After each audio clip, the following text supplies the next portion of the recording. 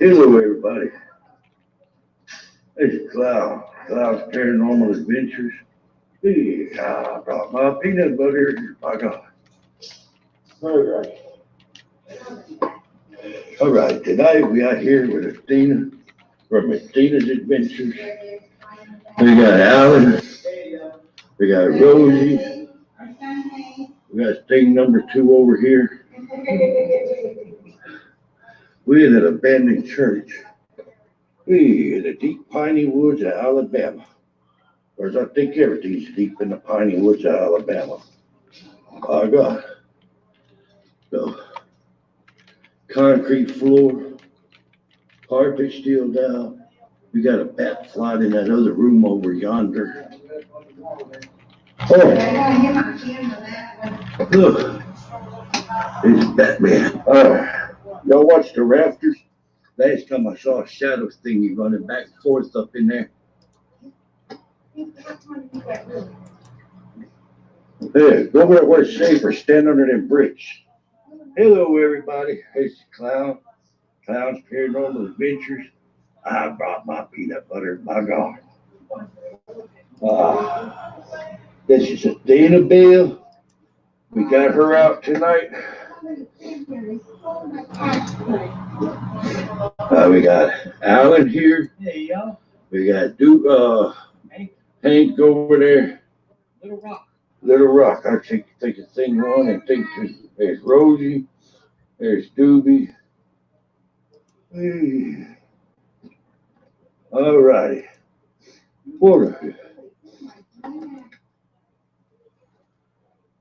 All righty. What's happening, everybody? Ooh. I do a little introduction here. By God. So what y'all up to today? Ooh. Before I forget, this is Klowns Paranormal Adventures. Sometimes go by Ace Explorers Paranormal. Hadn't used that in a while. I want to say hello to everybody on YouTube, Twitter, Facebook.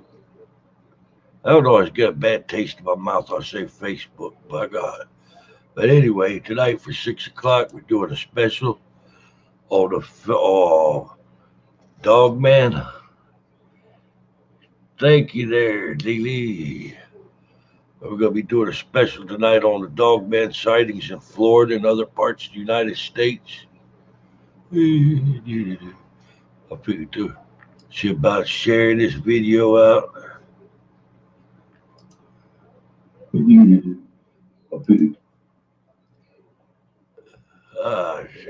Yeah, thank you. That's a little something I threw together.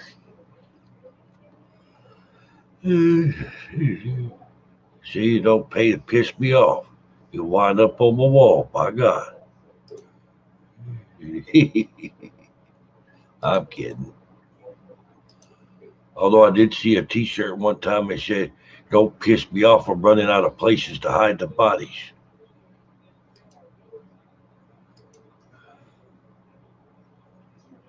All right. Oh.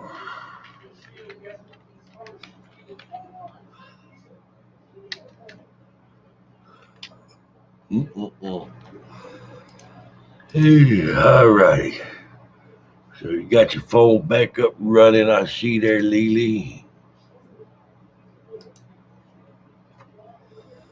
Thanks for sharing out the stream there, Lily. I appreciate the hell out of you. Thank you. I got you. Give me a second while I put this out there.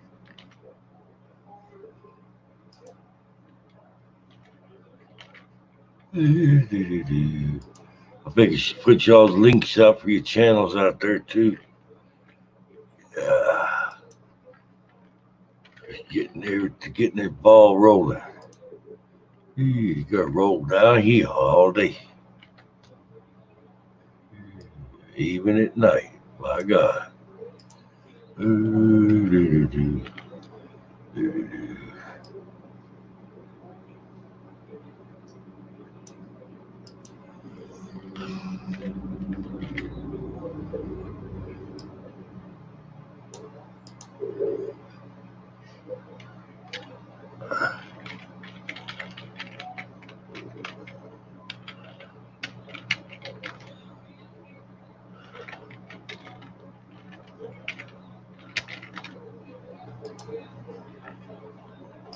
All right, I got that shared out.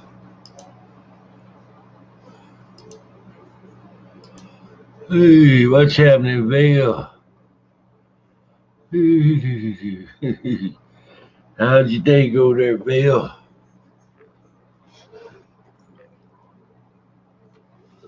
You still here, Kevin?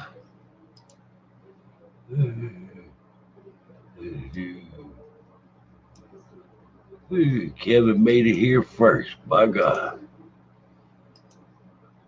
Oh, tell me, Kevin, the first one to leave, too. Ooh. I'll put you on the wall, Kevin. By God. Ooh.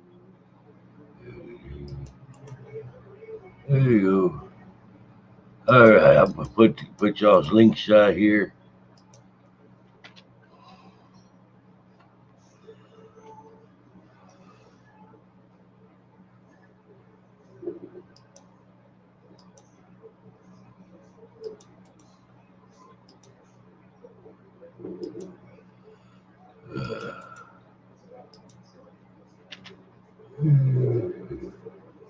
I'm getting a little feedback off my mic, it sounds like. That's not cool.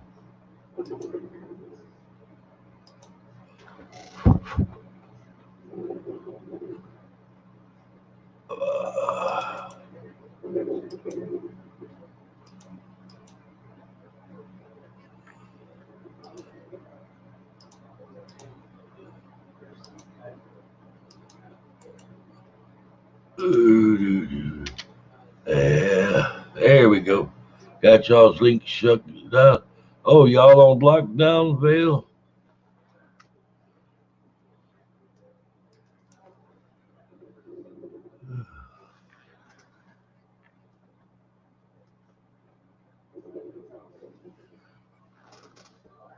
I don't know why the hell I'm hearing a damn feedback. Let me move this fan.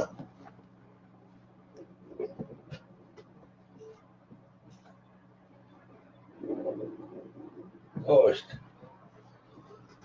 that ain't my mic. I'm hearing through that feedback. It's the TV. The TV was giving feedback. So where you at again, Vale?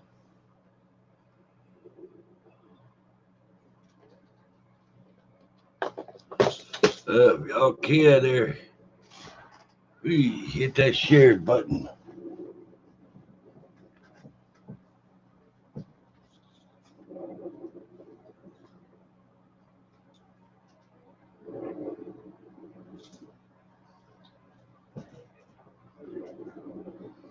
Huh.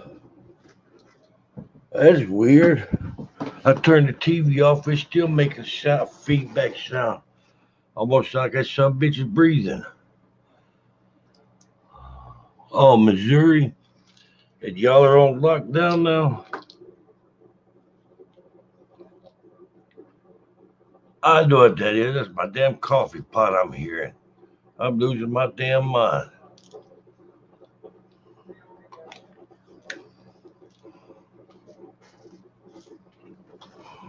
Got my coffee perking. Whoa, 6 deaths? Man, that sucks. Sorry to hear that.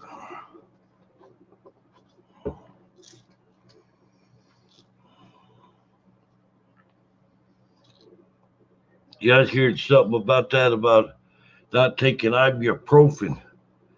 Said people are taking ibuprofen, that damn virus has been getting them. Said to take Tylenol. Now, that's something somebody sent me off of YouTube. How true that is or not, I don't know.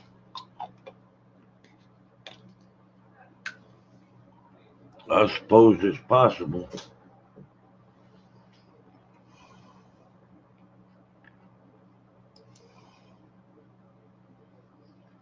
So your whole state's on lockdown now, Vale?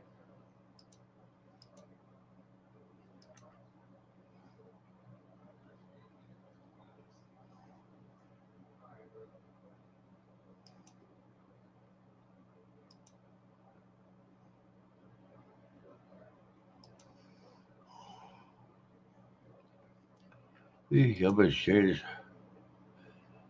Hello there, Allie. What's happening? See, Ali put a new video out today. Hey there, Rod. How the hell are you? I'm gonna share this channel out real quick on YouTube. We get the show started.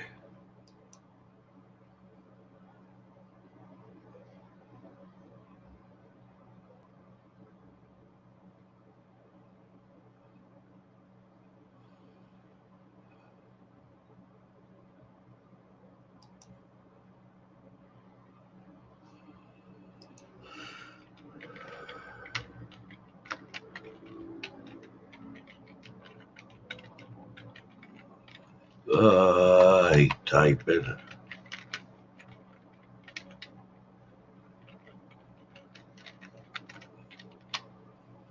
Let's see.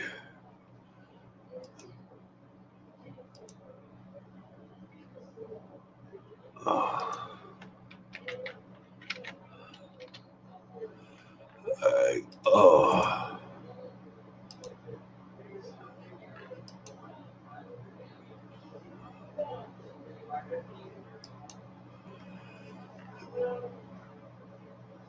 There you go.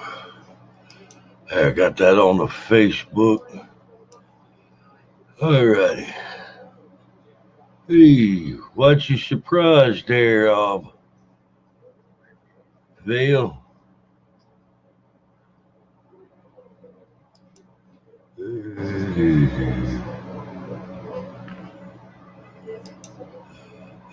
Y'all would there. Hit that like and share button.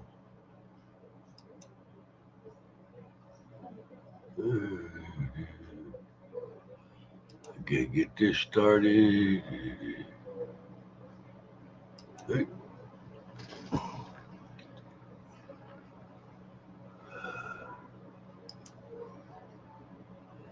Gotta pull the link.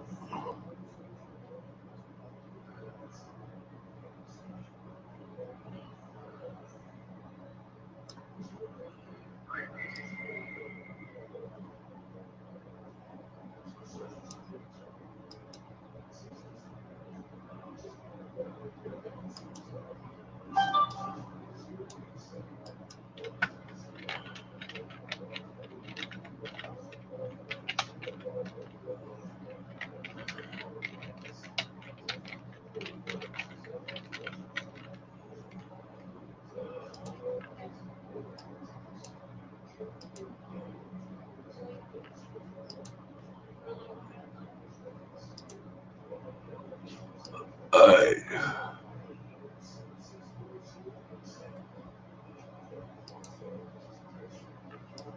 Hey, Venom.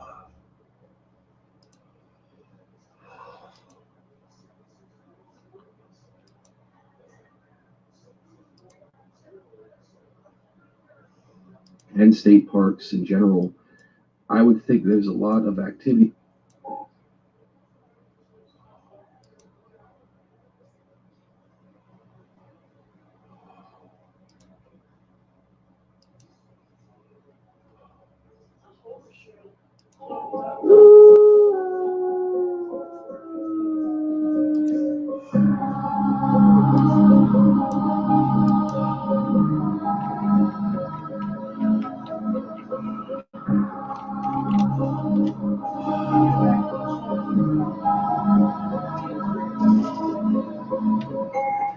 evening, folks, and welcome to another episode of the Venomous Fringe. Tonight's show, we're going to be doing our Dogman state, and tonight's state is Florida. Florida being the bottom of the U.S., southern U.S. to be exact. It's a very interesting state because looking at the map as reference, as well as a few reports online, Florida does not have a lot of activity.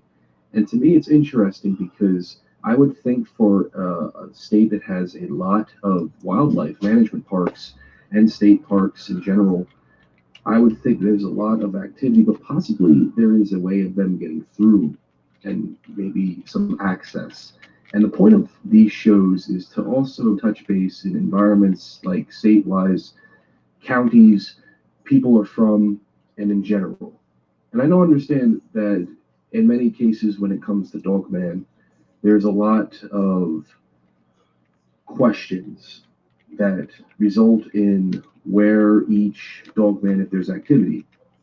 For example, I was asked in some of my live Q&As about if there are Dogmen in Traverse City, Michigan. So in general, though there are encounters that have been documented, I feel that it's appropriate to go ahead and just do these type of shows to map out everything. Now, I always touch base on places that have encounters, but I also want to touch base in places that don't have encounters, but possibly might. And it could be important because maybe there are some people from certain areas in Florida, for example, that do have encounters, but they maybe won't talk about it or not 200%. But at the same time, it's always good to just touch base in areas because this is part of the documentation. This is part of what we do. And it's important to have everyone be aware of your surroundings, even if there isn't any Dogman activity. So the point of these shows is just to basically spread the word out into each state and to document and go through encounters and other possible encounters in certain counties, respectively. And I want to thank everybody for the patience because I know I made the announcement about this show a while back and I never got a chance to get to it. So I want to do tonight's show in a good manner. I know I did the other show prior involving the cover-up, and I know there was a lot of negative feedback. I'll talk about that at the end of the show, and I'll explain a couple things, and it's going to be either a yes or no scenario or a result of an answer. So other than that, though, guys, I'm not going to hold this up any further. Let's get into Florida. I'm going to talk about some encounters, and then I'm going to go ahead and I'm going to talk about some of the environments and then some other places that have had no encounters. And if you are a Florida resident and you have an encounter and you want to share it, you can also share it in the comment section, or if you want to send me an email, venomousfringe@gmail.com, I will throw that email in the description as well as put it in the video slides. So Florida, mostly up in the upper northern portion of Florida, directly between Orlando and Tampa, respectively, have had a share of encounters. Now, if you followed my Pennsylvania and Ohio state discussion videos, you'll know that I discussed one encounter that happened in a city area. And the city area, to me, was interesting because even though that there's not a lot of reports of them being seen in cities, as a matter of fact, residential communities and suburbs, even to be exact, it baffled me in a way because it was something that I was just very skeptical of thinking about. But then I listened and watched some researchers give an explanation on how they could be in environments, and as well as seeing some of your comments. And I think about it more, and there's a couple of stories here that happened close to city environments as well as residential communities, and some of the Google Map images will be showing document that real well. So I want to just go ahead and start with Tampa, Florida first, because Tampa, Florida has a very interesting encounter I want to get everybody's feedback on. This encounter happened in the 90s. Now, this came from the Phantoms and Monsters page. This was given to Lon, and it was an eyewitness who had described a case that happened in the 90s involving his mother and his cousin.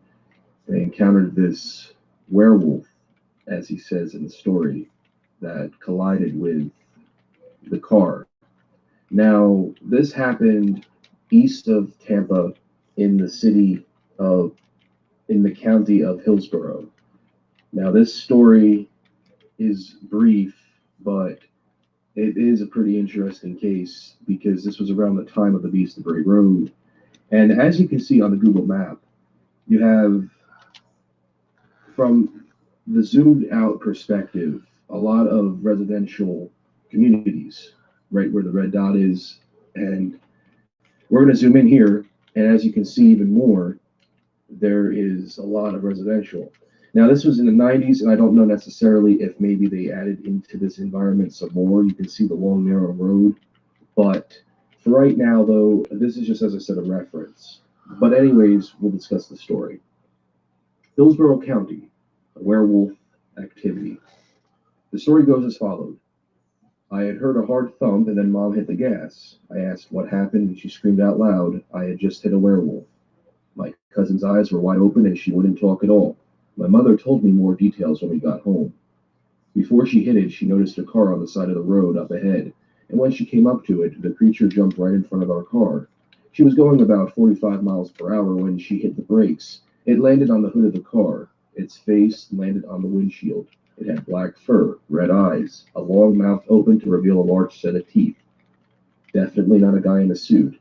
It pushed itself off the car, leaving claw marks. My mother told me that the last time there was one in the area was over 20 years ago, in the 70s. I will leave a link to that story in the description if you guys would like to read the full clips of it. But this was an interesting case because this happened on this road, and something to me that was just a little out of the ordinary was that there was a car on the side of the road in which this creature nearly emerged out of to hit this other car going 45, which the eyewitness was in. And there isn't no evidence to prove or anything that there was claw marks on the car. For all we know, maybe they didn't have a camera or they didn't want to discuss the story at the time. And I'm assuming that the car was either repainted and they replaced whatever claw marks, got rid of it all, or in general, I don't know the full story or what happened. I wasn't the guy who had the chance to interview this individual who had told the story on Phantoms and Monsters. However, it is a very interesting case, I will say, nonetheless. But this happened in Hillsborough County. Now, for anybody out there who is a Hillsborough County resident or happens to know anything around the area, this is the time to also kind of mention if you do know any activity. But I also want to make it clear because when you look at this area, especially within this square radius here, there's a lot of residential communities in this place. And to me, it's fascinating because at the same time, I'm looking at this place and it could be very common for a creature such as a dogman to go ahead and make its way through this environment. And plus, because this encounter was reported taking place in the 90s, in the last 28 years since that encounter, it wouldn't be no surprise if they added in more residential communities. And as a plus, a creature of that span to go through this area, despite being surrounded close to a lot of woods, it's very interesting to note that possibly. But at the same time, this is just another story of a million stories involving Dogman. I would love to know the whereabouts, or at least the information of who had written this testimony to the Phantoms and Monsters forum, because personally, if there has been history of a werewolf in the area, quote unquote, that I would love to know more of the backstory of this place. Possibly, maybe there is a connection or barrow. I mean, there is a grid line, I believe, that can connect through all the woodlands of all across the U.S. Maybe it's a similar pattern, or there is just a dogman within that radius. And this takes place on Mango Road, a long, narrow road. So it is pretty interesting, to say the least. I know I keep saying that word, but really, when you hear stories like that, it makes you wonder. But that is that one case. And like I said, if you are a Hillsborough County resident or you happen to know anything within that area east of Tampa, please always feel free to send a comment, or if you would like to submit a story. Like I said, the purpose of the shows are to retrieve data and to showcase data. And I feel for a place like Hillsborough, with a name like that, there is more to it. There was another sighting in Tampa, this time in more of the city environment. It was given again on a cryptozoology forum of a homeless man who had seen what appeared to be a half man, half creature naked. And he was with his dog, and they were walking down an alley, and they had seen this half naked, half man look like was wearing a wolf mask or something. For all we know, that story could probably just be a bit of a fake story. I could be wrong. I'm not trying to say this in a negative sense, but a homeless man sees a creature like this, or supposedly, and that some things may not add up, such as if it's half naked, half man wearing a wolf mask, it could be someone wearing a mask. It could have been naked, but really maybe it wasn't. Maybe because it took place at night, it was hard to tell. But really, I mean, I'm not saying, and like I mentioned in 10 minutes ago when I first did the episode discussion briefly about them being seen in residential areas, and of course we're talking about Tampa here, I would feel that in a sense that it's possible, but a homeless man, and there's no mention at all. I'll also bring up the story as well in the description of the dog getting nervous. I would feel if it was a dog man, a dog would really get nervous. You hear stories all the time of how dogs start to bark uncontrollably. They start to whimper and start to, if they're outside, they'll beg to come inside, or they'll just be terrified. And it's one of those situations where I would feel that if there was more to the case, that this dog would be terrified, as this homeless man had seen it. But I'm also, at the same time, I'm not denying it. It could possibly have happened, yes, but at the same time, who knows for sure? There's just not enough information for me to clarify. It's on the map for a purpose to say this may have happened, but other than that, though, that there's nothing else we can add to it until there's more information, which I highly doubt there is. Now we're going to exit through Tampa, and we're going to transition to Ocala National Forest. Just east of it, towards Astor Park, was an encounter that happened. Another one submitted to the Phantoms and Monsters forum was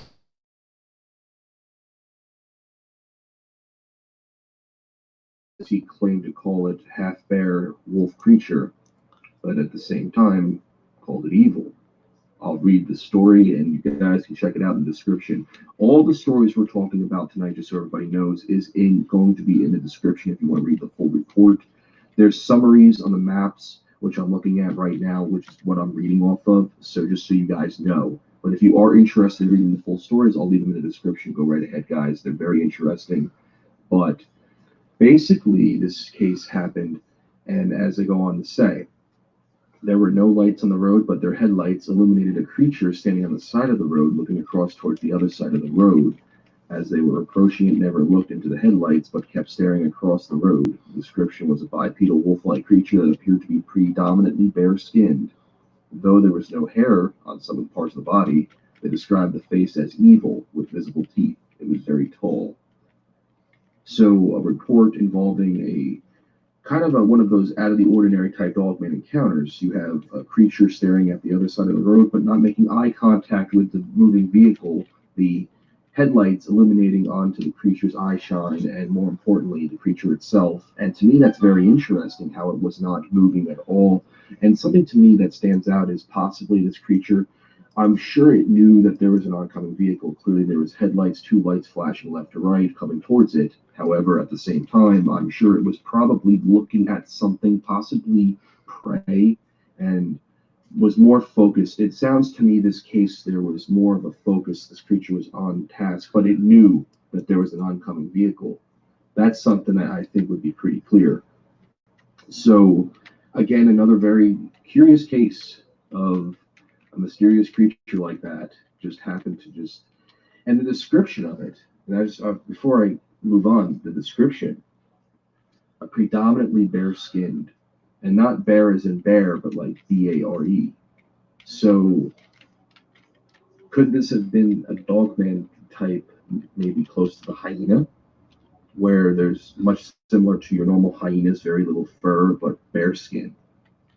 And something to me that stands out is that there are canine variants that resemble dogmen like that, and could possibly have been.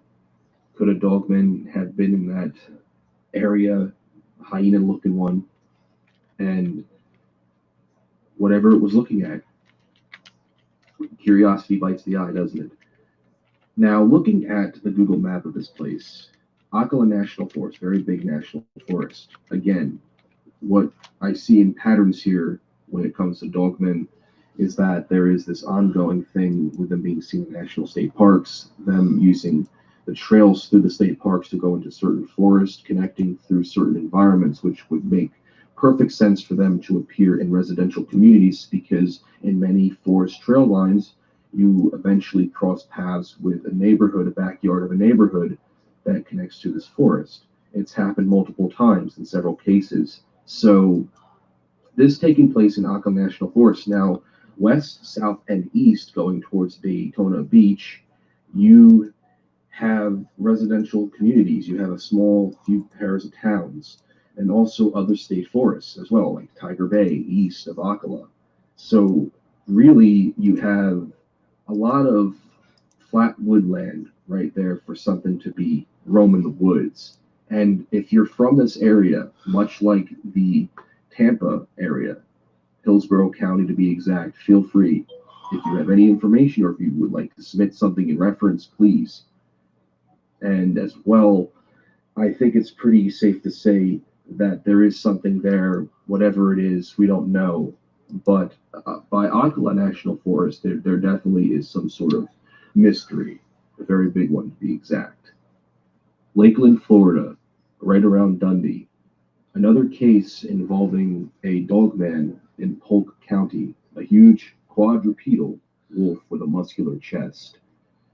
When we hear stories about a quadruped dogman, one that can walk on all fours and run on all fours, we instantly think of our werewolf Hollywood lore. We instantly think of a very unnatural creature, something of that manner to be exact. So for this case, I'm pretty surprised because it reminds me of the Bray Road Beast because this was seen on consecutive nights. It was on this specific road, and to me, this is almost similar. Polk County, on consecutive nights while traveling on the same stretch of road, a wolf like creature ran in front of this car on all fours. It was huge, its back was 4 feet from the ground and had a large, well developed muscular chest, which tapered dramatically towards the abdomen and flanks. It also had a large, bushy tail.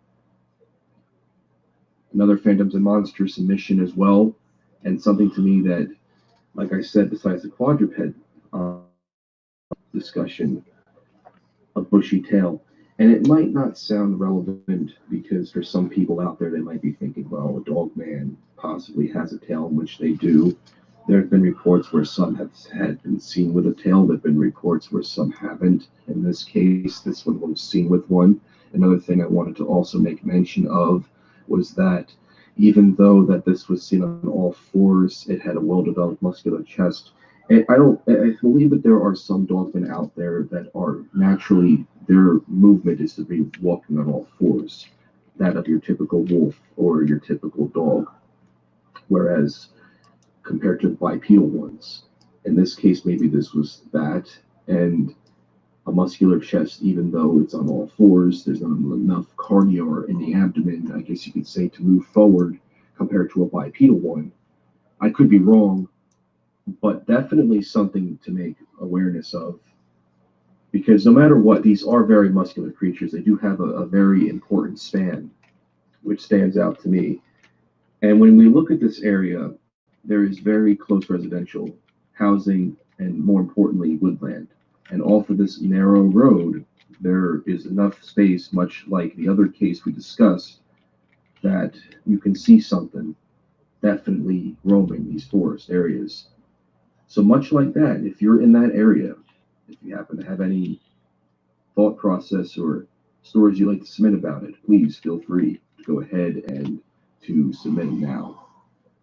Another case that was very interesting to me, and I think it's incredible how a lot of these cases, there's a lot of residential closing to it as opposed to a lot of flat land, only the next house is about a half a mile away type stories.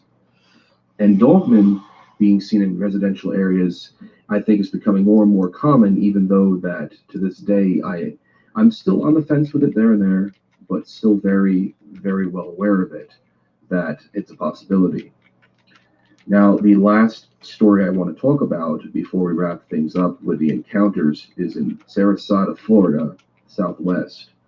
Now, this story I wanted to save for last because to me this is a very interesting case. This case is once more submitted through the Phantoms and Monsters forum, but also to it has a very unknown vibe to it, which has intrigued me to say the least. Southwest Florida howls and strange carnage is what's labeled. As I sat there, you could hear the dogs in the neighborhood begin to bark. Then everything got quiet. A lone howl started, so I howled back. I do this rather well. I'd watch Nat Geographic and would mimic wolf cries. Anyway, this went on for about 5 minutes, and each time the howl from the other end got closer, down the road are train tracks that run on north to south. The sounds seemed to come from that direction. I started to get spooked as the howling stopped. Our yard had bushes and a tree on the side where the sound came from. The hair on my arms and neck started to stand up, so I felt like I should go in. And as I stood, I heard movement by the bushes, and I glanced over and saw something move.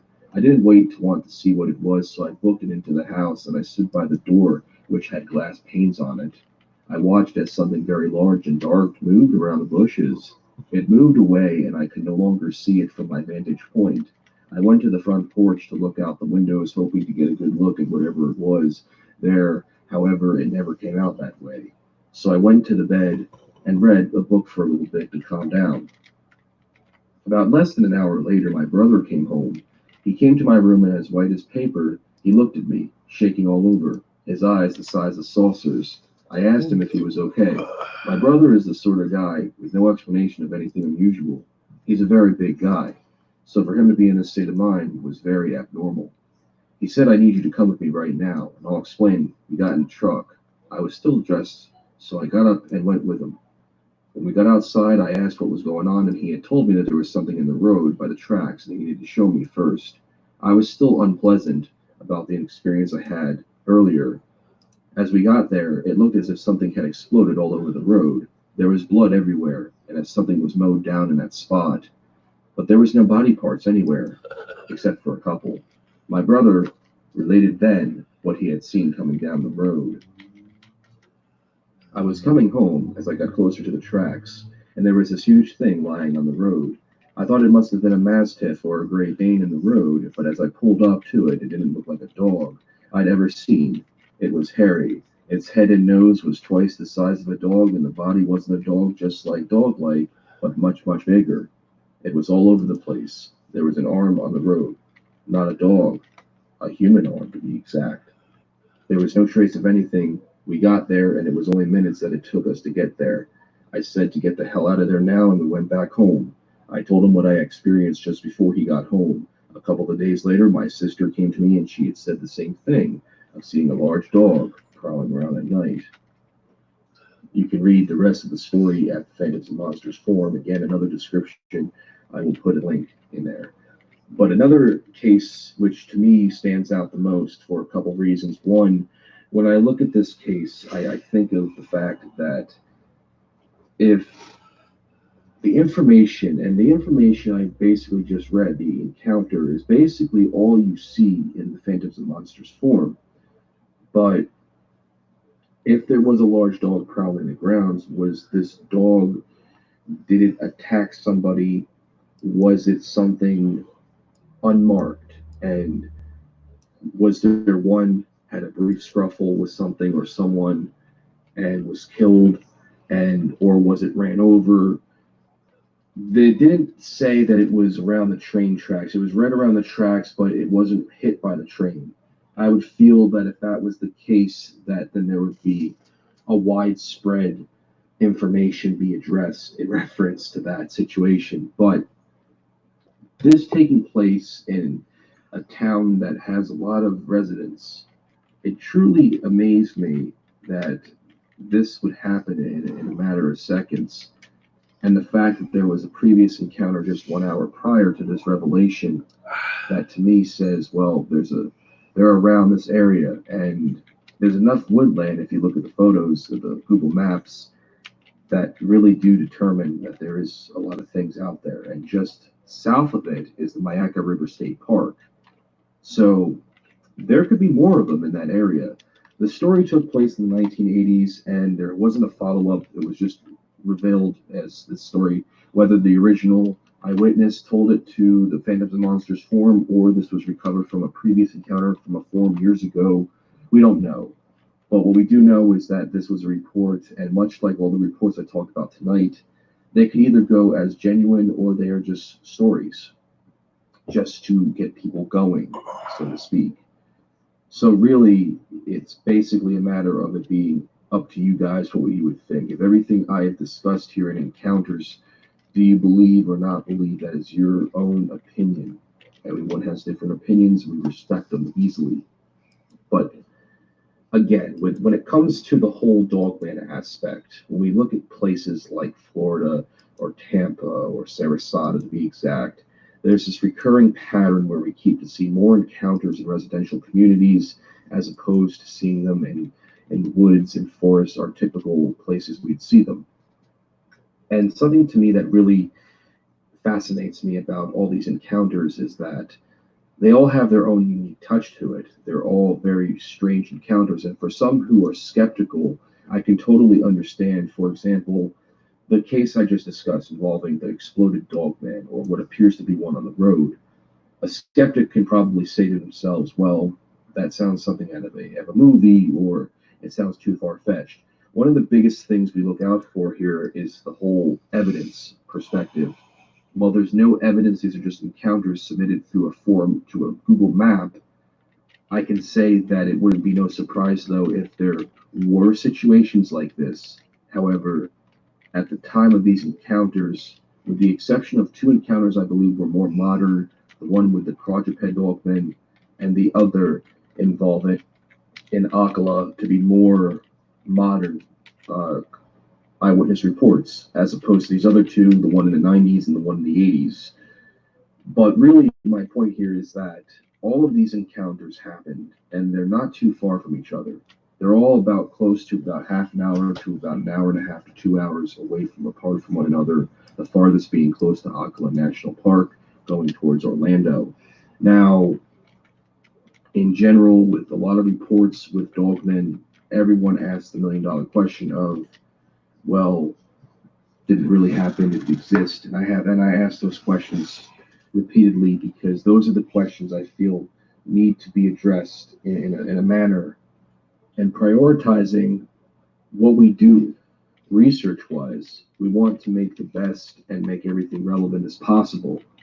So for Florida to have such a span of encounters, even though that there's not a lot, it makes me wonder that there could be more out there, in which I want to talk about a few of them. So if you have any questions, if you have any comments about the encounters, please feel free to jot them down now because we're done talking about them. Possibly whatever one you like best. Personally, I think the most intriguing one to me is the one with the body on the road in Sarasota, because that to me is a very cliffhanger, I guess you could say, for the lack of a better term, story, because I want to know more about it. I want to know if there's more towards the location, if there's a whole jotting down of it, because to me, a place like that really does stand out. One that just to really, in my opinion, it has a nice notion to it. So for me, that's just, if I wanted to investigate a place that has some mysterious phenomenon, first it would be Sarasota and work my way up. Especially the one in Hillsborough with the werewolf hitting the car. So with that being said, I want to talk about a few other places.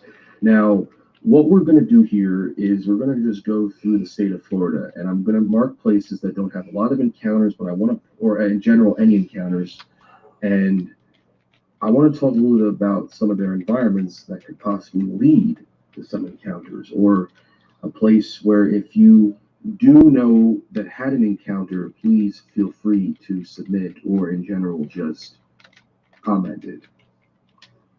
Now, I want to start off towards Miami. And the reason why I wanted to touch base with Miami is because we all know Miami, the most notorious city in Florida, has a lot of wildlife reserves surrounding it west and even in the south, the Everglades, for example. Now, we're crossing skunk ape territory here, and the skunk ape isn't our topic tonight, but we know the Everglades very well. The Francis St. Taylor Wildlife Reserve, the Everglades Francis and S. Taylor Wildlife Reserve as well, Big Cypress National Preserve, the Fakahashi Strand State Preserve. Could a dogman possibly be in this area? Well, I believe so. They could. I noticed, and when I look at some of the photographs of some of these reserves, that there's enough land here for one of these things to definitely come in contact with a so-called environment of that capacity. However, at the same time, being documented, it's hard to mention because we don't know for sure. Going north, we have the J.W. Corbett Wildlife Management Area. Now, there's a gap of a river. We have in the area of Port Mayaca, you have Buckhead Ridge. You have all these other small places here. And to me, that's a sign to also stating that if a dogman were to come through here, it can easily just cross through the river stream or in general. Then you have Fort Myers and Cape Coral west of Miami. And nothing here, but a lot of people can always mention from time to time these state parks, though there may not be information right now, there could possibly some in the future. And I would feel that I would look into some of your wildlife rules. I would look into some of the state park rules, what the state park rangers were there, if certain areas are looked into or not, and possibly there is something out there. We don't know for sure in this case. But with Florida, there is no second of it. There's no chance that there is something that could possibly be moving along. Now, I want to transition a little south of Sarasota, going towards Port Charlotte. We have the Babcock Ranch Preserve, the Charlotte Harbor Preserve State Parks, and this is also west of J.W. Corbett Wildlife. So we went up a little bit, up northern, a little close, right next to Fort Myers. Again, place right here. Now, Sarasota is northwest of where Charlotte Harbor Preserve State Park is. It's no question, and the Mayaca River State Park as well. You have a case here just north of Bound, and this is the train tracks. Would a dogman be able to go through these connectors? Absolutely. Now, everything I'm saying here is just my opinion. I'm not saying this is fact. I'm not saying this is 100%. This is just my own analysis. Basically, the state of Florida has a lot of activity up north from west to east, and mostly in the south, besides the Sarasota encounter. That's the only real relevant one that I personally have seen a lot of activity in. I have spoken to several Florida researchers, a couple of whom have shared their stories on dogman encounters and other various podcasts. I unfortunately am not allowed to really specify a lot of the other encounters, and I know what a lot of people are going to say right now. It's like, oh, well, there really is no encounter. It's all put on for show. Absolutely not. And I want to get into that a little bit towards the end of the show, but what I'm saying here is simple. I'm not posting content here on this show to put out and say, oh, it's fake or whatever. Everyone has their own mindset and they can make up their own mind about it, but it's always good to showcase an encounter and a story and go from there, similar to how the format Vic does it. But also, too, because there's not permission allowed. The only people that have permission are the researcher who spoke to the eyewitness, and any other second or third party out there is not allowed to. And that's just for the sake being of it's not to be spoken of for whatever reason. Researchers can obviously talk about this, but other than that, though, it's kind of down to the point. And surely, plenty of Florida researchers out there, I'm sure, whatever the case may be, when it comes to dogman, it's still part of data, okay? And that's what we want to look at the end of the day here. Encounters are encounters, but the data of where each encounter is and to go out there and to simply research is where our main part of the field comes into. Take it, for example, Hillsborough County, the werewolf that landed on the hood of the car. That's a case right there. that if some residents or people who do follow Dogman content and either know or never heard of this Hillsborough County encounter will simply say, okay, well, that's interesting. But then there's researchers who can go out to Hillsborough and consider investigating. I don't know the rules in each county, but I'm sure that there is a lot of private property. There are restrictions. I don't want to encourage people to go out there and to simply research and then get in trouble. That's not our purpose here. Our purpose is to simply go ahead and talk to people, let them know what's up in each state, basically, in a sense.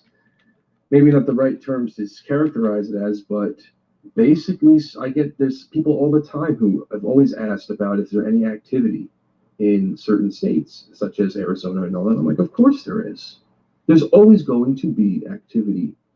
Each state in the United States, currently looking at this map, and also looking at a couple other resources, Dogman is in almost every state, maybe 48 out of 50. Before we sign off tonight, I just want to talk about a couple things that caught my attention last week when I did my other upload. Well, early this week, so to speak.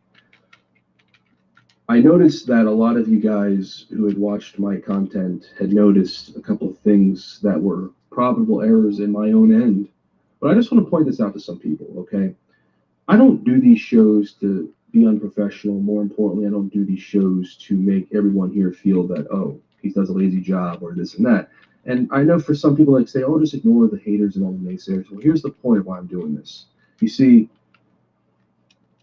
the negative comments and the negativity that I see, it's just not going to fly here. You don't like my show. That's fine. That's your own opinion. That's perfect. Okay? Thank you for being honest. But if we're going to go to the comment section and act like we're in preschool, don't watch my show. Just don't. Go to somewhere else where you feel you'll have better acknowledgement or better resource. Even though that I present the same resources, I just tell it from a different perspective versus sitting down and interviewing somebody. I could still do that, but this is also something that is a little different. Point being, don't like my show, don't watch. I'm not saying this to make people feel that, oh, get a little too hefty here or trying to stir a fight. No, that's not the purpose here. I'm here to simply just discuss this briefly because I feel that with a lot of you who do like my show, you wouldn't be here if it wasn't as resourceful or understanding. And a lot of people who watch my show. Surely there were some times in my content where it was unprofessional due to audio or due to slip-ups or saying something and then getting sidetracked. It happens. We're human. Nobody's perfect. You don't think Vic or Dee or Wes ever sidetracked or made a slip up? I mean, that's just hypocritical if you think it would be just me or you even, more importantly. But with that being said, I want to thank everyone who watches the show and does enjoy these shows. I do apologize for being so late. It's almost a month since I last uploaded a Dogman State episode. So I do appreciate your time and patience, and I'm happy to at least do this now. And I'm also very happy to continue doing these shows. Almost 75K in subscribers. Well, 77.5K.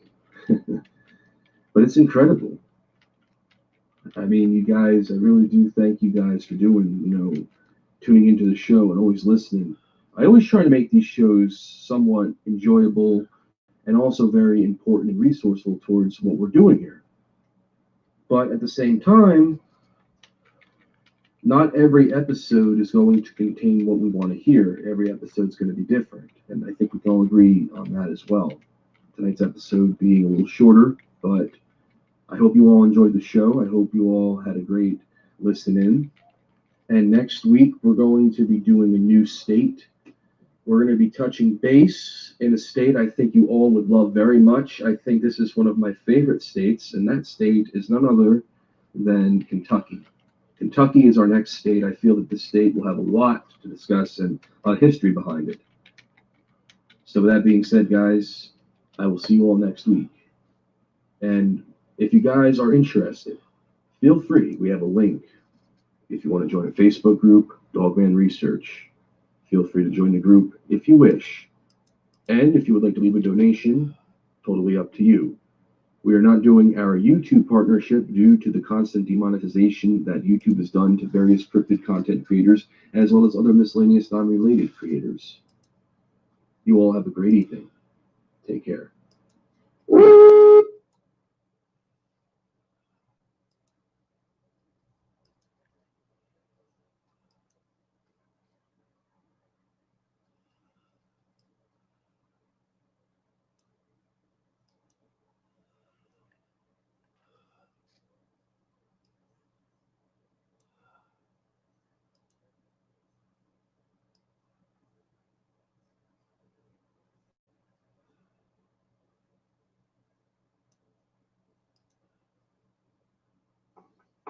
I love to cook, but fully loading a kitchen can really add up.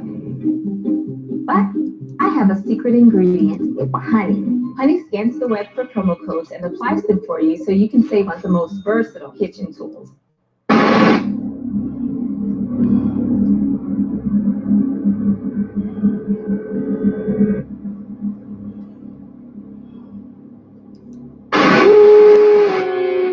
We live in a very mysterious world, filled with mystery of strange creatures and anomalies. The subjects we explain on tonight's shows are all filled with mystery and unknown. Come seek the answers as we go and explore these mysterious subjects. I'm your host, Chris Fringe. I'm your co-host, Sensei, signing in from some dot off the grid. So let's take a trip to the dark side of the human mind, to a place where fact and fiction disappears, and cryptid theories grace our ears. You're listening to The Venomous Fringe. Prepare yourselves as we dive into the madness of the mystery of our world.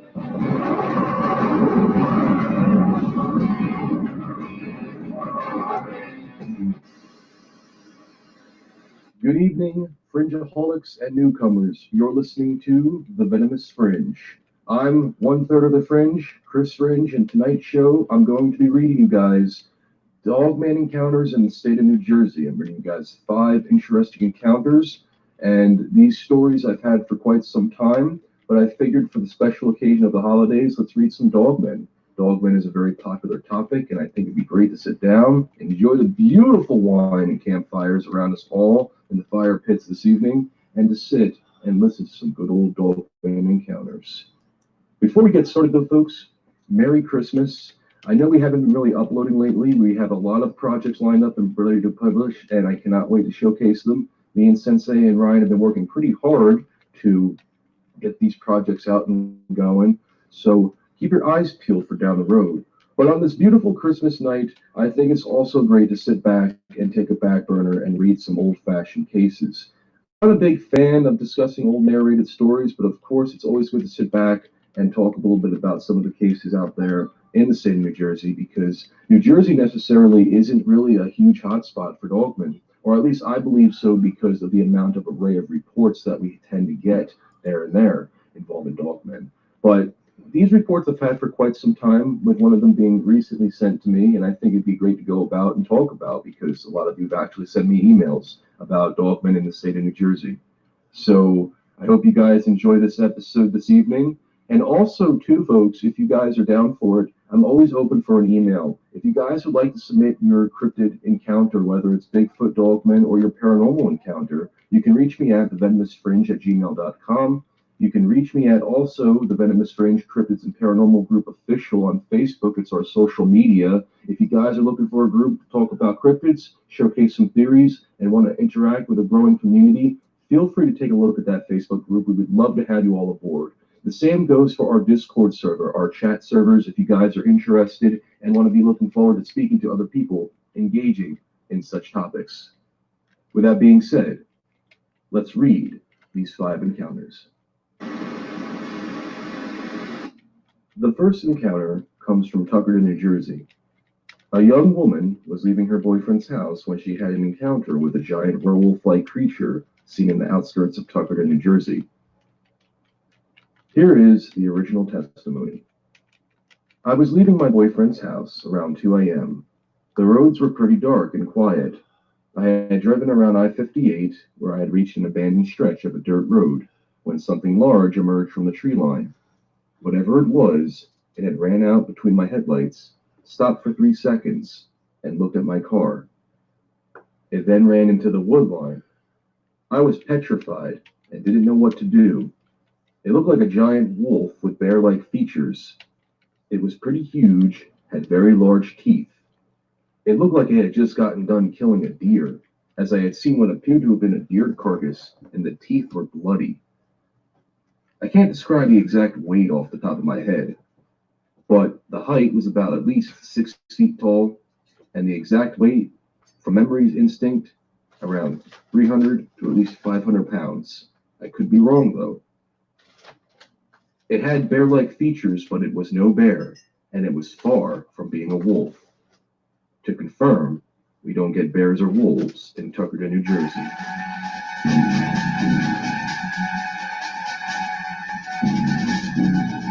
I find this case to be rather interesting for the sake being that this takes place in a more southern region with very little woodline in the state of New Jersey. Tuckerton is a very small town too, by the way, so for someone around this time period to have an encounter with an upright canine, it is a very rare thing to hear, but when I had spoken to this eyewitness, she sounded very genuine. She didn't sound like in any case to be fabricating or sound nervous when going about her explanation. I know that there's a lot of things people can pick up on when eyewitnesses are telling stories, and they can easily fabricate, and I think a lot of it has a lot to do with their nerves and how they interact with such hosts. And when I was talking to her, she didn't seem to have any indications of deception. So whatever she had seen, certainly it perhaps was a dogman. I will also confirm that there are very little encounters, or at least what I've heard about, very little instances where people have seen bears or even wolves in Tuckerton. So whatever this was, I believe it was something abnormal, something that's not in zoological charts, but definitely something that will catch your eyes off the peel for a second, and you'll definitely be curious. The following report happened in Somerset, New Jersey in 2010, involving a young man and his girlfriend spotting a werewolf-like creature in Somerset County. 2 nights ago, my girlfriend and I were driving home from our friend's house. It was late, so the absence of neighborhoods or streetlights made it seem even darker once we started driving the winding road that would lead us back to our house. Only a few cars going to the opposite direction passed us, so most of the time the headlights of our car were the only source of light on that particular stretch of road. 5 minutes from home, we had seen it. We had just turned a bend of our headlights swinging right to follow the curve of the road when that light reflected off of a moving figure crossing the road. At this point, my brain had told me that it was a deer because logically, that's what it should have been. What other large animal would be running across the road into the woods in a pitch black night, right? Everything happened in a few seconds, but this is as I saw that in time, a form whose head was the height of a deer. Its back was curved forward as it had hunched, and it ran with the gait of a human, 2 legs, not 4. When the headlights illuminated on the thing, it was brief because whatever it is ran across the road and into the woods very quickly. I only saw the glint of an eye and the light reflecting off of the body I had just described. It took us until we had drove past the spot where the thing had disappeared for me to say, what was that thing? Let me interject here to say that while I do enjoy reading fantastical stories about vampires and werewolves and other creatures, I am fully aware of my reality and do not believe that those creatures exist. Okay, I used to not believe they existed. My girlfriend, on the other hand, does not read anything even remotely involved fantasy or sci-fi, and is even more rooted for logic and reason. But when we talked about it, we had seen the exact same thing. To detail, there was no way this thing was a deer, unless one had learned to walk, like Quasimodo. What did we see? I had no idea. What we saw shouldn't be possible. It doesn't fit into any realistic explanation I can think of. It does, however, fit into a books that I've read, and that's what scares me the most. Witness his encounter in Somerset, very dark, narrow passage of roads. Even to this day, this encounter took place almost 10 years ago. So since then, the roads are no different than how they were in modern day, now back then. But these guys, and this is what I like about people who send encounters, or at least when I look at encounters and find them on the net, you have encounters of people who are very skeptical, but often question what they see. In this case, this guy has often been a big fanatic of looking up your supernatural vampires and, of course, werewolves. Um, the girlfriend, on the other hand, totally against it, fantasy, sci-fi, you name it. But to understand what they had both seen, it definitely fits the description of something in a fantasy. So it makes perfect sense for someone who is a skeptic to have a bit of a backtrack and not figure out what they were looking at, what they were seeing. And I think it also fits into the category too that skepticism was definitely amongst. I mean, it's not every day people are driving on a road and they see something that's totally not a deer. At least for people who have not come forward or haven't been open to talk about their encounters, I believe that these creatures are seen to the vicinity no matter where you go. But that's just my personal opinion on that. Overall, though, they had seen something. What they had seen necessarily, I do not know. I tried to reach contact with these guys, but this was taken from a WordPress article, and I will leave a link down below for you guys to take a look at. I have not heard from the commenters since. It would obviously make sense since this was 2010. It would make perfect sense for this to be debunked after 2012, maybe more, because I would highly doubt that someone would keep this article up for that long period of time and still be active, but I could be wrong. This next encounter happened in Cumberland, dubbed the Cumberland Werewolf. Two teenagers encountered a werewolf-like creature hiding behind a tree back in 1999. Here is the original testimony and encounter.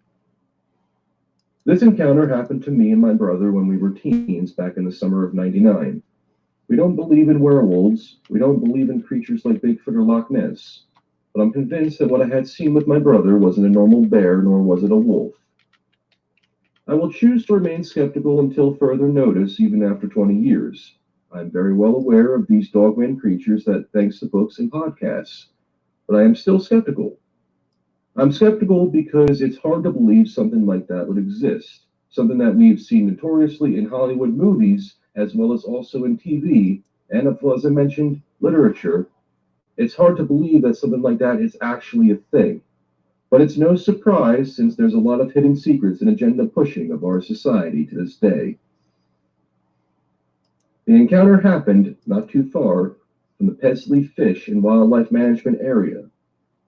My brother and I were just walking in the woods like we always did. We had smelt a very terrible odor just a couple minutes in, though, on this particular day. It smelled like someone had urinated in their pants and had kept wearing the pants and urinating as time went on. Not to be vague, but it's the best way to describe this incident. My brother had asked me if it were the weeds that often smelt like swamp ass. I told him no. The odors were different and this smelt more disgusting. After 2 minutes going south into the thick line of the forest, my brother and I had heard a twig snap about 1,000 feet east of our position. We both turned our heads at the same time. We had seen a giant creature peeking its head through the tree line. What in the ever-living hell is that thing, my brother says. I reply saying, I have the slightest idea. My brother, being the daredevil, had seen a few rocks that were the size of baseballs.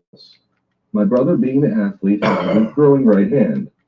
I told him not to pursue it, as if we all knew it could have been a giant bear. We both walked away slowly with our eyes on it, and we retreated going south into the woodline, and only a few minutes later, we'd be on the road. We kept our heads on the creature's eyes and never left, except to quickly not stumble in our surroundings. When it comes to description, I have to say that the creature was about 7 feet off the ground, hairy, and had the face of a wolf. My brother swears it was a bear-like animal standing up on its hind legs, but around here, we don't know a damn thing about hybrids. I am skeptical to this day, as there have been many people who play pranks in that area. But we're talking 1999. Werewolf costumes were rubbery, and Hollywood-made ones costed a fortune back then. We're both adults now, and often we've sat and talked about the particular incident. My brother to this day still believes that whatever he had seen was an enlarged bear sitting on its hind legs. But I had asked him what made him want to pick up a few rocks to throw at it, and he responded by saying, "I just didn't know for sure." Even with that response, anything could have happened, and we could have been dead if this creature was in fact up there. This report is pretty cool because you have two people who had seen it in the broad daylight, and it looked at them from a far perspective, at least 100 feet away. Both men, though, too, are very skeptical, much like the previous individual, and I find the testimony to be rather intrigued. There's not enough complexion, though, to say that it is indeed a Dogman encounter. Like, say, I believe it was Dogman. I don't want to contradict myself. What I'm getting at is that because they both can easily say and concur that what it was, it stood 7 feet off the ground, had the face of a wolf. But at the same time, the skepticism of them also play a part because maybe it was something else, but at the same time, perhaps they weren't getting a good look. But it caught my eye because of the description too. But I believe they did see something. Now, Cumberland, just to confirm something real quick, often has had very few reports of cryptid-like activity, from Bigfoot sightings to mysterious UFO-like reports. So it's not surprising that something is lurking around that area that's totally abnormal and away from zoological charts. In 2006, two couples had been canoeing in the bay of Beaver Swamp Fish and Wildlife Management Preserve when they had seen two upright dogs watching them from the woodline. The following testimony goes, and I follow. My wife and our neighbors had spent the day going to Beaver Swamp Fish Park, where we had seen something little abnormal coming from the tree line back in 2006. I'm now a retired firefighter, and my neighbor is currently an active officer in Sussex County. We were canoeing. It was around mid-afternoon, and we were just enjoying the day to ourselves, when my wife had spotted something 200 feet away from the tree line and beach lines. She had noticed two large dogs staring right at us. My wife goes, "Look over there. There's two dogs looking at us." Both me and my neighbors turned our heads to see what my wife was talking about. I was very shocked to see that what I was looking at. I saw two animals. They looked like dogs. They weren't dogs, though. They actually were far from normal animals. They were tall, almost stood up like bears on their hind legs. I can say that these weren't bears, however. Far from them. These looked like wolves, but upright. Wolves, dogs, mix, one of the closer two are the same. I had never seen such a thing before. My wife was staring at them for quite some time. My neighbors couldn't really make out what they were looking at, but they felt very uncomfortable. My neighbor had started to shout and make a couple of vocals to lure them over. He was an officer then and even now, so he had that impression and instincts to make sure. But at the same time, he was also under the belief that the creatures were probably just people in suits messing around putting on a show for us. And not to make such a quick judgment, it was just a matter of understanding. The ambient thought about these creatures was the fact that despite my neighbor's efforts to bring them over, none of them moved. They just looked at us, locking eyes with us for a couple more minutes before they retreated back into the woodline. We found that the encounter was very strange, and we ended up leaving a little while after. We were a little over 200 feet away, as mentioned beforehand. Not too far from a distance, we got a good look at them. They stood about close to 8 feet tall, brownish like fur, and looked like dogs and wolves. My neighbor had contacted me a few weeks later and had asked me a couple workers around the commission area seeing something out of the ordinary. He had told me that one guy had said something rather strange. He said that the place often has wolves running around, walking on hind legs. Some report it and some don't. People are too scared to report them, and in a sense, I don't blame them. I figured this encounter would be something of interest for your growing channel investigations. God bless. Interesting report coming from this individual because it was spotted by 4 people as opposed to your typical 1, 2, or 3. And they were on a boat. They were on a boat canoeing in this little lake area, and they had seen something that totally caught them off guard. The wife had spotted it first, and then the three of them next saw it. So it was spotted by multiple people. And the fact that one of them is an officer and actually went about and proceeded to ask a couple people in the area to return to the site, that's also pretty interesting, because that means that whatever it was, something's out there. They want to know about it. They're very well aware of it. They're on high alert. But this was over 13 years ago. Everything could change then. I would love to investigate this area as well, and love to see what we can find in such region. The final report comes from the Pine Barrens of New Jersey. A young man and his friend had an encounter with a dogman back in 2016.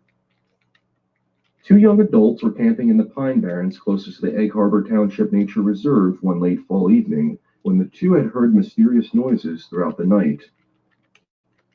The noises began as small little shrieks and screams, nothing too major. It wasn't until 9 p.m. when the noises escalated. What were the thoughts of just perhaps regular wildlife in the area wasn't the case. The noises sounded more vicious, like a woman screaming for dear life. One of the men turned his head and said to the other, "There's something out there." The other replied, shaking his head and curious to himself to know what it is. Both men had kept their knives out and were looking directly in the woodline behind and in front of them from each direction. Fearing that the creature would emerge out of the thick brush, they were waiting for anything to come out of the woods. The fire they had made was still new and pretty bright. They had also had a flashlight to further enhance their brightness if in the event they left the campsite. A couple of minutes had went by. Around 9:30, the noises were made again. The noises this time were howls. Violent howls. One of the adults commented on how the howls sounded like a mixture of a wolf and the werewolf from An American Werewolf in London. And the slight turn of events both parties had been hearing proceeded to investigate. The noises didn't sound far, and the incident was on their minds. They had to investigate it no matter what, though. It was almost definite that for them, that one proceeded to lead the way. With the flashlight in hand and going north to the vicinity of where the noises were coming from, the damp dirt swashing amongst their boots, they didn't want to make too much noise, since they believed that whatever was out there, that there was something massive, and at any given second can harm them, as they had made a wrong move to not look at their surroundings. They kept hearing twigs snapping not too far from them. It sounded very vicious, and they can hear what appeared to have been growling. Both were optimistic and curious. A little further, they had seen what appeared to have been eye shine of something up ahead. One of them tapped the shoulder of the other and had asked, "What is that?" With both men ready to observe and shout to see what it was, flashing the light on the subject, both men were taken aback and gazed at the creature that they were looking at, and for a brief second, they had seen what appeared to be a monster. A wolf-like animal staring right at them. It had amber eyeshine. Its teeth were yellow, the face looked disfigured, and had gray-brown hair. One of them went on to say, "It looked like a creature from hell." One of the men mentioned. Both men had retreated back before making any further movements and proceeded to run back to the campsite. Terrified and confused, both men decided to abandon their site. They took some belongings and left the campfire about and tents in the area. They ran to the truck just a half a mile ahead to the lot and didn't stop until they both felt free and away from the creature they had just sighted. The next day, both men had talked about what they had seen. They decided to keep it to themselves.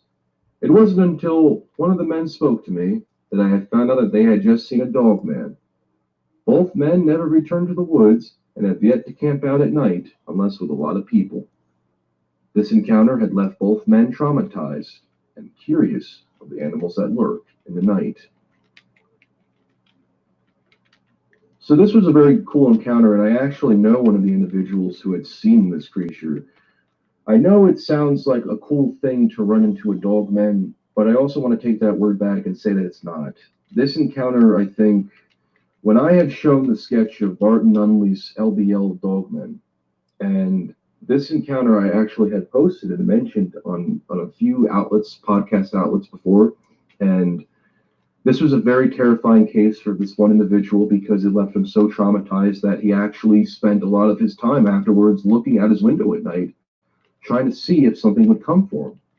And that type of psychosis and that mood, it definitely throws you with some PTSD. It throws you with some emotions that you cannot necessarily overcome. Antidepressants or anything pill-wise would probably not be a good substitute for it to be cured with. This thing changes people. It leaves people speechless, leaves people haunted.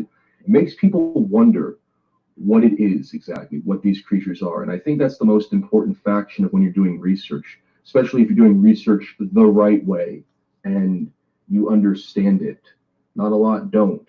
But overall, though, I thought those were some pretty interesting cases I'd like to showcase and read to you guys. Very rarely do I ever do like narrations and whatnot for my reasons, respectfully, but I figured because it's Christmas, let's discuss some Dogman encounters I got from subscribers. Let's read some cases. And plus, it's Christmas. It's a beautiful, beautiful time of year, end of the year, no less. So it was a great episode. And it was really good to sit down and talk to all of you amazing people and all you listeners who tune into the show and love the show. Ladies and gentlemen, I want to thank you again for listening to the Venomous Fringe. If you'd like to get in contact with me, my email is up screen, and other additional info will be down below. Merry Christmas. You all have a fantastic evening, and take care now.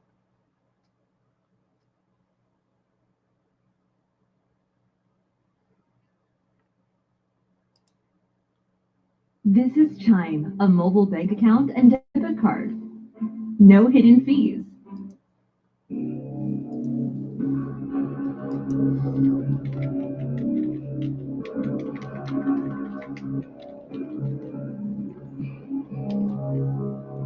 We live in a very mysterious world, one that's filled with mystery, and we can't explain certain things. My name is Chris Fringe, and I'm a cryptozoologist and paranormal researcher. In tonight's show, we focus on the unknown. Come join me as we discuss the mystery of our world. You're listening to the Venomous Fringe.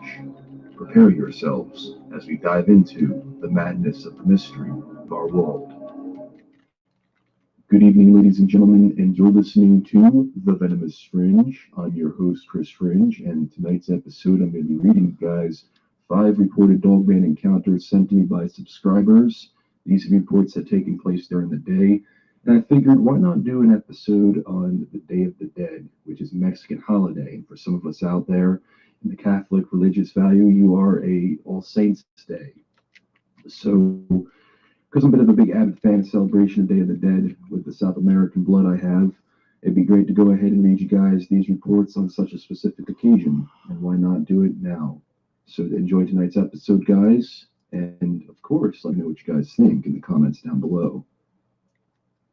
The first report comes from Jeremy G. This report happened in Arizona in 2007. In the Tonto National Forest, I had seen what appeared to be a dogman with my girlfriend. I will say that I do not believe in these type of creatures. They all seem kind of bold to me. But I believe I had seen one of these creatures when hiking with my girlfriend back in Arizona in 2007. It was around the afternoon when my girlfriend and I were approaching a small creek within the center portion of the national park. We were in the clearing, relaxing, and we had both had that mysterious vibe that we were both being watched by something. We both did admit that we had seen or heard something, and as a matter of fact, we both didn't mention or say a single thing. And I think because we didn't want to creep each other out, and I strongly understood that. I had turned my head to the side, and I could see in the bushes about 100 feet away from our location, I could see something moving alongside the tree line. My eyes were gazed upon it, and since I myself was stunned by what I had seen, it moved at a fast speed like a bear. I told my girlfriend if she wanted to travel south and back onto the main trail, which directs us back to the start of the park. She agreed, and we both had left the scene. But I couldn't get my eyes off that area. I believed what I had seen was a dogman because I had gotten a good glare at the feature running. It had sprinted like a track athlete, but looked rather tall and had pointy ears. It was so bright I could make out the ear in outline. It was tall, muscular body, black fur. The face was a little hard to make out, but imagine a German shepherd's head, and thin and smushed in a little bit. Overall, this was my first encounter. I've since been back to the forest and found no trace. This was over 12 years ago, but I had known what I had seen that very day. So thank you, Jeremy, for sending me that report. It sounds like you had ran into a dogman from how you're describing it. I've heard reports in the Tonto area in the region of Arizona. First of all, Arizona being a hotspot for these creatures, it doesn't surprise me if they find some sort of migration and inhabitants within national forest regions. So Tonto is indeed a hotspot reported, and it seems very similar to a few cases collected involving a bunch of dog-like creatures roaming around that vicinity. This next report was sent to me by a guy named Troy. This report had happened to his father back in Richmond, Virginia. Hello, Fringe. The following story comes from my father when he was visiting his mom, my own grandma, in Richmond, Virginia. He's since passed, but told me about this encounter before he passed a shy few months later. My father had served in Vietnam.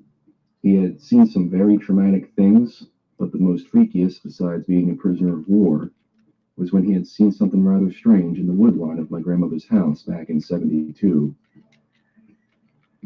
My dad had been working in the backyard, helping my grandmother out with moving things around the yard. It was midday, and my father had been taking a cigarette break. The sun was pretty bright, but Dad often stayed in shade, as he often didn't look too high and sky the bright eyes of the sun due to the fact of it being effects of PTSD. While smoking, his face was positioned straight ahead of the forest gap that opens between the wood line, especially when you go into it. He had noticed movement coming from the tree line. His reaction at first was blank, as he had been alert, and being a veteran, it was a normal precaution. He suddenly saw a head move through the wood line, in which he put down his cigarette and proceeded to stare at the wood line. At this point, curious, he had said that apparently a creature that looked like a giant wolf, standing on two legs, emerged from the wood line. The giant wolf stared at my father, and both parties had a brief confrontation, both looking at one another, taken aback. It sounds and seems like this mysterious creature was observing my father. He didn't budge. My dad being a vet, he wasn't spooked, but cautious. The creature looked as if it was opening its mouth like a predator about ready to attack prey. My father was about ready to take a few steps back and go and slowly touch the backyard door. My father never laid eyes off the creature and refused to get killed had this creature tried something. His plan was to go back inside, lock the door for the time being, and quietly go into his old room and reach for the Magnum 44 he had kept back. And once he put his hand on the other door, this creature then went back into the wood line, taking a few steps back on its own. My father didn't do anything, but continued to work outside and finish his work. Even though that he had seen something that was pretty big, he brought out his 44 just in case. He never told my grandmother. He, however, purchased new locks and bolts on windows, as this creature in the event could attack and come back. He found out in later weeks that my father had heard cases of missing animals and people hearing strange screams at night. My grandmother didn't think too much of it because in the area she was familiar with the coyotes that would often spur out there and there. My dad, before passing, swears it wasn't a coyote, but it was something large and black. He described the face as having pointy ears and the facial features that looked ragged and muggy like someone smushed the animal's face in. It had a snout, and when it snarled and showcased its teeth, it was yellow and full of drool. Well, unfortunately, of course, I always support the veterans, so thank you for your father's service, Troy. I apologize, my condolences for him passing away in such an unfortunate circumstance, but Yeah, it does sound to me in this case that this individual had locked eyes with it and had a sense of intimidation game going on, staring face to face at it. Luckily, there was no other further escalation of the situation. Now, again, I'd like to mention that reportedly, this young man, his father insisted that he was not going to let off the eyes of the creature, but go back into the house and grab his gun. So he didn't do that. He did it afterwards, after this creature had slowly backed into the woodline before he even went inside, just to clarify. But overall, a very interesting case. This next encounter was sent to me by Anthony M. This encounter happened to me and my buddies back in the 1990s. Back then, we all did a lot of exploring. We often went into the woods, and we often went to scary places. This was before advanced technology for computers and video games came about, so we always hung out when we could and did what we had to do. On this particular spring day, back in 1996, me and my guys all wanted to skip class, and we often used our bikes for transportation, and we decided to go into the skirts of the woods of Virginia. And we've been in those woods millions of times. Now, where I reside, there isn't a lot of wild animals or what appear to be animals in certain regions. When me and my buddies were all walking and smoking, we had noticed something pretty dim in comparison to our previous travels. We had noticed that the area was more quiet, and that a lot of nature was heard in the area. I was kind of spooked about all this because I'm used to hearing those type of noises and sounds throughout the woods. You'd hear them for about 5 miles away. We got to our little ditch that circuits between the two townships and a field. Our ditch was our crown jewel of sorts. We loved it. We used to drink, smoke, and do anything we wanted there.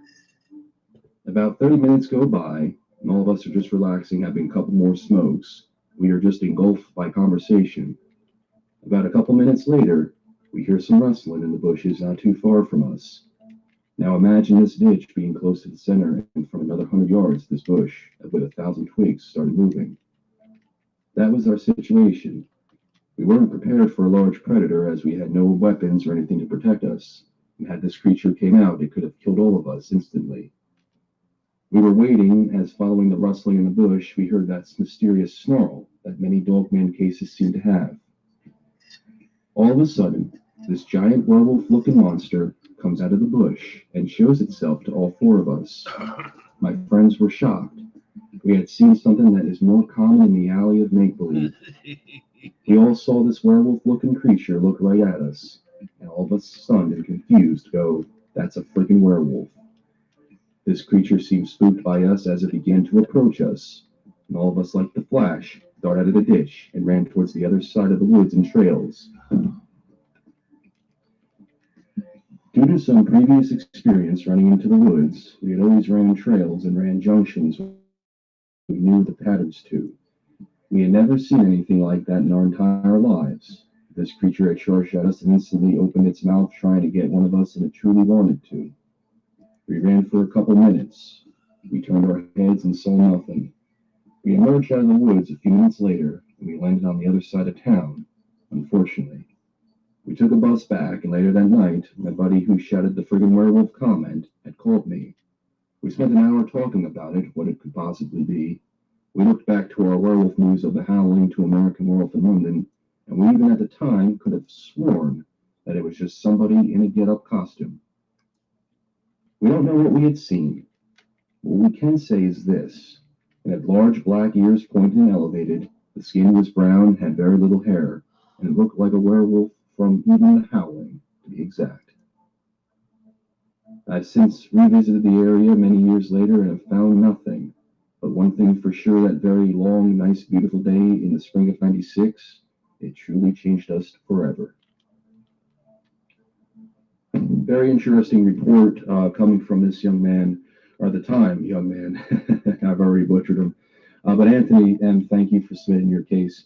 You know, I hear a lot of reports in Virginia as of late, and even though this is coming back from the 90s and even the previous report in the 70s, you know, you have a common theme here, and there's a lot of patterns. The biggest pattern being is that this creature appears to see itself noticed, and of course it takes a look at the person who's noticing it.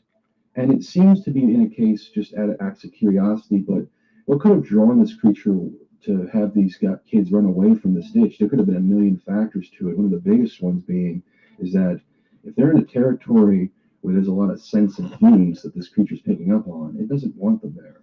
Some can go ahead with the whole demon comments and think that, oh, this creature just wanted to attack and want to kill them, which could possibly have been the case. Each dogman has a different personality, to be exact. So this one's a little on the ribbony side. This next report comes from Travis C. He is a resident of New Jersey. I was driving in Lakehurst, New Jersey. There's a long 5-mile road that showcases the entirety of the township's outskirts. You can see plenty of flat land and a lot of woods. The trees look all shriveled and rotted. It was around 11 a.m., still pretty early. I was leaving a painting job when I was on this particular road, when all of a sudden, this giant black figure had emerged from out of the woodline and immediately stopped in its tracks and stared at me for about 50 feet away. I hit the brakes in my 02 Trailblazer. I stopped and looked at this creature. This creature observed me as I observed it back. It did look evil. It had been watching me for a while. Slowly it moved its approach back to the truck. Just so everybody knows, around this time and hour, there's not a lot of cars on this particular long, narrow road. And if anything, this creature picked a perfect time to make itself known. It didn't look like a bear and act like one either. But I will say this, it didn't even act human as well. It didn't look like a Halloween costume because the facial features moved pretty well and I got a good look at it. It had hunched legs and was walking in a very peculiar way. I honked my horn once, tried to scare it off. The creature just stood there, staring at me once more. I honked the horn once more. This time it started to approach the front of the car, and by this point I was about to take no chances. It was either me or the creature. I ended up honking my horn as loud as I can get it to go and proceeded for a long period of time. About a couple seconds later, this creature was about ready to get close to the front of the car and towards the driver's side window. I decided to swerve and floor it off at the side of the road and drive very far away. I've since returned to the site, but I will never forget that particular incident.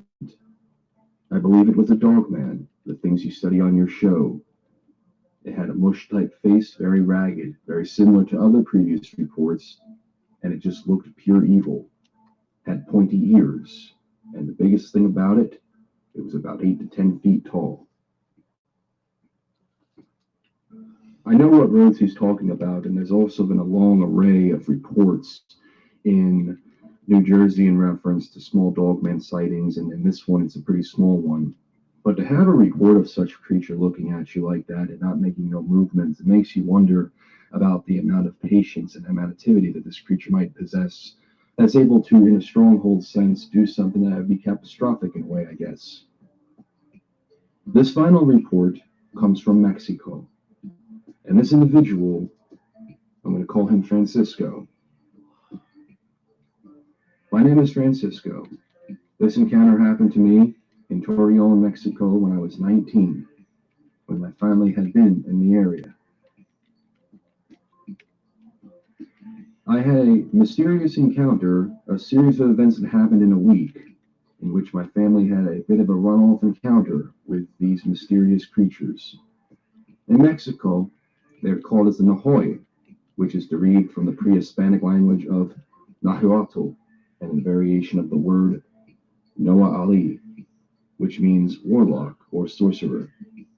It began one early morning when my papa had went to feed some goats in our acres where we resided. It was strange because it was a seasonal change, much warmer, and a lot of native animals hadn't been around in the area as of late. When my papa had approached the pen of the goats, he was shocked to see them. They were brutally mutilated. Someone had gotten a large knife of sorts or a chainsaw and had just gotten in and just started hacking them up. My papa felt it was the cartels in some way. There were a lot of drug problems and cartels in the area, as it's being Mexico. It wouldn't have surprised me if we'd actually had the cartels gunning for our houses and we were put on a list or something. They didn't care. My papa had alerted the police, and when the police arrived, they couldn't make out what had caused these goats to be torn apart. The police said the blood was fresh, and the openings were too deep for a knife to penetrate the nerve in the flesh. It looked like these goats were killed before sunrise, and someone appeared to have taken their hands, or just in general, something really large, and just gutted right into the creature's deep.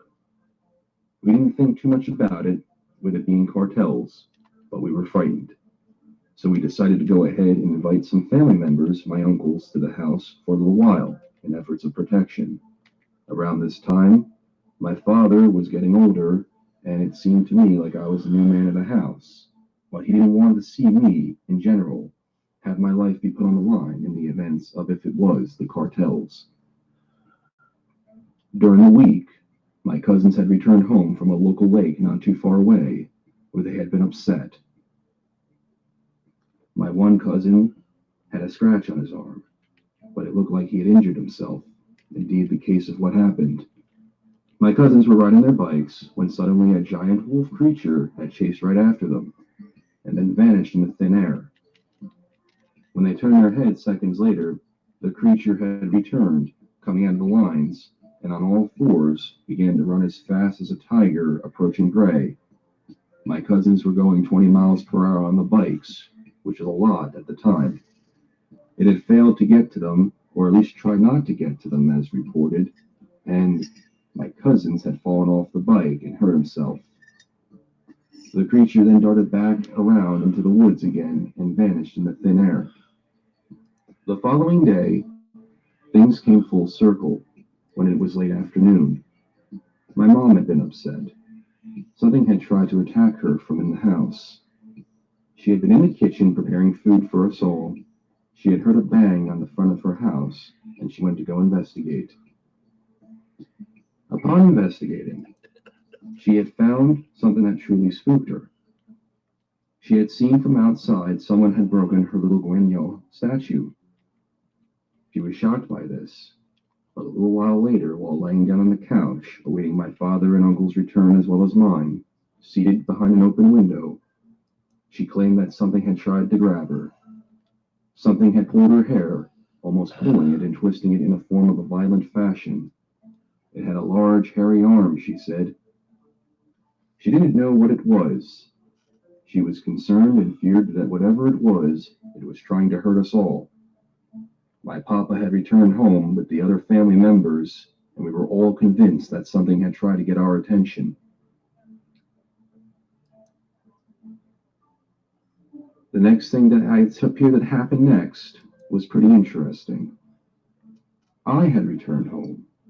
I had seen my uncles and my father come out with shotguns, my father advising me to watch the house, while my uncles and my father played Rambo. Now it was dusk. I was afraid my father and uncles would have never came back. When you have a gun armed in Mexico, it could be bad. You can get killed easily. They just went and checked the acres of our land. Moments later, all we hear next is gunfire. My uncles and father came back and ran back to the house. They were freaked out.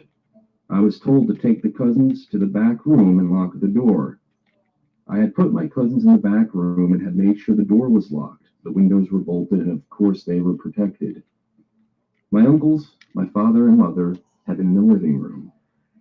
My uncles and fathers with the shotguns drawn and ready to fire at each vicinity at whatever they were trying to get at. All of a sudden, coming towards the house, I had seen this giant wolf-like creature running on all fours, and when it had gotten to the house, it had slowly approached it. The creature looked like it was bleeding, or what appeared to have been blood. Something rather strange. As it approached the house, it sailed through the windows. My uncles and father had watched in terror, at the same time were trying to show no fear, with guns ready to fire at this creature, while it made an intimidating posture from the outside. It had proceeded to scratch the window surface of the outside, and then proceeded to snarl. It sounded very distinct and frightening. The creature then left the windows. Then all of a sudden we had heard scratching from the other side of the house to where I went to go check on my cousins. Then all of a sudden we heard a gut-wrenching, bloody howl. I determined the word bloody because the howl did sound like bloody murder. It sounded like something truly frightening and evil. A screech of a cat getting killed, almost. I hate to be so emphasized on that, but of course, that is indeed how this person had went about it. The police had been called. The cops instantly had dismissed the case. They assumed that it was just a large, wild rabbit dog. My dad and uncles disagreed on that, and in a typical old-fashioned Mexican argument, my father almost faced jail time for getting loud with the authorities. To put an end to things, the police watched the area for a while, checked around it. We didn't get no other activity following this incident. It was traumatic and left us speechless.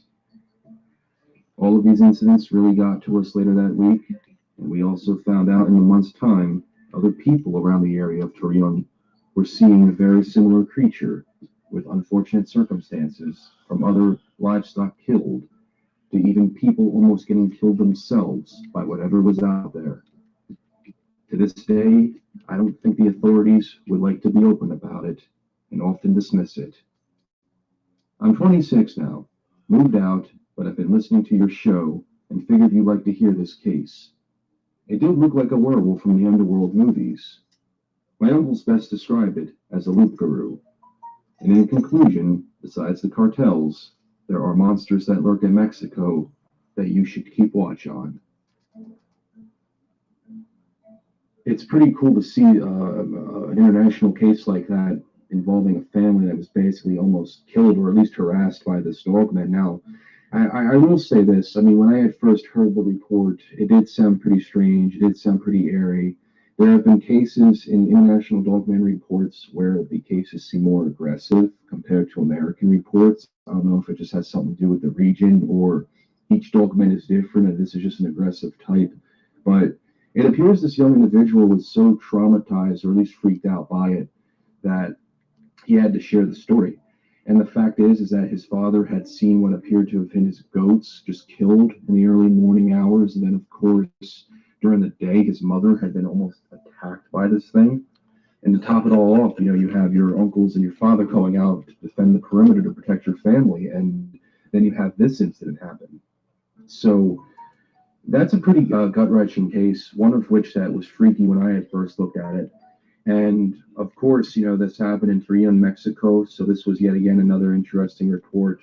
But I wanted to showcase these cases with you guys because I think they're pretty cool. I also think that, in a better word of cool, I also think it's also good to inform that there are other places in the world besides your typical north and southern regions of the U.S. that involve dogmen. And I think we all know this by now. So that was a pretty cool encounter.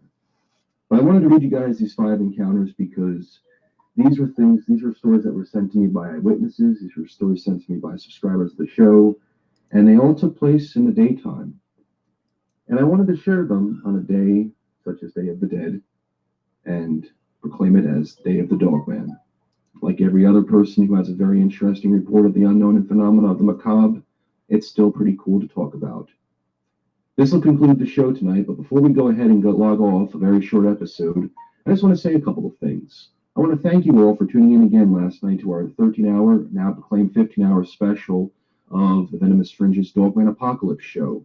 I do have some bad news, however. YouTube, unfortunately, had chopped off the last 4.5 hours of the broadcast, and this was because of an apparent copyright issue I had with my Yorkshire Dogman documentary. I had uploaded this documentary to my Facebook groups as well, and I had also had the same thing blocked. It appears that this strike isn't pertaining to an effect or a piece of footage I had used for this documentary, in which I'm now going to have to go back and I'm going to have to go and make some edits to it. So I will be uploading that episode of the documentary next week or over the weekend, along with the Vic Cundiff interview, because those were the only 2 pieces that got chopped and cropped from this special, which is quite disappointing the way you see it. And that's kind of a reason why I've unlisted the 13-hour special to the public domain due to this copyright strike. And I have left a link. I'll leave a link again in the pinned post, the pinned comment, if you guys want to go back and take a look at it. Unfortunately, it only says 11 hours as opposed to, of course, the 13 to 15 hours we did. So again, I do thoroughly apologize for that, folks. I mean, again, that's just something that I wasn't prepared for. I figured it wasn't an issue and it was all royalty free. Everything I use for the show is under royalty free with copyright, whatnot, being sent to those people who create the royalty free. So again, I will be making edits and will be uploading those shows down during the week. So keep your eyes and notification bells on because we will be uploading the remaining bits of the Dogman Apocalypse show. Hopefully, the next time we don't have this issue. And besides that, I'm going to sign off here. I want to thank you all again for listening, as well as also having an opinion, of course, formatting on the stories I read to you tonight. Which was your most interesting story to you that you found to be the most terrifying, in a sense? Of course, guys, feel free to always contact me at thevenomousfringe@gmail.com. There's a link right now, as well as in the description, where you can, of course, get a hold of me. If you'd like to submit your encounters, if you'd like to come on the show, or give me your feedback, that's the email you can reach me at. We also have a Venomous Fringe group you can check out, the Venomous Fringe official Facebook group. You can find that group on Facebook, and if you are on Facebook, feel free to join it. We'd love to have you here, discussing paranormal and cryptids, as well as hearing me and give my own views on certain topics. With all that being said, good night and happy Day of the Dead, or All Saints Day. You have a fantastic evening where you're at.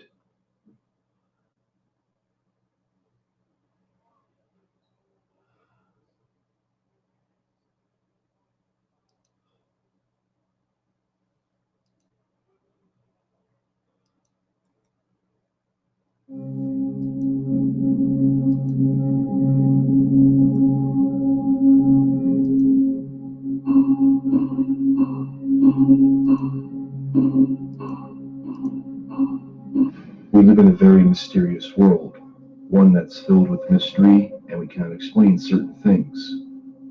My name is Chris Fringe, and I'm a cryptozoologist and paranormal researcher. In tonight's show, we focus on the unknown. Come join me as we discuss the mystery of our world. You're listening to The Venomous Fringe. Prepare yourselves as we dive into the madness of the mystery of our world.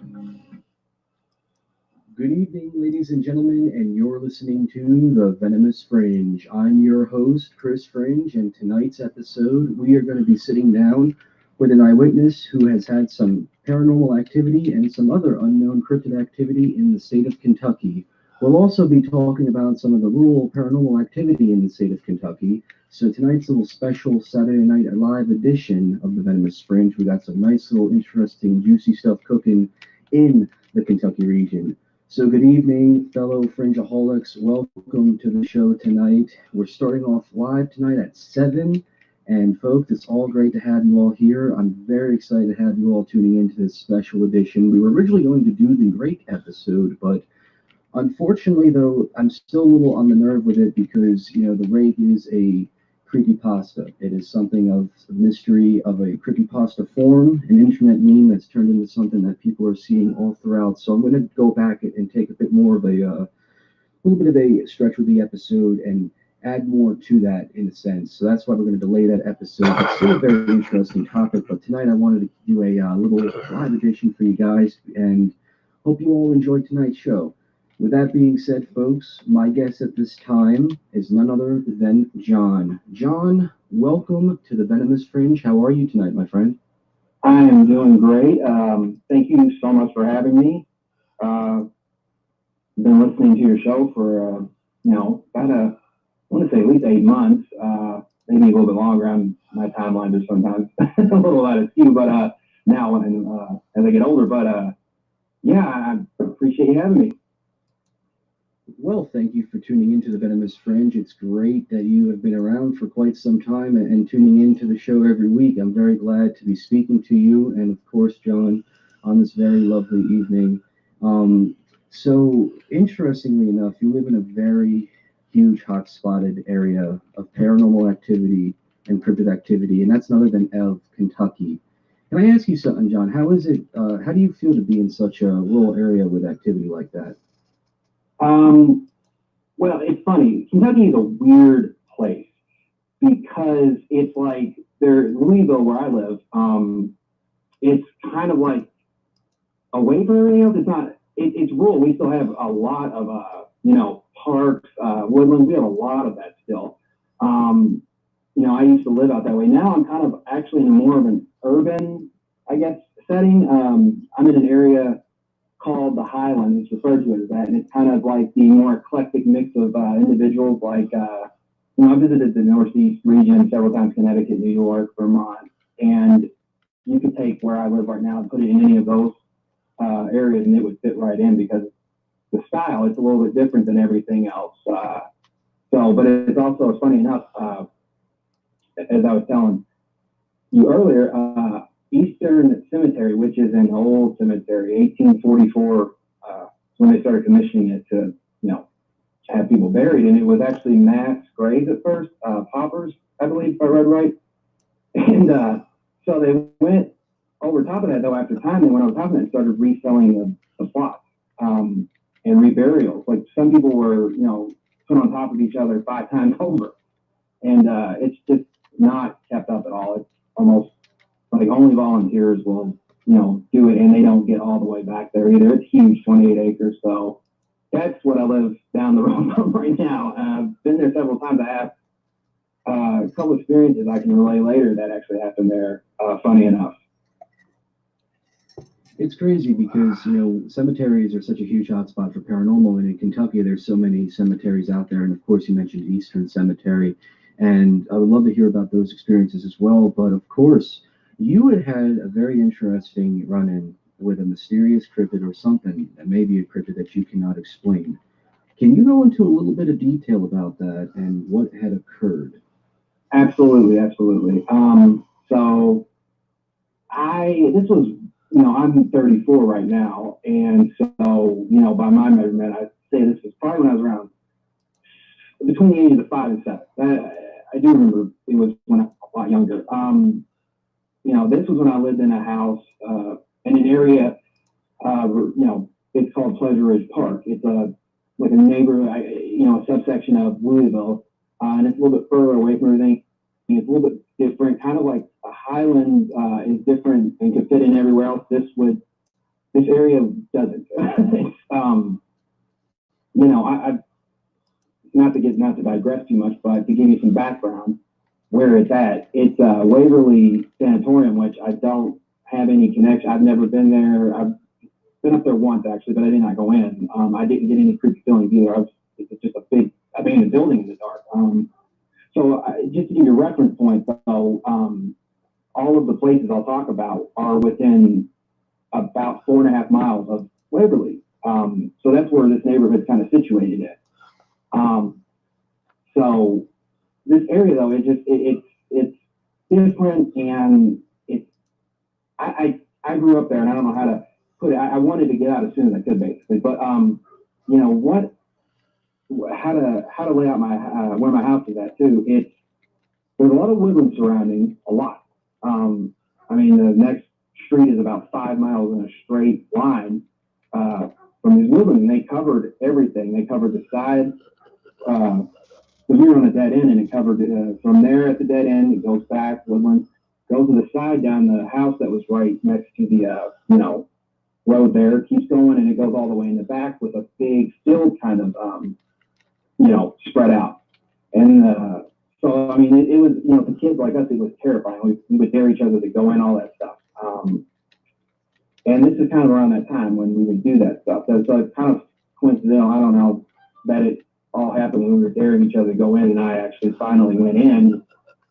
But getting back to what I saw, like I said, I'm 5 or 6. It's early in the morning. My dad is taking me over to my grandmother's before school because I had to.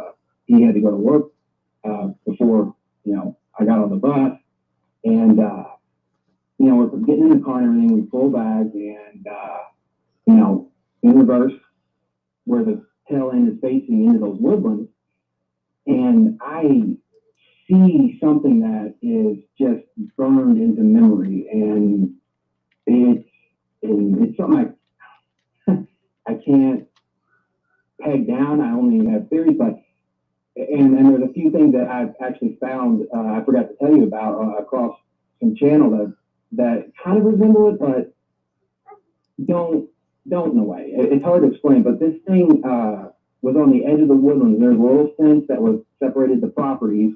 It was two houses, but their sides were butted up to the woodlands, and then our house was next to that house, so we were pretty close to it. And so at the very edge, the opening, I see this thing, and it's tall.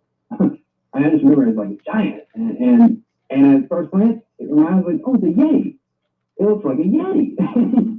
I was just kind of dumbfounded because it's just this tall kind of ape-like creature, resembling Bigfoot, but not all the way. It was like it was an imitation of it almost, because it was like the fur didn't cover all the areas it should have, and it seemed almost glowing, like it was so stark white, it was almost glowing, and it it was just standing there, and it was so menacing, and I don't know, brutal, how it was configured, and its facial expressions just twisted in like knots of rage and hatred almost, just glaring at us. And I'm just sitting there looking at this thing, and I'm not gonna say it was the first time I ever said it, because my father was not the most receptive to any kind of news.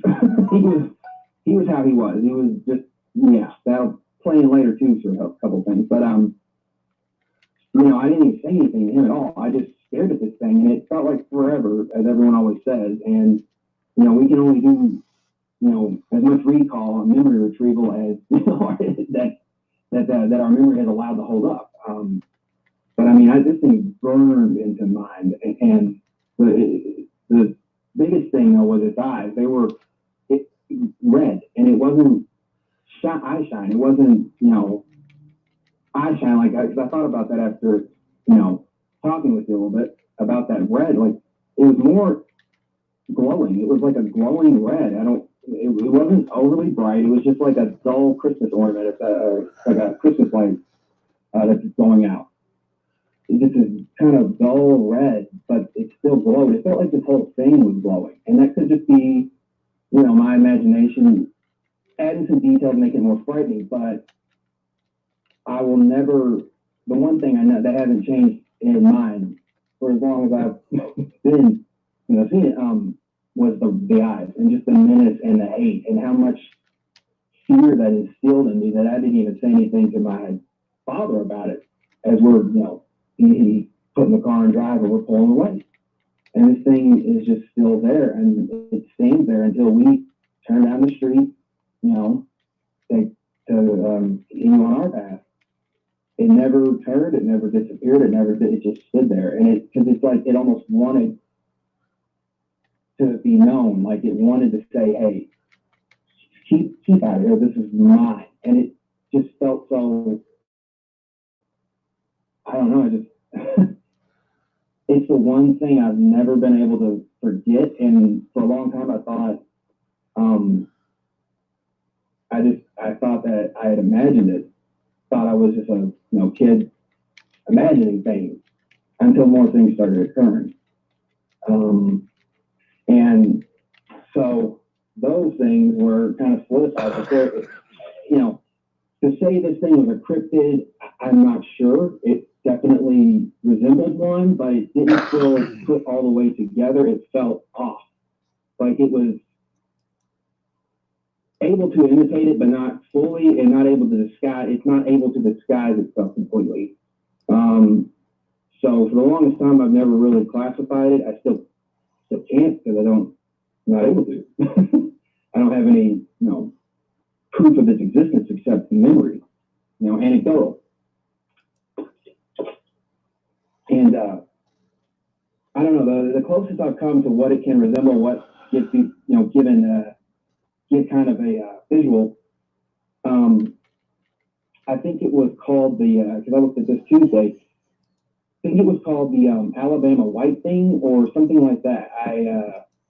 Like an albino Bigfoot. Also, I think a video I saw, and so everybody can do their own searches on that one. But that's kind of what it resembled, and vaguely, but again, with the eyes and kind of the crooked features, it was just, it was a menacing thing. And I never saw anything like that again. It's the only thing I've ever seen like that. What happened next, though, we were at the same property, the same area, Woodlands, all that good stuff. There was a night, my mom would put both me and my brother in bed. He's 4 years my junior, and I don't know. That room I never cared for when I was a child. Like, it always made me uncomfortable. The bedroom that me and my brother shared for a while, that eventually became my full bedroom, made me very uncomfortable. I don't know how to put it. It just was like, ugh. Like, it's like the window looked out into a big backyard. We had about an acre or so, and our backyard kind of went in a little hill, like it would slope down and then went out to a bunch of just kind of, a clearing between all the yards. None of them were sectioned off or fenced off, whatever. So, it just looking out that back window, it's like you're looking into the abyss. When it's dark, there's just nothing. But obviously there's a hill there that goes back into the wood. I know all that stuff there, but it's like you're looking into the darkness and you're just like, oh my God, what could actually be there? So that bedroom made me always feel super uncomfortable. And this incident here did not help any. So my mom we had bunk beds. My brother slept on the bottom one because top one rules. We all know that. That's where I went. And, there was one night, and I've thought about this incident for a long time. This one stuck with me more so than the other one, because this is like something new what I was afraid of. It knew what to use against me almost, and it was uncomfortable to say the least. I was in bed and we had a nightlight because I wanted one because that room was I didn't want it to be dark in there all the way, and so I'm in bed, trying to fall asleep. I just remember feeling tense. I don't know why, but I do remember feeling tense. I feel like I just can't remember why though. But slowly and steadily, that nightlight casts the shadows, across things, and it could just be a play of shadows. But, my memory, this memory stuck with me, and it's not ever been something I questioned at all. I saw like this almost comical top hat, like a dwarf would wear, like the shadow of it rising slowly up, along, because our bunk beds had like little bars instead of flat, the headboards or whatever. They were like little columns instead of like a full flat where so shadows shine through that. And if that makes sense, hopefully it does. That's where I started seeing this thing like slowly rise, just methodically. It was not, oh, that's a shadow like my brother. It was methodical. And so this little hat kind of droops though. And I start to see the shadow of a little person or thing, and I instantly shouted for my mother. I mean, I was terrified, and because I hated anything small. Like, my father was big into horror movies, action movies, whatever. He would watch Troll, which freaked me the hell out. I don't know why. I mean, I was young. He watched anything, Critters, Ghoulies, oh my God, all those things. He would watch them, and it's almost like he did it on purpose. And because for some reason, all that just really resonated, scared me really bad. But, and I thought over the years, well, maybe my imagination, I'm sitting there, maybe that's what made me afraid. Like, what is, all this stuff. I'm a logical person. I don't want to fall into a realm of, yes, that's absolutely true. Again, I'm the only one who saw it. Can't really, everybody's going to have to go on my word. But that absolutely is the one thing I would stand and die for. That is true. That one kind of is what the first one that really screwed with me, messed with my head. And the next day I refused to go in that room. I refused.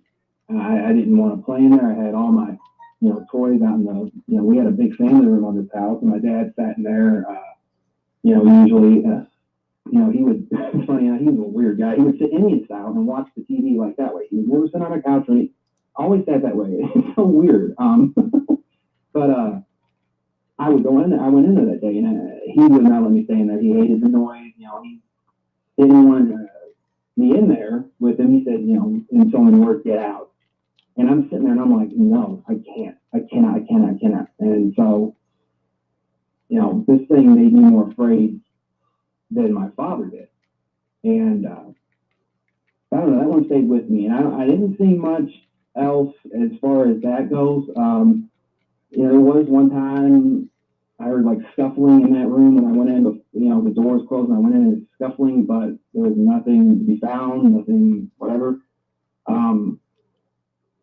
It was just so bizarre, and I couldn't figure out what was going on. And it wasn't that far removed from the first incident, but it was, I want to say that it happened not right away, but at least within a few months.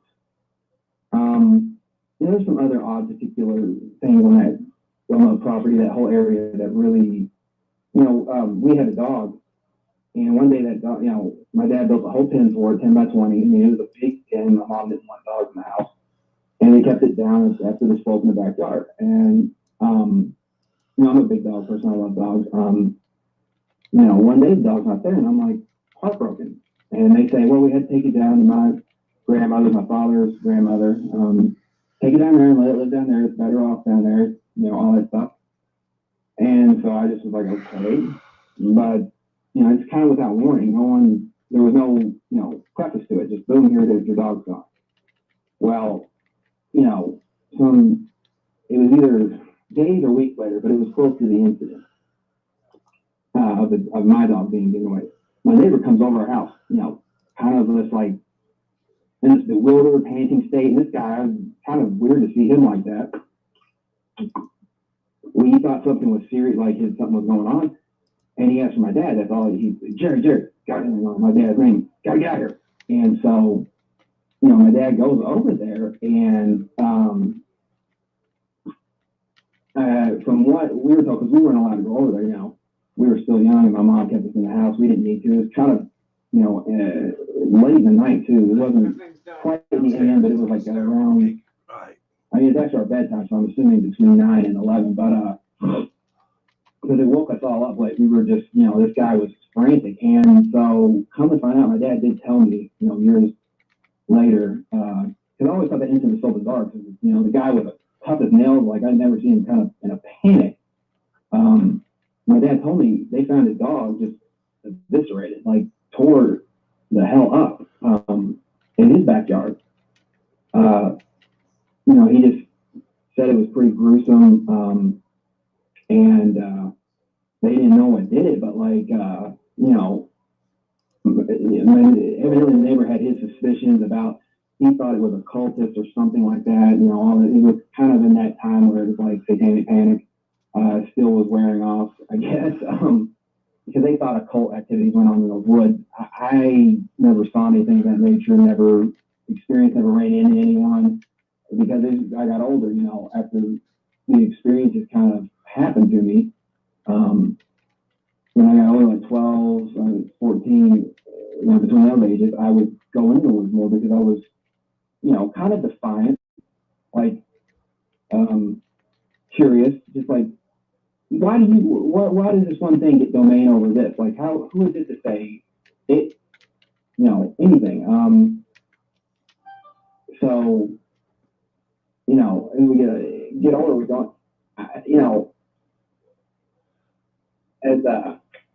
as far as that property goes, those are pretty much it. There were some other weird things. People over, I know there's just incidents where no one really ever knew, but there were just weird things like that would go on where people would seem skittish, and it just felt like that whole neighborhood, everybody, something was, off. Every household had some kind of turmoil. And I mean, that's kind of like, in a vacuum in the, United States, that's not, that an ordinary, but it's just like, it would seem to come out of nowhere though. That's what I recall. Like a lot of the more serious, heinous things that were found out in that neighborhood, actual real crime,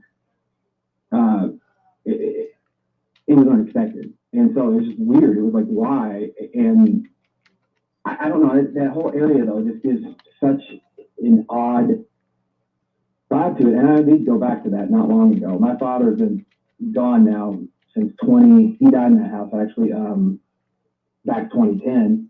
And so we haven't really, had any need to go back there. But I went back to look at the woodlands there, and they cut a lot of it down. They tore a lot of it down. It didn't feel the same anymore. It's almost like humanity won. They're going to tear down, whatever that thing's domain was. I don't know. I went back home and filmed a little bit, but nothing, didn't see anything, nothing there. Another incident, though, about half a mile from that property at my grandmother's home, there was evidently some activity that I did not experience, but she did and my uncle did. My uncle is the one guy I always, thought was, holy crap, he could kick anybody's ass. He was a Marine, he was tough, he didn't take no shit. He, he had to wrangle my father sometimes when he got out of line, drinking. So, I respected him immensely. And hearing this, it confirmed something. It confirmed to me, like I didn't feel so alone anymore when I found out about this, because I only heard this secondhand. It's from my mother, actually.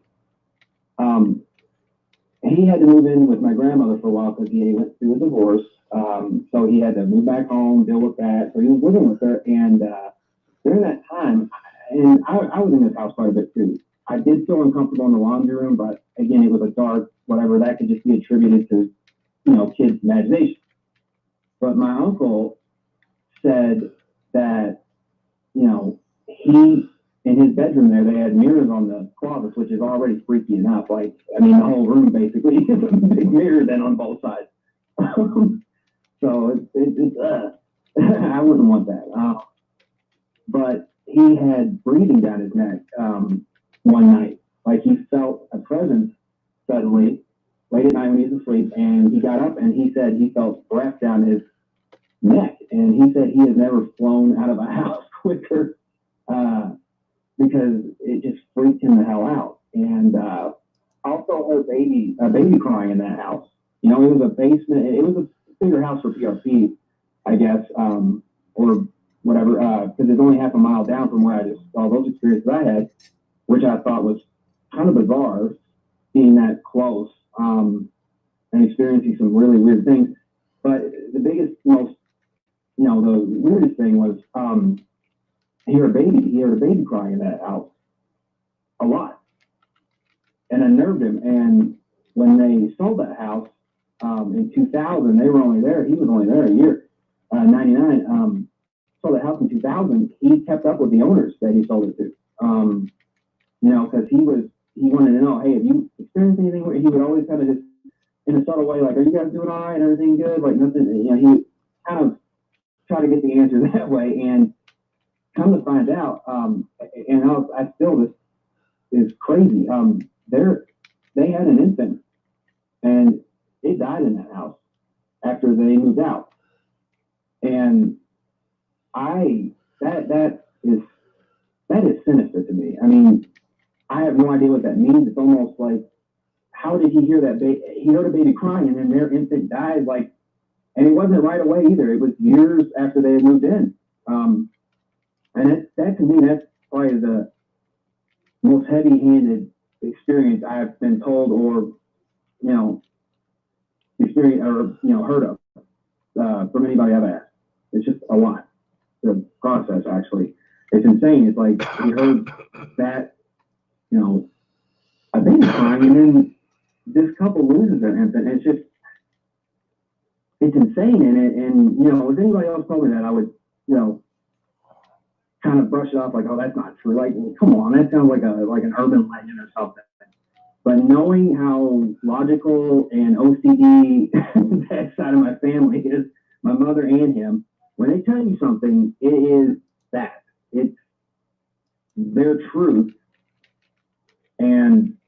you know, I absolutely believe that one of any of them. And then, you know, another of mine, excuse me, I had to take a water. Another of mine happened about, I want to say about 4.5 miles away from these two places, these two houses. Still in PRP, more towards another area on the outlier of it, but not quite, which is another dark area. It's just odd.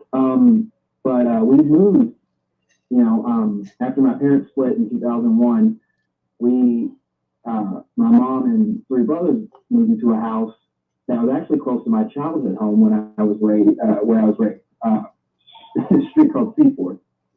And it was in a subdivision that's surrounded by woodlands. There was a weird kind of house on the corner that had like a lot of trees, like willow trees, I do believe, but you know, kind of around a lot of foliage. The only strange thing that kind of happened as a precursor, I don't think this is, you know, connected. There was a suicide out behind. There was a shopping, like a strip mall, on the corner diagonal to us, like, you know, I want to say like 150 yards away. Somebody killed themselves back there. I don't know if that's connected, but that's just demonstrative of how that area, like, I don't know, it's weird how some things like that tend to happen out of nowhere, because it doesn't typically happen in any other part of Louisville that I know of. That's kind of in a suburb like that. It's just, you know, I know things happen, but it's kind of like, okay, great. I remember my mom was kind of making rush decisions after the divorce. I feel like she was, and she saw this house that she could afford on Seaforth. We pull up, and I immediately hated this place. I mean, hated it. I told her, I said, no, no. I said, this is just I felt so wrong. I could tell her, do not get this house. I said, it's not, it's I told her, like, it's ugly, it's gross. I was like, you know, because it just felt heavy in there. And it was like a tri-level. And the basement was where I ended up staying. And that was by far the creepiest damn place I've ever probably stayed. There was an old crawl space in the bathroom. It had a bathroom down there, standing shower, all that good stuff. But it had a crawl space like right there across from the sink. And it was a big one. And all that kept, you know, whatever's on the other side of that from coming through is one raggedy door. And I just, God, I hated that place because it just felt so, it felt like you were being watched constantly. I mean, that, you know, the thing, right, like I said, the crawl space is right there across from it. It's like, oh my God, just every time I went in there, I just felt like, it got to where I just wouldn't go in that back. I just refused. I'd, you know, shower in the upstairs one. Not a lot happened before the remodeling that they did. We did have an incident where one of our cats went, it was really weird. They went berserk, kind of attacked my girlfriend at the time. And it was actually her cat that she was getting us. So she had been around it quite a bit, more than anyone else. And it just freaked in the house at one point and started scratching me, you know, hell out of her. Never had to do that again. It never did that again in any of the homes, you know, we lived in with it. It's just that one weird incident. And so, you know, chalked up to nothing. But they did, my mother and her new husband did some remodeling in that house. And after that, that's when activity just, bam, through the roof, just shot through the roof. It was the only time I saw something just, God, as plain as day, that close to me. I saw, after all of this, woke up at like, it was around 1 or 2 a.m. to this blue orb right next to me. I mean, this thing, it could have been more than 12 inches. I mean, not far at all. And it's just it's about the size of a beach ball. And it's just kind of got this electricity around it. It made no noise, but it looked like it should have. Just like crackling electricity is all I remember from it. And bright blue. And at that time, there had been nothing in my life that had scared me like this. None of the other things, even the known things. that stuck with me as a child, but I kind of grew out of it. This being so close to something, waking up and being that just close to something, having it right there, and you have no idea where it came from or why it was there, and you're just like, good God, like I started up those stairs, and I started sleeping with my younger brother in his room. I was like, I moved my bed up and everything. I said, I cannot do this. I said, I cannot. You don't understand there's something down there. Because after that, like I said, the remodel, you always felt like you're being chased. Everyone kind of admitted that finally after we moved out. It smelled mustier if it could have. I don't know, it felt heavier in certain places. I don't know. It's just a very bizarre experience. And just, a weird kind of feeling because there's a laundry room in that and down in the basement too. And down there, it just felt, I don't know how to describe it other than something was there. Or maybe something had been put there. I don't know how else to put it. It just always felt like there was something to be found in that room, but I didn't want to go looking. The kind of weirdest thing that happened there that kind of confirmed everything for me. And I never saved the pictures of it because I did take a few of myself on way back 2005, but I did take a few because I was like, I have to have proof of this for myself. My family all went on vacation. They did in summer. They always went. I kind of never thought into that. I always kind of stayed at, home and whatever, and at the time I was working third shift, I do believe, or second. It was one of those because I would always get home late. But I got home late, like I said, they had all gone on vacation. I get home and every door, the 3 levels, there's probably about 6 to 8 doors. Every one of them was open at an angle, like a kind of like a acute angle, kind of like how an acute angle is, just enough to make you think, did I do this? Or what is it? And I mean, every door, every closet, closets in the room, closets in the hall, everything. And I'm just like, holy shit! Like, what is, what? So I took pictures and, later go out, go out to the car. I parked my car in the garage after a couple of people, theft in the neighborhood breaking in the car. So I parked in the garage after a while. And I go out to that garage and the car door's open too. And I immediately on guard, I'm like, oh God, someone broke into my car again because I had mine broken. And I'm like, God bless, like, no, don't be in here, please. At least I don't feel like. And I go over and I look and I'm like, nothing is, out of order. Nothing has been screwed with. I'd understand maybe chalk it up to my own imagination or, hey, maybe I forgot. Had I not, noticed that door, the car door, because if I open it, it's going to go all the way open. This was open at the same kind of angle. And, I wasn't as analytical and experienced in paying attention, I guess. I kind of did chalk up, like, maybe I did do this. Maybe it's all just, I didn't close any of it. But then I thought, no, that's not how I am. Like, I don't just leave things. I'm OCD too. I've got everything placed. I don't like things. The door's open, close it. So that really stuck me, though. It was like, what in the hell? Like, why? What purpose does this serve for one thing other than just kind of spoofing somebody? But like, what's your ultimate goal? Make someone feel crazy? I don't know, and I don't know what was there or what they awakened. But I mean, I did start. That's what kind of kicked off me doing my own research and study of things, trying to figure out, what some of these things are, what can cause them, and that's how I found out about remodeling and changes to a home, can bring some of this forth.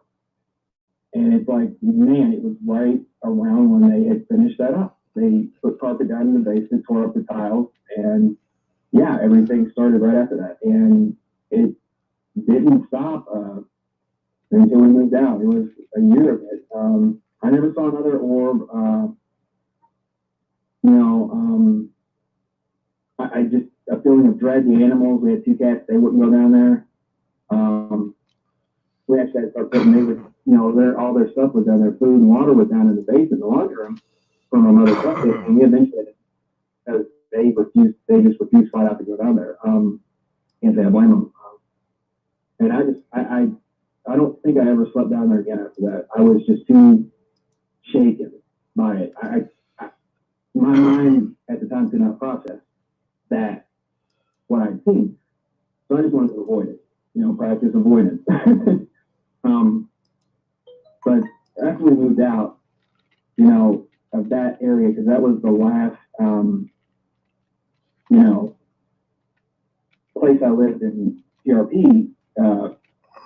Once we moved to a different county actually, and then I moved to a house of my own in 2008 in that same county. Never had any issues there. Never experienced anything.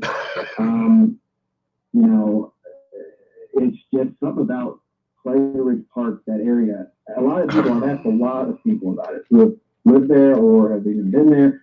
All of them just they say it feels just sad, there's sorrow, or like they just feel like they don't want to be there. It's off-putting.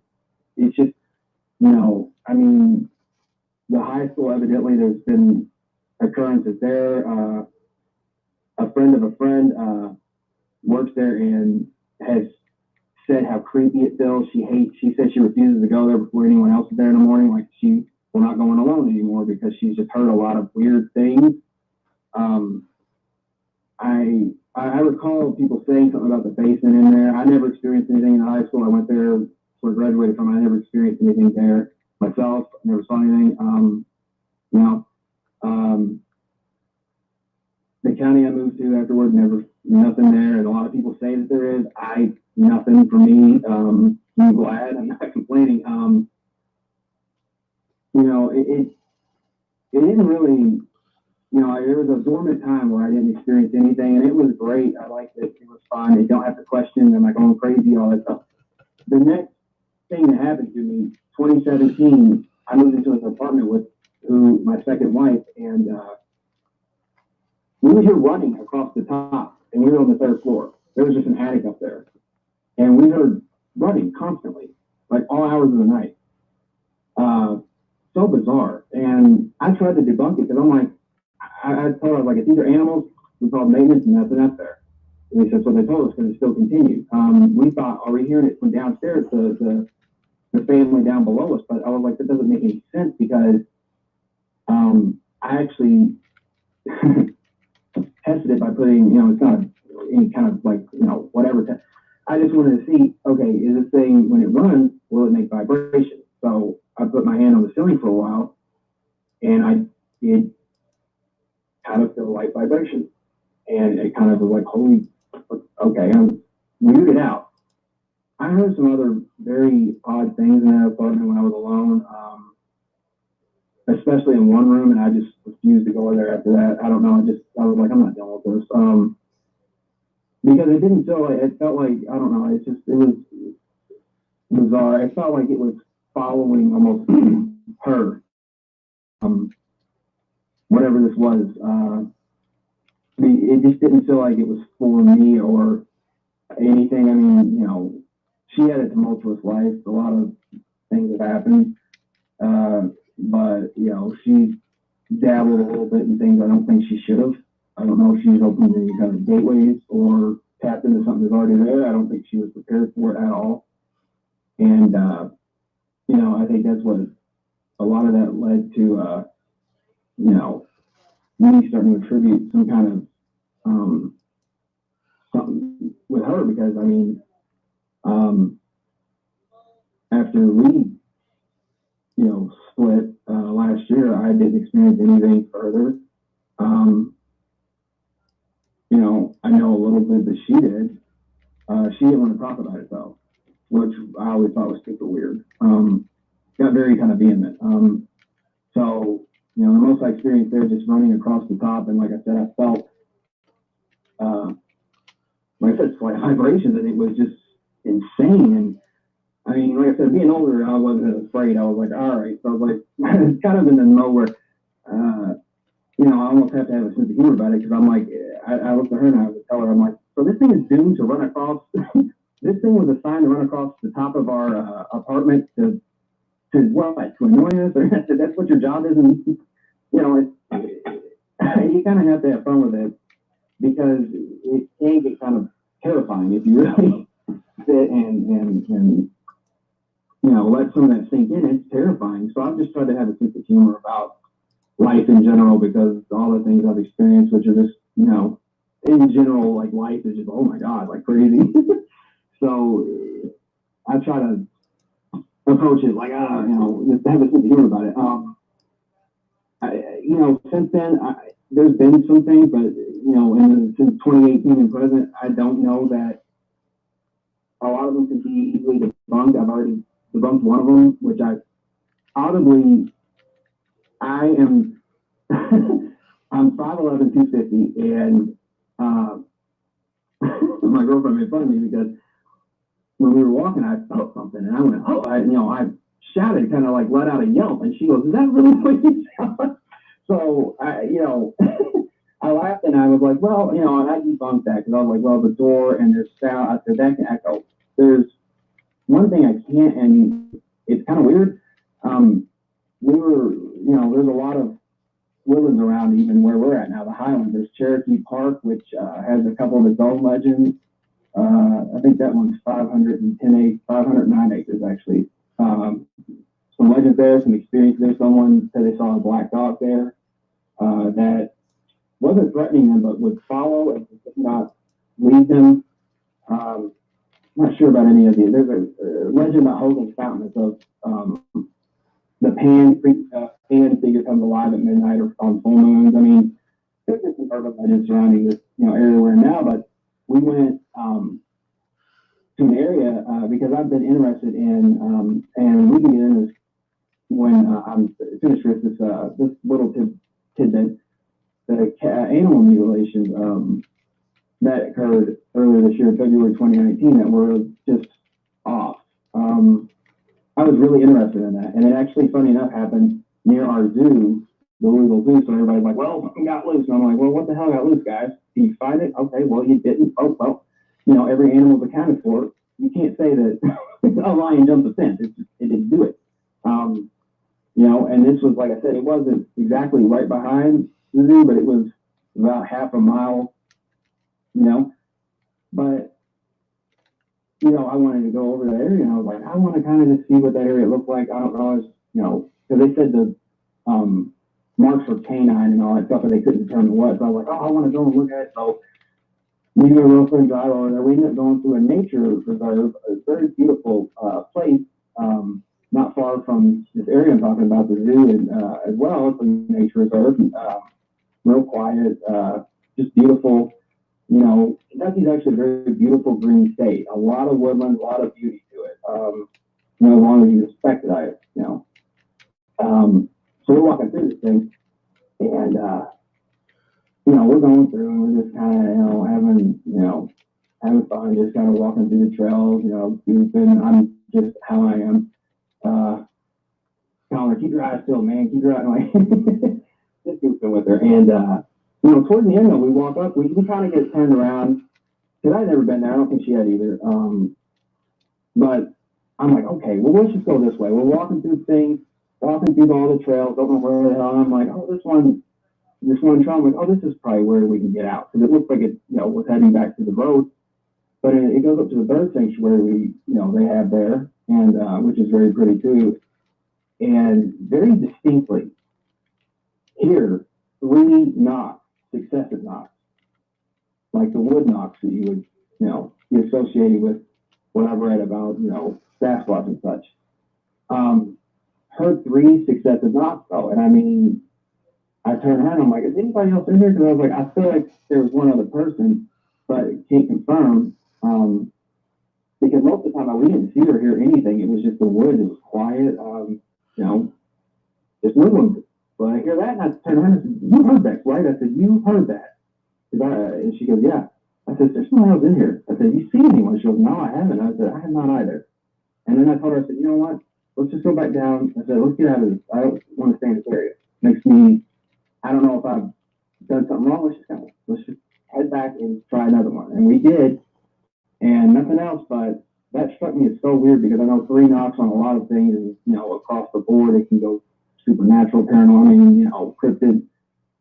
It was just so funny to hear that and have someone else. Yeah, I heard it, and she didn't know. See, she's not well versed at all of this. She's heard me talk about it, and she makes, you know, kind of makes a little, you know, jestful remarks at me, and you know, I'm saying I'm fine with it. You know, it comes with territory. But you know, to hear someone else who doesn't know anything about that say, yeah, I heard what she's like, what does that mean? What does that mean? I said, oh gosh, I don't know. I just read about it and people heard it before, but I don't know. I said, let's just go back the way we came because I don't want to, you know, get into anything or encroach on territory where I'm not wanted because this sanctuary is, you know, this reserve is actually pretty good size. Like I was surprised how big. She said, you know, because she lived this whole area, or she lived in this area her whole life. I am only recently, so she does know a little bit about, you know, how big the places are, the parks and reserves. And she said, yeah, this place is really big. And she's like, there's hardly ever anyone in here too. Like people just don't know why. They should. It's beautiful. But you know, that kind of sums up the experience. I mean, the Eastern one. We can go into, you know, talking about the rest of it because that's kind of something I saw. I don't really know how. That was something different. I don't know what that was. That was almost other world. That was otherworldly actually. Kind of hard to put in words. Not doesn't make me fearful. It altered my reality. It made me get back into all this. You know, Eastern, going over there and you know, the crematorium's in the back, and it's all kind of, you know, boarded up, and there's even concreted doorways. Like they concreted some of the doorways, and I'm like, what the hell did they want to? Why not just tear the damn thing down? Why would you go to all this trouble to tear it down? It's not even the original one, so it's not like they would, you know. But I don't know. I just felt really unwelcome there, very uncomfortable. It's in the very back, and you know. It could just be imagination, suggestive. You're in a graveyard, you know. I don't know. I try to keep logical. I'm not as. I used to fear all this stuff, God, immensely.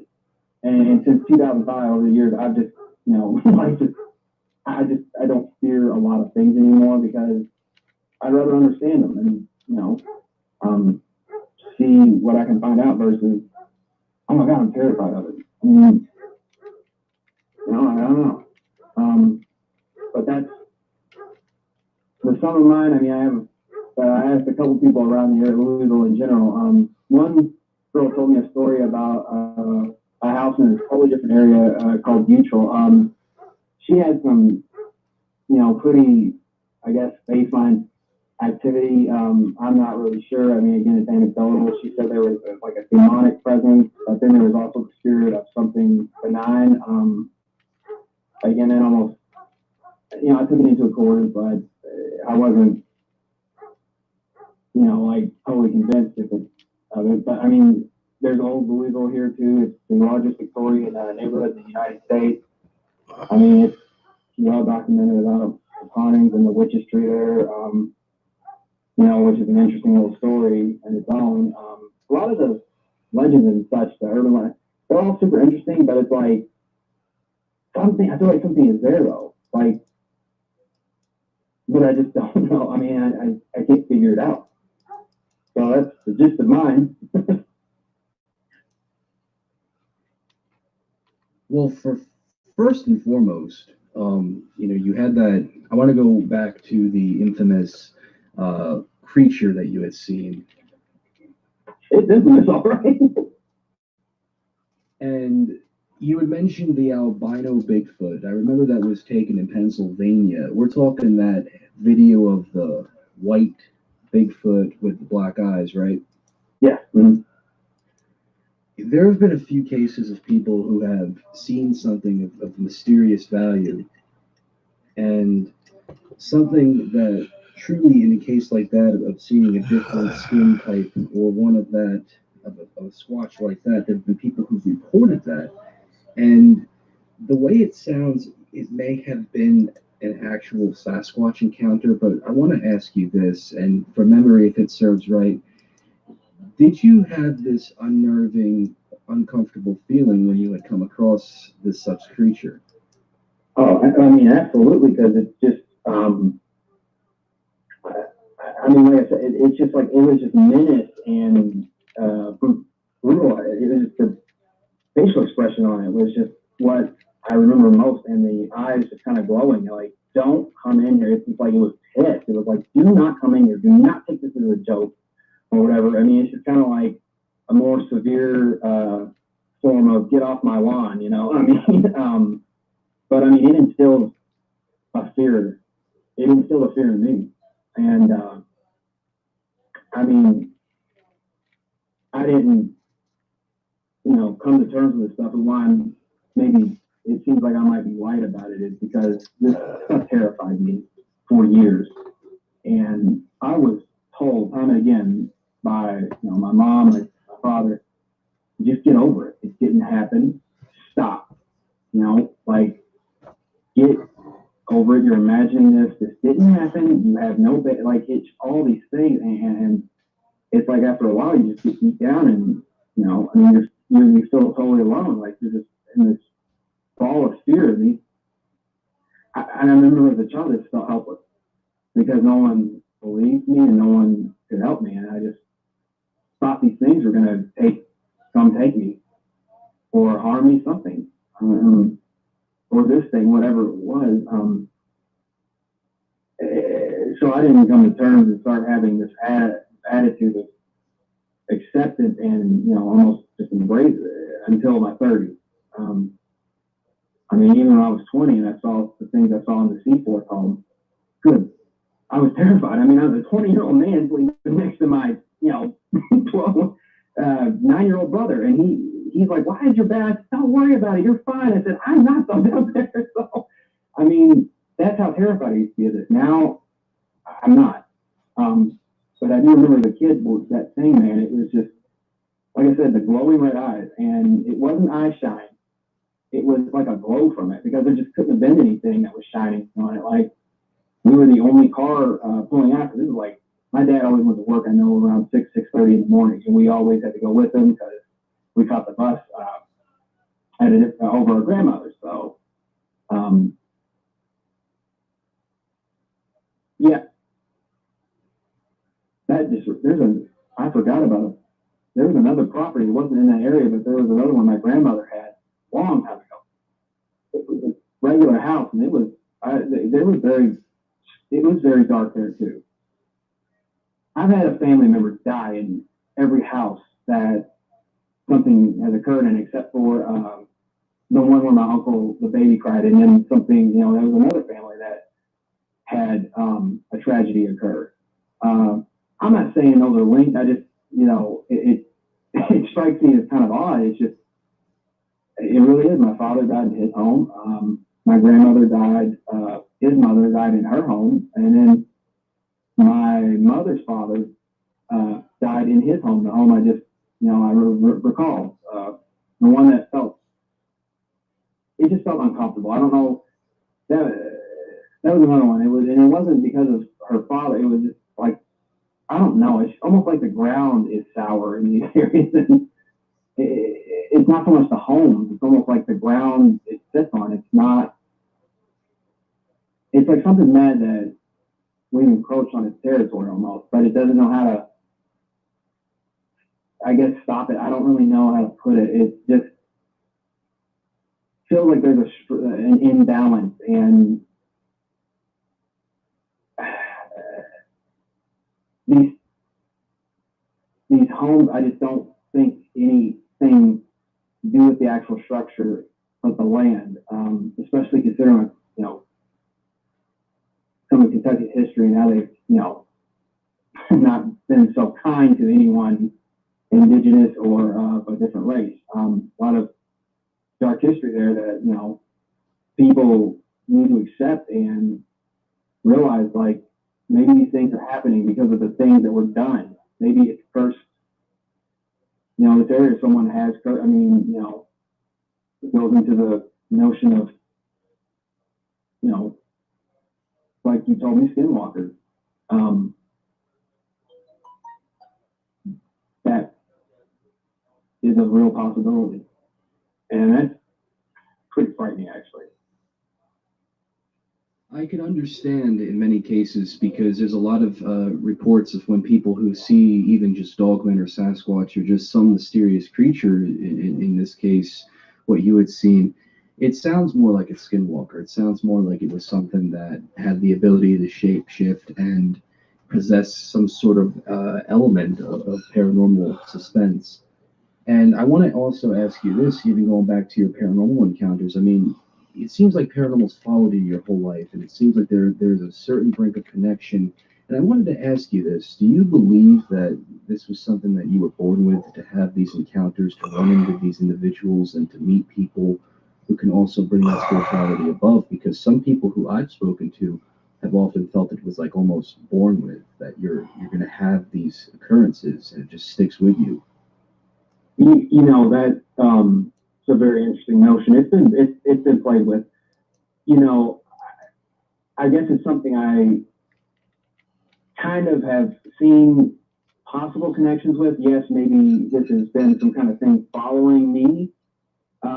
I've asked that to several kind of, people and people of a disposition from spirituality, from a different perspective. Those, I don't want to get into the topic of clairvoyance and psychics and how it's wrong, right? It's not even about that. It's just, I played with that idea with a few of them. A couple of them said, no. One said yes. I would hope that it's no, but the one connection I don't like making, and it kind of makes me sad. There has been just, and it may just be how, if you do the odds, you do the math, the percentages, you boil it all down, this occurrence is more, it's not as rare as one thinks. It's just rare in your life because you see it. But like someone passing away, like how many people in the United States pass away every single day that someone knows, and then how many, it goes all that way. But it's more, I guess, maybe the manner of death. They've all kind of been sudden and unexpected. My father, he was a heavy drinker, smoked like, no other. He passed away at 53 from a brain aneurysm. But again, he wasn't, in bad health. I mean, it's not like, oh my God, I can't believe that happened. But also it was like, damn, that was just like boom. And when he's just gone, it's like shit. But before that, my grandmother passed away in her house. Like I said, she had cancer, and I guess that's what kind of changed my perspective too, and maybe a little bit more able to embrace and deal with this because my dad called us over because she had passed in her home, and she was obese, so she weighed quite a bit, and I was one of the ones that carried her out, and that stuck with me. And it probably screwed me up more than I realized because I didn't remember. I had not seen someone outside of a funeral, procession that had passed, and what the face of death looked like, and it was severe. It altered how I looked at it because it was like, oh my God, like it's just like this is right here and now. And at that time, I hated him for making me do that. I remember hating him. But looking back, it's like an indirect lesson as to how to cope with things. And this is the reality of the world. There is death as well. And it made me a little less afraid, I guess, in the long run. But, it does make me wonder, Chris, because death does tend to follow. I mean, just this year alone, one of my good friends, he had a seizure and passed out and fell and cracked his head. And he was by himself, so no one found him for a good couple of minutes, but he passed away from that. And he was younger than I was, 28, I do believe, 27, very sudden. right the very next month, my cousin, and this, I don't know where this is at as far as investigation. She was killed, in a different county. 21 years old, sweet, good heart, good natured little girl. It broke my heart because it's like another good soul taken from this world. It's like I could have named 4 us in this family that could have gone before her. Because she was a better person than most of us. And it's a sad thing for the world to have to lose people that are good-hearted like that, you know. But I mean, she's gone under those mysterious circumstances. No one's punished for it. It's funny how things like that tend to happen around every other county but mine. Because I know Bardstown, Kentucky had the whole, I don't know if you're familiar or not, the Crystal Rogers story. I mean, that's what resonates usually with people, how 5 people in the student. Yeah. I mean, they can't find anything out there, and they can't find anything out either. They said she shot herself, and it's not at all the angle from what last I heard, the angle, you don't shoot yourself at that angle and succeed. So, and it's just weird because they brought all the family where this happened, the place, someone from the family actually brought all of her things back to us, but they had cleaned all of it up.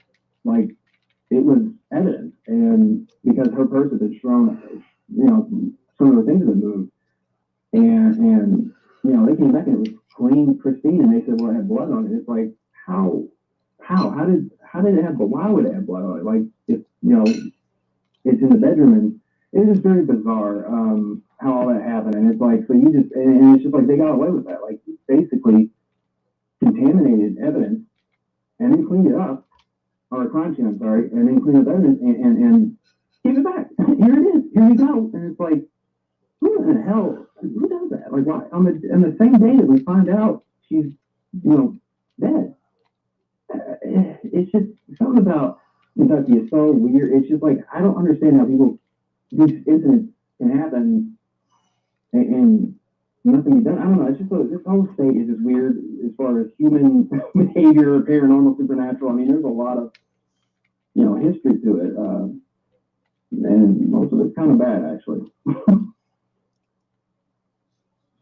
Oh, I can imagine. I mean, we're going to talk a little bit about some other places too in Kentucky in just a second, but I mean, it's just incredible how you've come so long with just an amazing amount of activity and array. And it just seems to me like, this is something that's been following you for so long, and it's been really almost an attraction, and it's like meant to be in a sense. But to have that tragedy, to have that type of sadness and tragedy to impact, that's intense. And I've lost people in my past, and I think a lot of people commenting have lost people with no other further explanation. But I mean, for you, I mean, it seems like it has evolved to help you also to get an understanding of why some things were the way they are. But when we talk about paranormal encounters of people who have had a fair share of tragedy and of course mysterious incidents, whether it's poltergeist or some sort of attack, demonic attack, it truly sticks with you. And I never wish this on the worst enemy or just in general, because it's just such a traumatic event in paranormal wise. You had mentioned Eastern Cemetery. What is it about this place that just sets off the vibes of just fright and fear, and the history of this place? Yeah, I was going to say one more thing because I just realized this, and because it's funny talking to you. I kind of will remember things, and I'm like, oh my god, I'm like, he just maybe you kind of helped me remember certain things that I kind of just put to the side. But funny enough, my father died July 20th, 2019. Well, I mean 2010. Long time ago, yeah, no, and I didn't mean to say funny enough. It's something I never figured out, and it's always made me feel bizarre. So he died in July 20th, 2010. His father, though, died June 20th, 2010, 1 month before. And I had not spoken to my father for years before that. It's the only reason me and him talk is because his dad died. He called me and he said, well, he goes, Gerald finally, he said he died because he had a stroke and he was in bad shape. And it was a blessing for him to go. But, you know, this is what taught me my humor as far as my father, because he said, yeah, you know, your grandfather said, he goes, I don't know what I'm going to do with it. All he did was buy him money. He bought him like dry roasted peanuts for Father's Day. And I'm like, what a gift, Dad. Like, but he goes, I don't know. He goes, I don't know. I'm going to give this to you now. He goes, what do I do with it? I said, what? Like, why are you having a dilemma about this right now when your dad just died? Like, I think that's where I got my weird sense of humor and coping skills. But I mean, to me, like you say, something's following. That is such a bizarre, because like I said, my father, he would have died and we would not have spoken for a good 2 years had that not happened. And it's almost like, I don't know, I don't know what that is, but that feels like something. And it's something good. But I just thought that was interesting because they really did die. Obituaries are right there to look for them. I'm giving you names. They did die about a month apart. And it's just like, I don't know what that is. But it's just weird things like that happen. People tend to go quickly in pairs. Because my cousin and my friend this year died, same month apart, almost. It's just, I don't know what that is. Maybe it's nothing. Maybe it's just coincidence. I don't know. Eastern, though, getting back to that. So it's overgrown 28 acres. The city stopped maintaining it back in the 80s. So this place, I mean, there are some parts that are so overgrown, it's like, it's just like they don't care to maintain it. And what's so weird is it's butted up against, I don't know if you've heard of Cave Hill Cemetery, where Muhammad Ali's buried. There's a couple of, that's like the rich and the poor. It's like, the juxtaposition of that, because that Eastern was always kind of more poor kind of, I guess, socio-economic background there. And then Cave Hill's so nice and maintained, and it's like it's Victorian style too. So it's kind of like even but it doesn't block out Eastern. Eastern is still there, and a lot of people are fascinated. A lot of people do volunteer to clean it up. They cut the grass, try to keep the headstones, because there's a lot of heads. I mean, they say 1844, but when we were back there, me and my girlfriend exploring it, we found a headstone that was from the 1700s, and it was just eroded to a point where you could barely make out anything. And what's so kind of, I guess, tragic about it, but I just chalk it up to how we are, especially those in power. These headstones are not, they're all over. This one, the only reason we saw it is because it was literally almost in the road. And it's like, you all not want to make, I mean, why would they let it go to such disrepair? I don't know, it's just very weird. But, it's overgrown and stuff, and like I said, the crematorium is all the way in the back, and this is right off a main road towards downtown, which is kind of funny too, because it's not isolated or anything. It's a pretty busy street, so, but it's still set back off the road, and I don't know, I got a dreadful feeling only at the crematorium. The rest of it, I didn't really feel anything. It's a beautiful area. They have it's a rolling hill kind of setup. So if they maintained it, it'd actually be very beautiful. Because there's in a little clearing in a dip, kind of like where everything slopes down. There's a willow tree, big willow tree, beautiful. So once you get back in there, it's actually very serene. It's pretty. It's not threatening, except crematorium felt very just almost daring, like, come on in here, see what happens to you. It's like, no thanks, because they boarded most of it up, concreted up most of the doorways, and like I just said, why not just tear the damn thing down? You just save more money. Why are you going all this trouble? Y'all are not going to maintain this. So it just struck me as weird, because I even asked my girl, because she's been back there more than I have. She's been back in Eastern exploring several times. And after I said, well, when did they do this? And she said they used to just have boards on all everything, windows, everything. She said do possibly the vandalism, I guess, they started concreting, but it's like, why not just tear the whole damn thing down? Because you're going to have to anyways. You don't maintain it. I don't know. It's just really weird. And every available space that there is a headstone across it. Like everything in there is taken up. And like I said, they,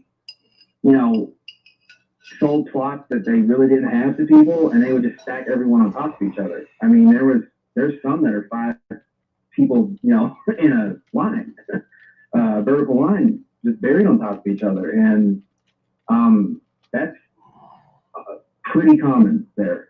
And like I said, the headstones are strewn everywhere. Some of them are cracked in half. I mean, there's some monuments in there too, like the kind of angelic statues. There's some of those in there. One of them is pretty good size, actually. And I mean, it's just like the earth is taking it all back. I did go,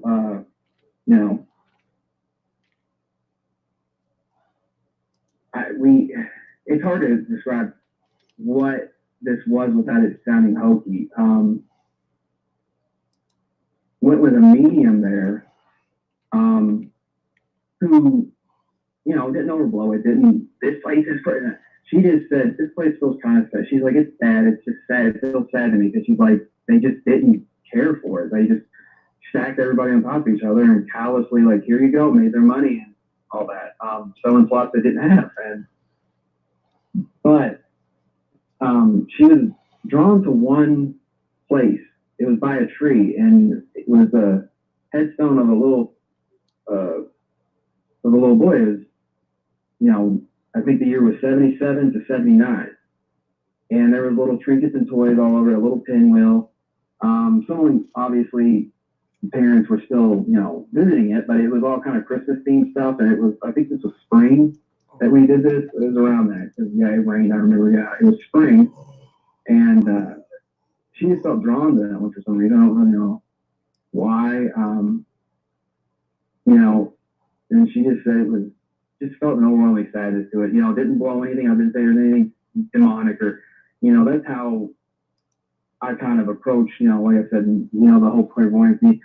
When someone's overblowing a bunch of stuff and wants to do theatrics, I immediately just tune them out. I do not, no, nothing you can do, because it's just, you can't do all that and have credibility. Like the theatrics, I've seen some that dress and tell everybody, well, if you want, this time $200 to do a spell and I'll get the, evil presence out. And it's like, okay. This, though, like I said, I believe this more due or just not overblowing it, but, as we're getting ready to go and drive out of there, I can't remember what caught my eye or it caught hers, but I said, dude, that's the pinwheel. It was in a different position.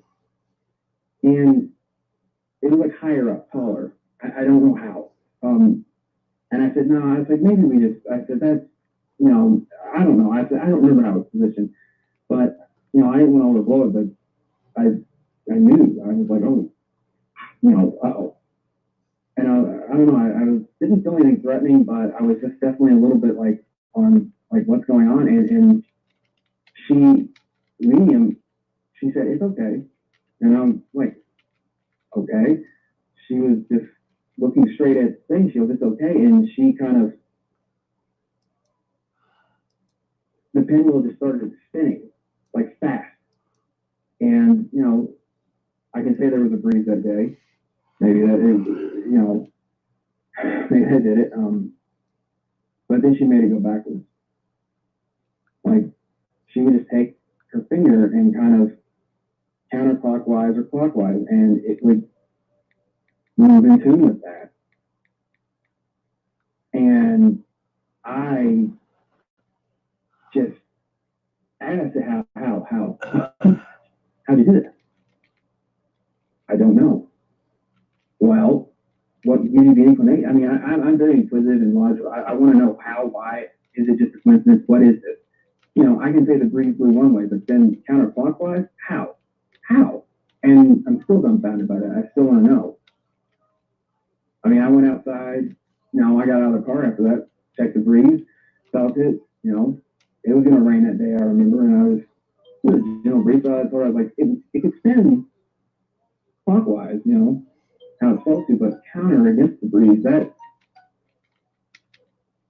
I don't know. And I asked her, I said, do it again then. I said, if you can do that, do it again. Make whatever's good, do it again. Did it again. And she made it stop. Spun it, counter, and made it stop. Just dead. And I said, all right. Cool. I've now seen something I have never seen. And that's how I got back into some of this, because it kind of made me mad almost, because I'm just sitting there and I'm like, how do you explain? I said, no. I said, I'm not going to look like an idiot. I'm not going to, you know, oh my God, look what I've seen. I've told hardly anyone. But I do remember getting chills when she did that. And I'm just like, I'm still, you know, not totally convinced. I'm 70-30 on all of that. You know, but is it possible? I think so. I think anything is, but just absolutely, having kind of seen it, yeah, it absolutely is. I'm open-minded to it. And that was the experience in Eastern. And I haven't gone back. Well, I think I might have gone back once. Nothing happened at all. Yeah, I did go back once because wanted to kind of check that area out again. And there was nothing there. It had been cleared out. It looked like, I don't remember if anything was there. I think it's, some of it might have still been the same stuff. I mean, this one is one of those memories that is a little fuzzy. I know that I went back though, but I also know nothing happened. That's probably why I don't have a good memory of it, because I mean, I remember going through the area and nothing happened at all. It wasn't, you know, receptive, I think, you know, to me, but may have been to her. That might just be all that is sometimes, is there's another world, and some people are just more receptive to it. And that's it. They don't have any crazy special wow abilities. Maybe they're just receptive, and that world is receptive to them. That's just a theory. I don't know. Maybe they actually do have some kind of supernatural gift. I mean, I don't know, man. I mean, all these things that are possible. I mean, you can't say that's not. Can't pick and choose. I mean, everything can exist. Can be. I don't know. I mean, that's all I have for Easter now. I mean, just that kind of, yeah. It's interesting because I think, you know, we see things and we are told things that we can't explain, and it does impact us as one, because it,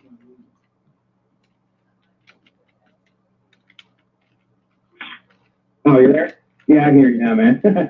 I thought for a minute, I was like, oh. we often, I think in many cases, we hear these cases of people, and when you're told a bunch of things, and it's like a bill of goods, just in a paranormal sense, you don't have a reaction to it. You almost, as if it's concerning in a way, because it's like a bunch of information that's thrown at you, and it's like, well, how can I believe that, or how can I go about that? It just sounds too asinine to be that of an actuality. But I think a lot of people who do a lot of paranormal investigations, for example, when you first hear about this stuff, it gets to you, and it's a lot of information that you take in. And I think to keep that open mindset is challenging, because there are so many things that you don't know. What's real, what is real, what Good can night, be real, Carl. and this makes sense, especially in a place like a cemetery, for example, because there's this one place, and I believe it's in Elizabeth Toe, the Gates of Hell. I'm sure you've heard of it. Yeah, that one, yeah. And I had heard there was a lot of interesting things. There's actually an individual I spoke to who was visiting the real place of Kentucky and had visited the Gates of Hell. And they had mentioned about how they didn't see anything, but their batteries were draining completely, from phones to cameras to EMS. I mean, what is it about like that kind of place like that? I mean, And I've never heard too much about the gates of hell, unfortunately, but do you know a little bit anything too about that that you would shed some light on a place like this? Like, what makes it called that to begin with? Gates of hell. See, that's the thing. I think I don't actually know why they call it the gates of hell. I'm assuming it's been a long time since I've had. I had a guy I worked with that lived out in Radcliffe and was big into horror movies, big into metal. He was very into all those things. And so, he loved kind of, he's rough and rowdy. He loved to visit these places and, figure out, stuff. He went to the gates of hell, and he did say, now that you said that battery thing, I remember him saying something about that. But otherwise, he said somebody it's like someone, it's not some just crazy guy. It's somebody who watches over the place because there's been so much vandalism in there and a lot of property, destruction. So they have someone kind of always watching it in a way. And he said they were chased out of there by that guy. He said otherwise he didn't really feel much. He said it was a little overhyped. Except he did say it's weird the batteries kind of drained.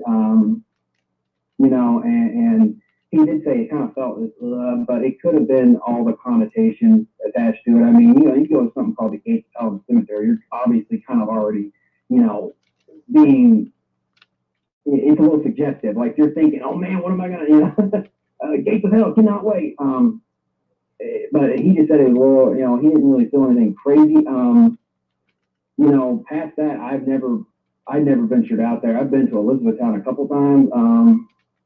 It's not as big as Louisville by any means. It's just a kind of small area. About 25 minutes away, I think. They've got, I think they have some more, but I'm not real familiar with it. I know Bardstown, Kentucky, aside from that other thing, they have like a ghost trek. I've done that. It was okay. Like most of it was just, it wasn't real. They left us in one of the cemeteries. I felt fine. Didn't really feel anything. Trying to think where else I've been in. It's like Newport. I've been in Newport, but that's it's right by Cincinnati. That's not. I haven't felt anything there. Mostly just the most dreadful doom-filled area has been the PRP area. But I know that there's so much. Like I said, the Witch's Tree. I don't know if anybody knows about that one. That was kind of a little. I don't know how to put it. It's just like it's a documented thing that happened. So it's kind of it's been our news coverage up here has covered it a couple times, kind of like during Halloween. And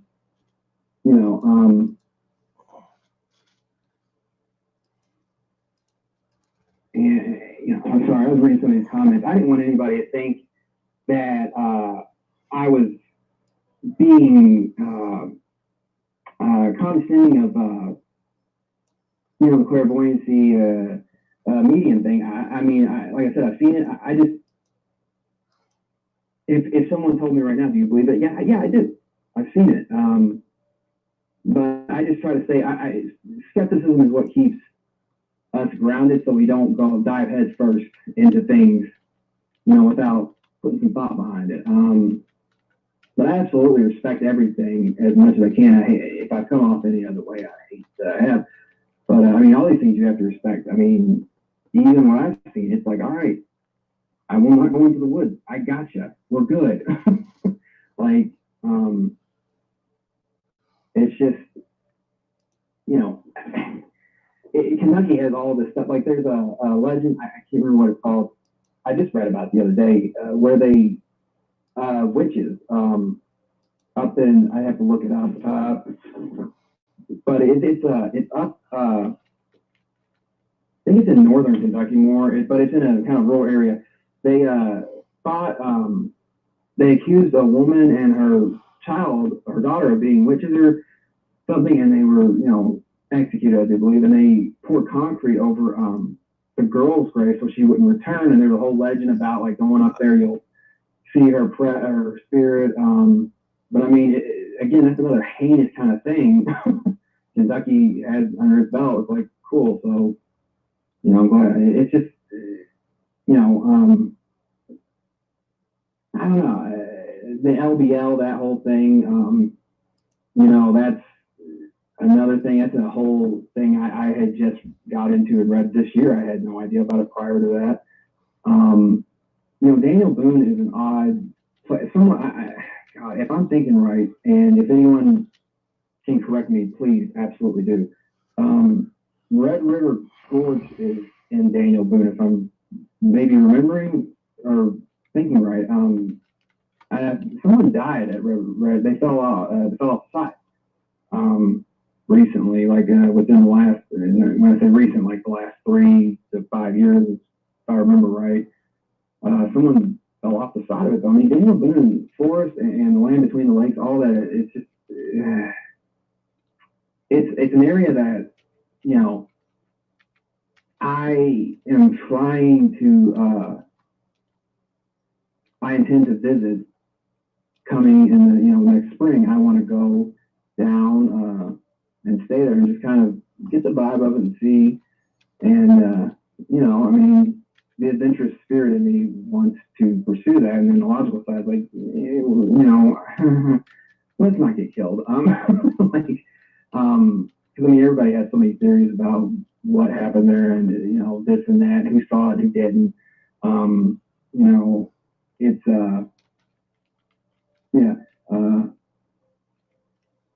With the beast of LBL, I mean, well, and just in general, in between the lakes, I mean, you know, we can't talk about Kentucky without talking about this place, and it seems to be such a rural and huge hotspot. And it's not just even the reported beast creature, but also paranormal activity and a lot of cemeteries in that area. I mean, let me ask you something, and going back to cryptids real quick. You know, we talk about how what you had seen may have been something of a skinwalker or something truly of that shapeshifter, but you know, you hear of all these reports about the LBL creature. I mean, do you have an opinion based on what that could possibly be? Do you think it possibly could be something of a skinwalker or something supernatural, or is it a flesh and blood animal, do you think? And the LBL, I mean, it's funny. It kind of depends on what details, I guess, one believes or is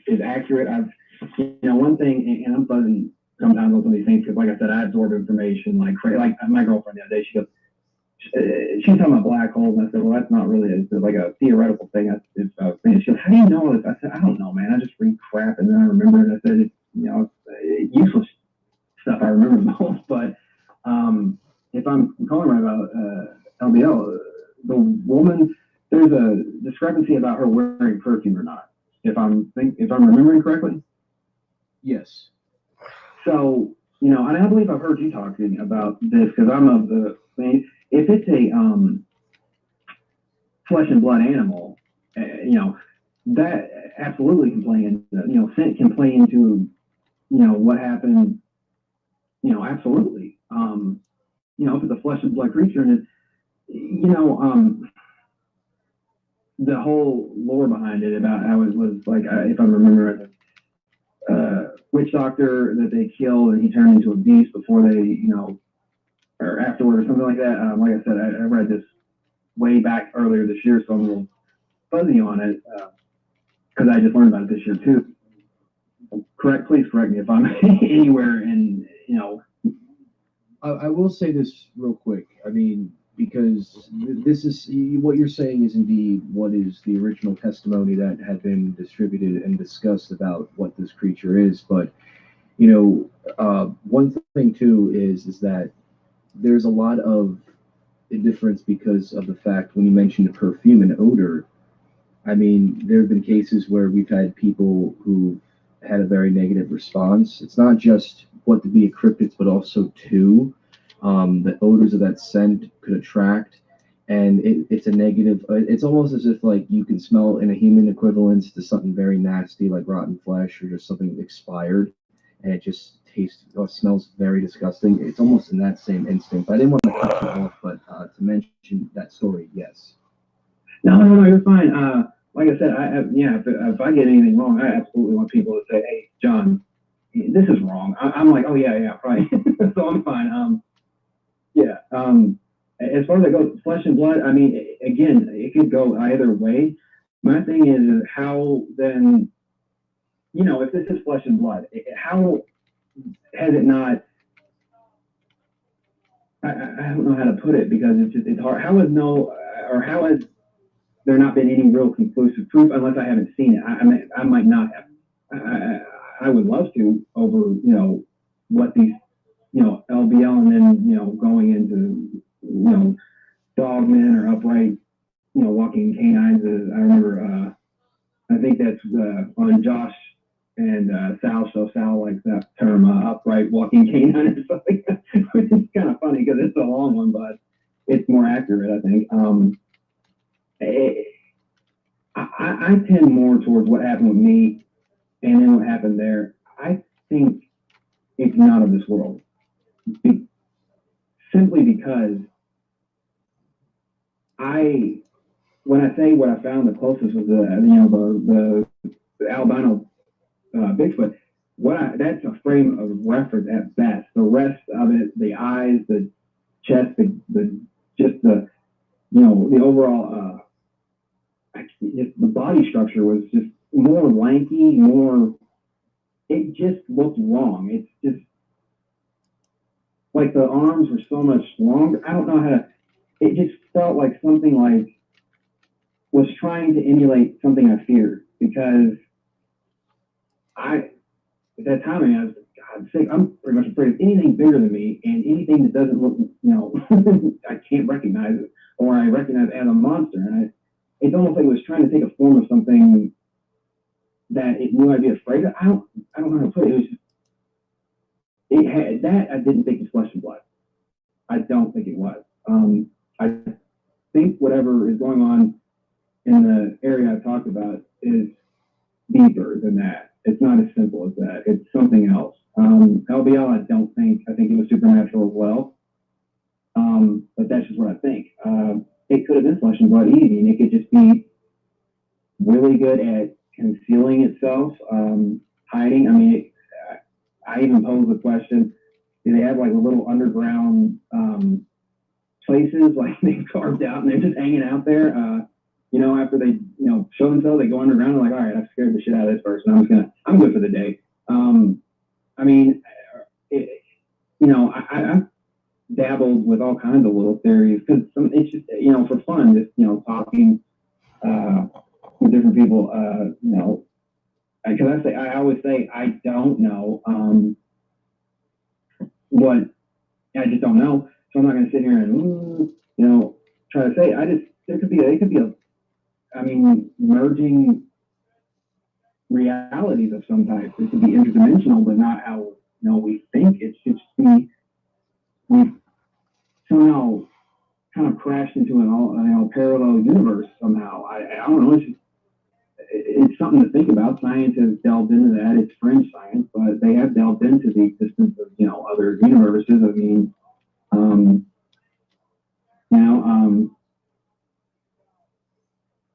it could be that, and it could be a parallel universe that's like ours, but it has some different things to it. I mean, I impose like they know that they've merged with us, and they're just having fun with us. They're just screwing around. They're just like, let's go scare the shit out of these people. Let's see what happens. Like, let's just have fun with them. We'll go back to ours. Like, I mean, because that's why sometimes because it's like, why do they kind of seem threatening but don't advance? Like why have they never really we've heard these stories. I've heard a bunch of them over all the channels of them kind of being threatening and doing like little ominous things, but not directly harming someone. Like they'll tap on windows, they'll scare you. It's almost like, because sometimes I'm like, I look at it like, is this a playful nature in a way? Like, are they having fun? And this is fun to them, and they don't realize how terrifying this actually is. I mean, are they, like I said, is it like just opening a door, screwing, playing a prank on someone, and then just going back to your own world? Like, we'll do that again tomorrow. I mean, that's the kind of things I just kind of pose because it's fun. Because I need to say, prove me wrong. I can't prove myself right. It's just one of those things. It's like it's neither true nor false. It's just an idea. It's a theory. But I mean, it could be that where yeah, timelines merge somehow, or realities have, and these things did not exist before, but retroactively, merging with timelines, we all remember it like kind of almost like the Mandela effect. We remember things differently, or this now exists on this time. Like something shifted, and that wasn't there before and now is, but we just accepted it always has been because of merge. And you get into a lot of it's almost science fiction. There, my creative writing side, but it could be anything, and it could just be flesh and blood. I just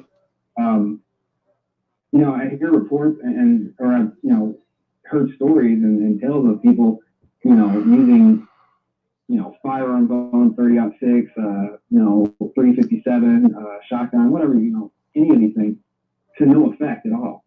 So how's a flesh and blood creature, not, what I'm saying? Like, how does that not affect them? And you know what I mean? Because I feel like, I don't know, I just haven't been in the situation these people have been in, but it's like, if you're, how do you get out of that alive? How do you shoot this thing, has no effect, and you get out of there without it just, tearing you a new one?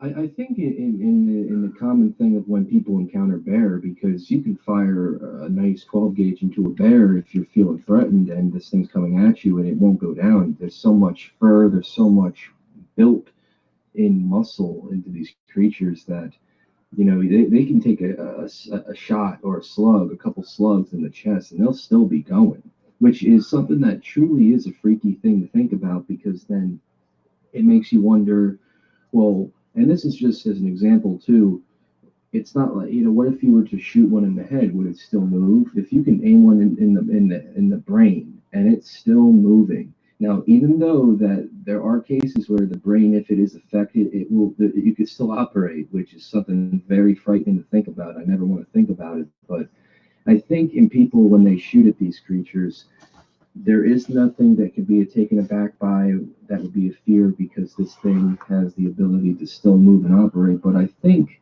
and this is of course not to promote killing, but this is in the sense of in people who've encountered them, they can probably fire a warning shot or have a loud air horn that would trigger this creature to back off because of the sensitivity of surrounding of this nature, and then it proceeds to back off. But at the same time, you also don't want to go out there and put yourself as prey. I never recommend anybody to want to go and find one of these things and to try to provoke it, and then the result of it being something that would be them getting killed, or worse, being attacked, if possible. 9 times out of 10, a lot of these Dogman and Bigfoot cases I see and hear about, it seems like there's something about them and their territory. And you've made mention about how they'll tap at windows, or they'll stare at you, and they'll just make some sort of weird presence. It just could be just instincts of their emotions. I don't think these creatures have that ability to be vocal, much like us, in terms of communication purposes.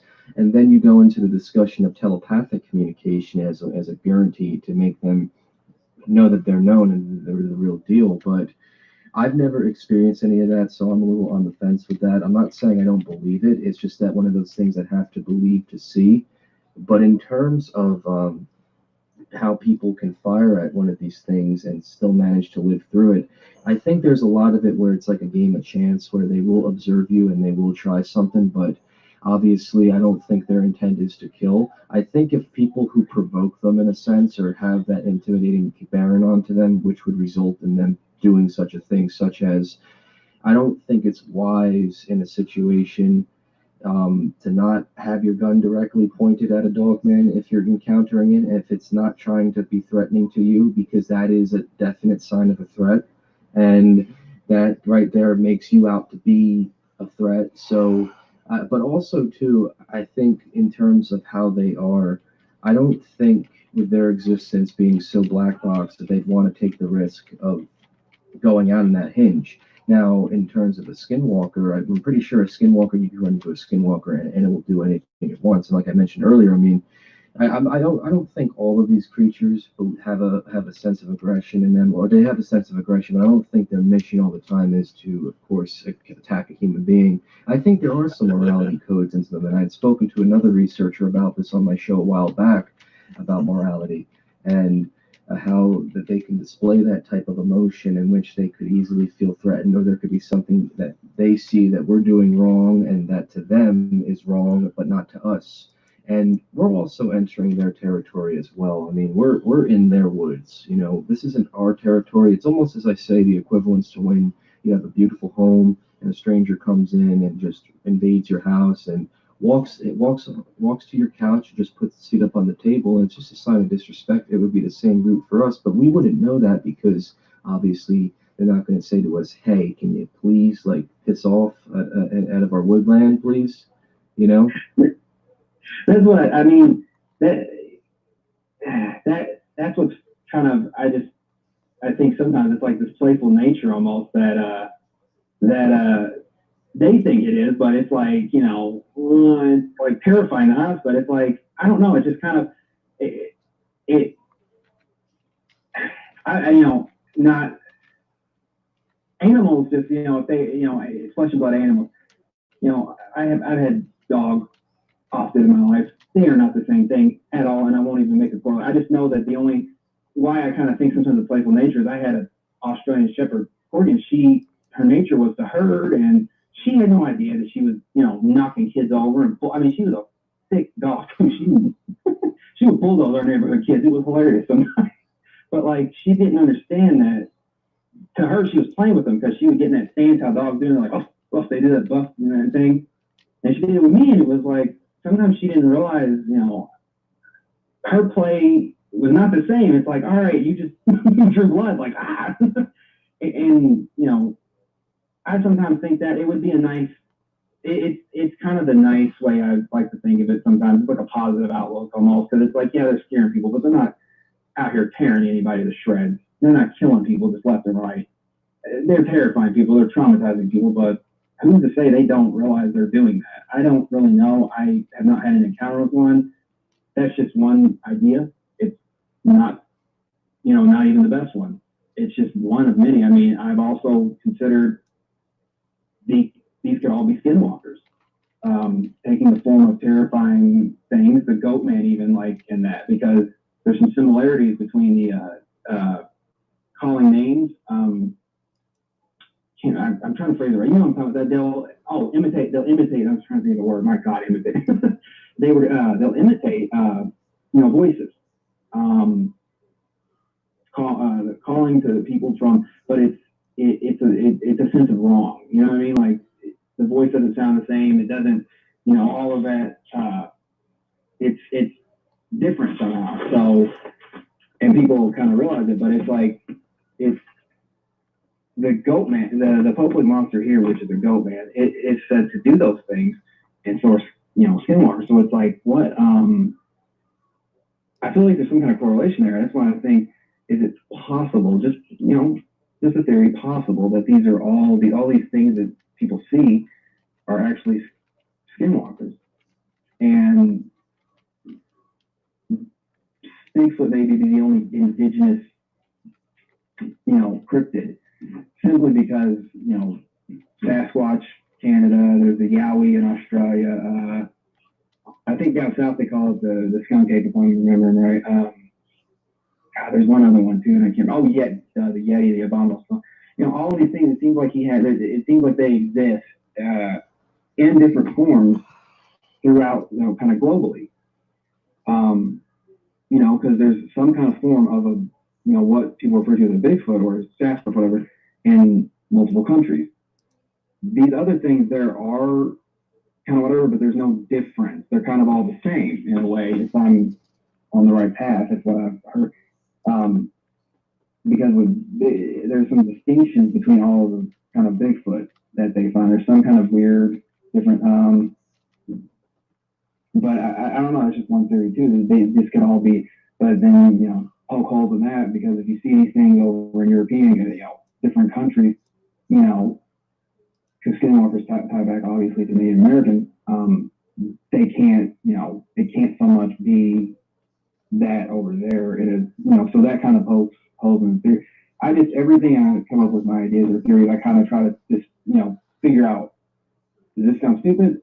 Is this, can I disprove this? Am I just on the wrong track? And it's just, again, it's just theories, ideas. It's not even,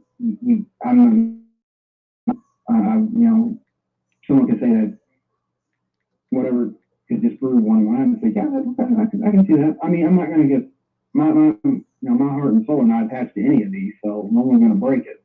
If my theories don't align or sound weird, that's fine. I mean, I understand. So, I've always believed that people should always respect each other's opinions on that, and I totally understand where you're coming from. I mean, everyone is entitled to difference in belief because, I mean, we're all introduced to this in a different aspect, in a different way, and whether it's podcast or whether we do research or we look even in the history books of our history and cultures, there's always something that triggers our ideas and belief. And I know it might sound a little too far-fetched to some, but I mean, this is again too, I always leave the shows with open-minded thoughts because it's always important to explore them, especially when we're talking about the belief of them being all cryptids would be skinwalker related. I mean, I've always felt that there's, like I mentioned to you early when we began the show, well, when we first in the process of the show, I had mentioned about how there seems to be always some sort of history that we as individual in our timeline, and here we are now, a majority of us watching are probably in our early 20s through our 50s and 60s, and that's not to profile anybody, by the way, folks, no disrespect, but personally, we grew up in history textbooks and cultures, and we're meant to believe that, and we don't know what else that hasn't been documented in those cultures because we may not know, or it's in some history book or some hidden textbook in terms of history, and it's just a lot to take in. And I think it's a lot of things that we don't have a good explanation on, and we can always speak to commissions. And I think the real answers come to those who know a lot about it, and that's the culture that, of course, knows more about skinwalkers, whether it's native or another. There's always something out there that, of course, can trigger that thought process. I know that when I had spoken and asked about Dogman to a couple of folk of the native lore, they were very concerned about it. They didn't really talk about it. They were actually taken aback by it. So, there could be a bit of an origin or a possibility to that linking to them being that of a skinwalker or some sort of supernatural animal of that Native American culture. I'm not saying that as fact, but it was just something that found to caught my attention pretty odd, and not to distinct from, of course, the discussion of skinwalkers and other anomaly besides Dogman. It was just something I just wanted to stress out and say because it did catch my attention, but I do 100% see where you're coming from in terms of that, about what could be real and what could not be real, because especially in the state of Kentucky where there's just so much activity, and besides what you've discussed in the cemeteries, I mean, there's so much more in that state. There's a lot everywhere, and I was looking at the comments and I totally did, miss that one. About the 411, I totally forgot about that. So yeah, I understand. That's what I meant. Like, with what I mean, I am a writer, a creative writer. Sometimes I get away with like the theories because it's just fun sometimes to explore it. It's not meant absolute. As I said, you guys can point out like when I am wrong, and that I did miss that. That's absolutely a good point. I think James and Ryan said the the missing 411. That's a really that's a bizarre trend. And yeah, Ryan, you're right. Man is absolutely the worst. That's the kind of what I was getting at earlier. Is those woodlands, whatever belonged there, they came in with their machines and tore it down. Didn't care for it. They're going to build more and more homes, more and more. Don't need it, but they're going to do it. And I mean, so man is absolutely the most dangerous. Yeah, and I absolutely, yeah, it's 411. That's kind of like also got me into this. Way back. I mean, that's like I said, I hadn't looked into that for a while. That's really, really good point because you know, what is happening to those people? Why are some, and Rebecca right there, waterways. That's another thing I thought about. Waterways are like maps. Like, it seems like something to do with water. I don't know. I've always just noticed with my own experiences, water, there's like a waterway not too far from where I lived. And there was another, like a pond, kind of back in those woods too. It always seems like there's like some kind of water, like a waterway, like she just pointed out. You know, that's just the only correlation. And the only other thing I've noticed is the things that appeared and happened were always some kind of turmoil or, you know, trauma was present with these experiences. And that's waterways, and that is the only correlations I've made between everything I've experienced. Otherwise, I don't. I just don't understand it, and I don't know. Like I said, but yeah, and then yeah, Ryan's right. David, whatever, he's not coming forward to say it either. But I also think that is to keep from going over the edge and people dismissing it completely. If he comes out and says, "Oh well, this is the Bigfoot," or whatever, is capturing these people and taking them. If he comes out and just says that, I think he loses, you know, some of the people, because they'll just start rolling their eyes and not appreciating what actually is going on. I don't know. I mean, 411, I don't know. That's just I don't even know what to make of that. It's just because there's too many things. The only thing I've noticed maybe from it is people that tend to disappear and they never find again, or they do find and they're deceased, tend to be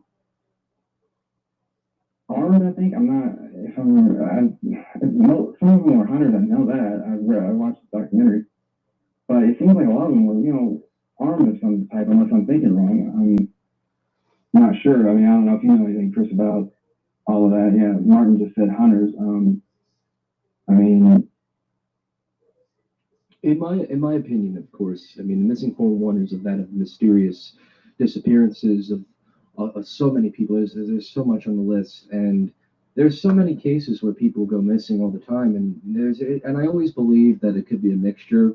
There could be responsibility for cryptids. There have been reports of people, even in the Pallades books, of government officials at these events, of people who've gone missing, whether it was Yellowstone or whether it was even Boone, or just in general, people who've gone missing in all over forest and recreational parks all throughout the U.S. and even throughout the world too. I think there's so many cases of people who've witnessed this, and even in the case of the reported LBL story, that there were some high-class officials there. But point is that when you have an array of officials coming to discuss and try to debunk or whatever the case may be, the situation, then you also have those who go missing in forest, and there's a manhunt, because some of these people are just your average hikers and some are just hunters, and some people, I even think it could be a mixture of cryptids. It could be a mixture of getting lost in the woods, because there's always people who go missing in forest areas because they get lost and they get dehydrated, they get, you know, they're hungry, their bodies begin to die down. Some people don't prepare themselves physically for the forest or the woods. If you're in the woods for almost a week, whether you're hunting or whether you're just simply camping or hiking, you always want to be prepared, and not just physically but also mentally, because it's it's out of your comfort zone of society. You're not dealing with people unless you're with a couple others, and you're just far away from your home breach, your homestead. Some people get sick. I've gone hiking for weeks, and people I've been with were sick and they miss it. They miss home, and people go missing all the time because of the fact being that some are just not prepared for this, I think. And also too, in terms of regular zoological animal attacks, I mean, I don't think I've come across one report where people who, if they've been attacked by a bear, but why would the bear, of course, the bear could be sabotaged. There was a case, I think, of somebody, not to get off the subject, but there was a case of some boy that apparently was captured by a bear, and the bear was humble enough to guide him into the woods, which made zero sense to me, which made me wonder if there's some more to that region. I think that was in Wisconsin, so if anybody in the chat can correct me on that. But the reason why I bring it up is because there's definitely 1,000 ways to go about misleading in cases of people who go missing in the woods. But I'm under the belief, though, that people can go missing whether because of cryptids or just because of their own self-cautious, because of the fact that some could be not prepared for the woods, and some others just that there are cases there. But I find it strange when you have officials at some of these locations and they're just simply there for some sporadic reason. It's not. How do you, if someone goes missing, why would the parents, why would the family, why would friends of those people who go missing be informed, and be informed of those people have high-class government officials in black helicopters scrolling around the area? There's more to it if you think about it. Yeah, and I mean, that's,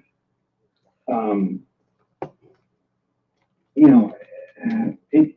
Looking at, I was kind of looking at the chat, seeing what everybody. I mean, it's like, and it's the thing. Like nobody, as many theories as there are, or whatever ideas and such, nobody's right or wrong, because at the end of the day, nobody has anything to conclusively say, oh yeah, this is how it is. That's why I don't think there should be any negativity or arguments or saying anybody this is wrong or that's wrong, or arguments. I mean, you guys, like I said, you guys don't argue over werewolves on the internet in 2019. Everybody's opinion is valid.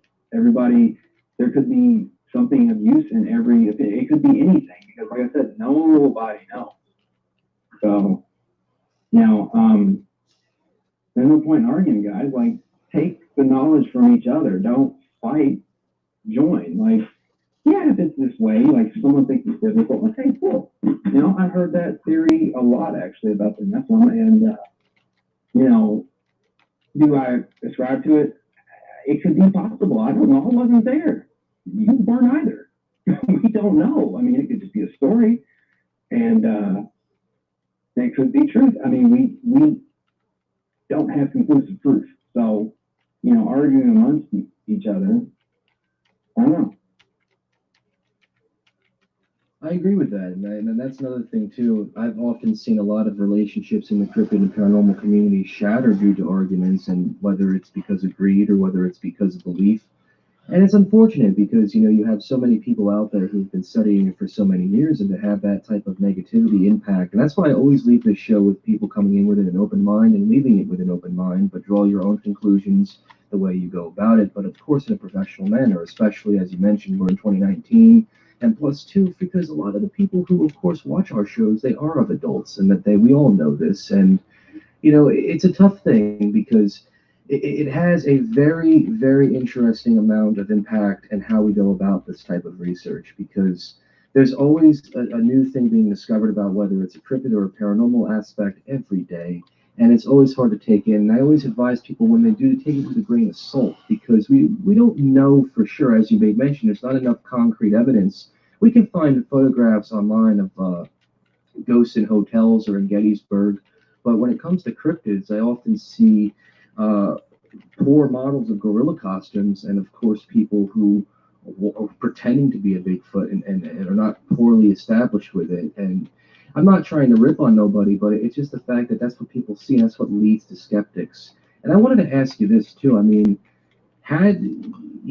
for those out there who are under the belief and skeptical about things, I mean, how do you go about that? I mean, what would it take for you if you were in this case, for example? And I know it's pretty hard to imagine if you were skeptical. I mean, what would it take you to believe that this exists? Let's just say you never had any of these encounters, and I brought you on as a skeptic, and what would make you believe? What would convince you? Would it be to have an encounter, or would it just to simply see concrete evidence, or something else? It's almost like a Venn diagram of this and that and both. Yeah, it's a lot of things, actually. There's not one thing that I would go, oh yeah. I'm not even, if you had to ask me right now, believe or you don't, I believe more than I do. Because why? If I'm gonna, I think believing and keeping an open mind you're not going to be pegged down to one single, you know, theory or idea. And then when your idea and theory is proved wrong, you look like a jackass. And it's like, well, you stuck to that, you ascribe to that, that's yours, you've achieved your status. I open-mindedness, I mean, I come from, like I said, I told you, the only person that talked about this in my family was my uncle. Everybody else don't talk about it, or, you know, not even don't talk about it, just I don't want to hear it, just get out of, you know, a lot of turmoil with our, the family dynamic we had as is. I've just been through a lot more than just the paranormal side of it.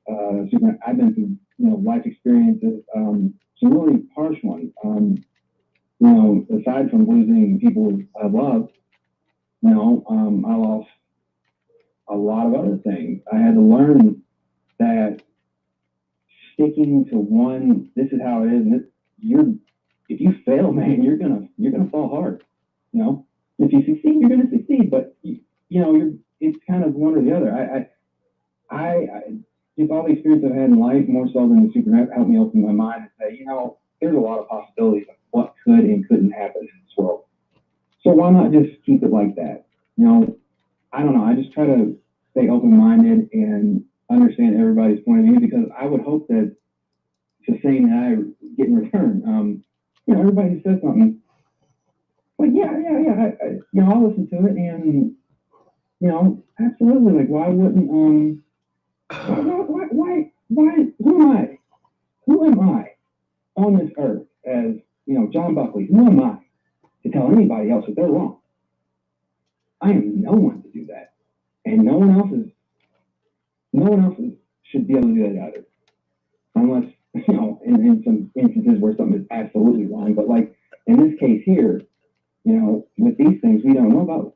Hey man, like, okay, that's your idea, cool. I'm not gonna, you know, shit on it basically. Like, you know, I mean, definitely, everybody has interesting ideas and can be, you know, of use. I mean, it's no, you know, I'm not seeing anyone in here ascribe anything that I can't sit here and I've read through the chat and say they're wrong. They're not. Everybody has a point. It's about the infighting and negativity where are you wrong. If you're definitive like that, cool.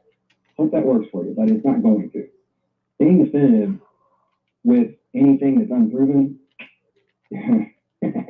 yeah. I don't ascribe that. I think anything is possible and everybody's opinions are valid. Biblical, flesh and blood, supernatural. I mean, a guy in a costume who has passed it down through generations of his family to terrify people in one area. I mean, it can be, if someone told me that, I'd be like, oh shit, that's really what it was? Otherwise, I don't know. And no one else does either. Do I think that's it? No. But, you know, I'm just saying that if someone sees that wild theory out there, disprove it. It's kind of hard to. Like, nobody else has any conclusive proof. That's the only thing. So what I'm getting at is keep an open mind. I think people who are skeptics often maybe just, it's not about, it's just maybe they don't know. I don't know. Maybe they weren't exposed to, you know, different sides of it. I just, you know. I totally understand completely where you're coming from, and the frustration is there. It's very vivid. It's painted like a perfect picture because, you know, it is something that we deal with, and I think it's important that many also too take a difference in acceptance with, because it could be nerve-wracking. I wanted to transition though real quick because we speak of Louisville, and there's one place that I think is just so interesting to me, and that is Camp Taylor. Have you heard of it?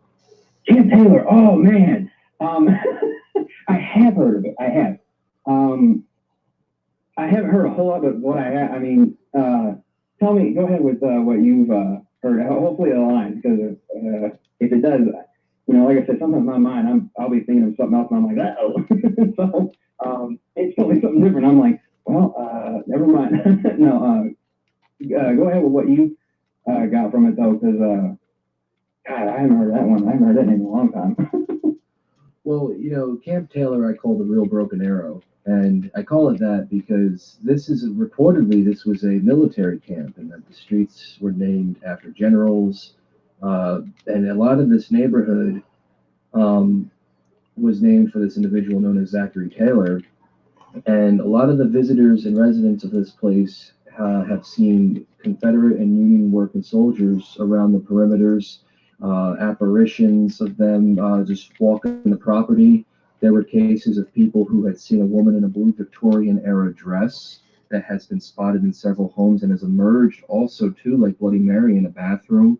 And then there's also been some cases too that these were a lot of the housing was built under military foundation. It was militarized, and a lot of the reports and documents have went ahead and they said that the place was shut down due to tuberculosis and malaria that were among the diseases that made this place shut down, but it's been left with so much paranormal activity. I know that there was a report of some researchers who went out there and they had major EVPs, had threat of nausea, had heard screams, and reportedly had seen orbs, but not an apparition. But I just figured, Camp Taylor in the heart of Louisville, I wondered what it would be like and how, if you've ever heard of it, because it's a very huge foundation for paranormal activity. Yeah, it's, I was just looking at it here. It's, the former military base, 6 miles southeast of our downtown area. So, yeah, funny enough, in that area, if I'm thinking of the same area, there has been some stuff out there. Ottoman Park, I'm looking at the map here of where they put this, because, Camp Taylor, I remember, that's a place, God, I heard a long time ago, like, someone was talking about it, and it was like they had a fear of it, like they had visited it, and this was a long time ago, though. Because the biggest thing now out here has been a couple other things, like they make the public Goatman Mountain, that whole area is like an attraction now, even though 3 people have died on that trestle. It's not at the trestle, but it's in the public park, and they have a whole little haunted thing they do during Halloween. They kind of made it into a whole. I've even done it. They did pretty good with it. I'll give them that. It's wild though at the end because they do an air horn. But it's like it's kind of, I don't know what you would call it.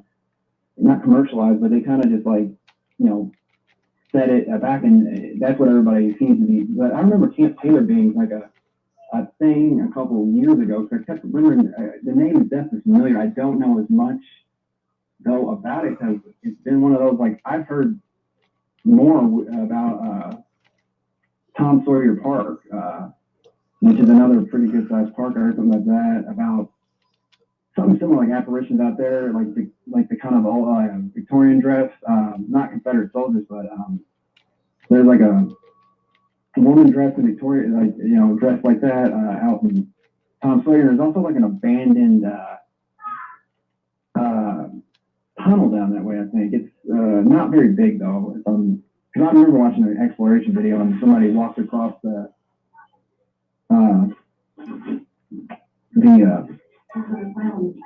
there's an asylum. Oh God, there was my girlfriend just got home not so long ago.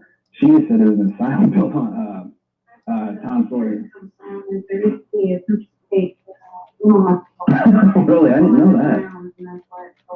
You know about Camp Taylor? Taylor, that whole area. Camp Taylor, a lot of war military. Yeah, that's what he was. Yeah. Cemetery back there, all Texas. Germantown. Yeah, Germantown. Oh, yeah. Super haunted. Yeah, I don't really care for that one either. That was a weird area. Yeah, she said Camp Taylor is because, like I said, she knows a good amount about all the lore and craziness in this damn city too. Yeah, she said Camp Taylor, same thing you said. It's very like military. There's a lot of apparitions there. Civil War. Buried in the cemetery in there, so there was something went on, battle or something. Yeah, a Civil War. Okay, so yeah. But yeah, he was talking about Camp Taylor, and we were talking about all kinds of other stuff. How Hope Lake's kind of been commercialized, at this point, like nobody. Well, there's a whole haunted attraction. Yeah. But then 3 people have died on that damn trestle, like exploring the Yeah, oh yeah, it is, because I remember. Recently, in about the last decade or so. Yeah, and God, what was the other thing I was just thinking of that was near that? Oh, Camp Taylor's not where I saw it. I was thinking of Taylorsville Lake, actually. That's where I saw something weird, but I don't, that could just, I kind of debunked that, but it still bothers me, but. Yeah, I mean, Absolutely. yeah, she kind of fills in the blanks I guess I have sometimes, but I mean, yeah, there's a lot of lore behind a lot of stuff. I mean, we hadn't even gotten to the witch's tree yet. We both in lived Old in Louisville. Yeah, Old Louisville's really haunted as shit. I lived in Old Louisville. It's the largest Victorian Yeah. preserved neighborhood in the country, and a lot of old homes, Victorian, late 1800s, early 1900s, and a lot of stuff down in that area too. Yeah, I feel like Louisville in certain areas was just built on, like, that land was just absolutely cursed beforehand, and we just all moved in like, hey, how we doing? And now we just built all our stuff, and we're like, we'll just live next to this stuff and we'll be fine. Areas, parks, streets, Yeah. Mm-hmm. Well, Chris, I don't know if you heard of Iroquois Park. That's what I was trying to think of, Iroquois Park. The Headless Woman of Iroquois Park. Okay, yeah, Airplay Park. Please, by all means, go into it. I'd love to hear more about it. It's there's like a the story I heard, I don't feel like it's accurate, because mine, like, someone told me about it was a brutal murder and like they beheaded her. People. Oh, they used to hang? Oh, yeah. I don't know how true that's rumored, but It's probably true, man. yeah, there's a lot of a whole other conversation, but there's been lots of stories about people, like racial stuff going on, and that for people have been hung for being black or of a different race. There's a big hill in that park, and it overlooks the city, and it used to be like a makeout point, but there's also, I've heard people talk about seeing apparitions and creepy stuff up there at night. It's like a winding road that goes up into the park, and you can go and look over the city. But yeah, a lot of history in there too. Yeah, I mean, it's insane, Chris. I mean, I've been in Iroquois myself. I didn't go up real far into it. I just walked my dogs for a bit, and and it's a pretty crowded park too. They've added on to it since it was first established. They've added a lot on.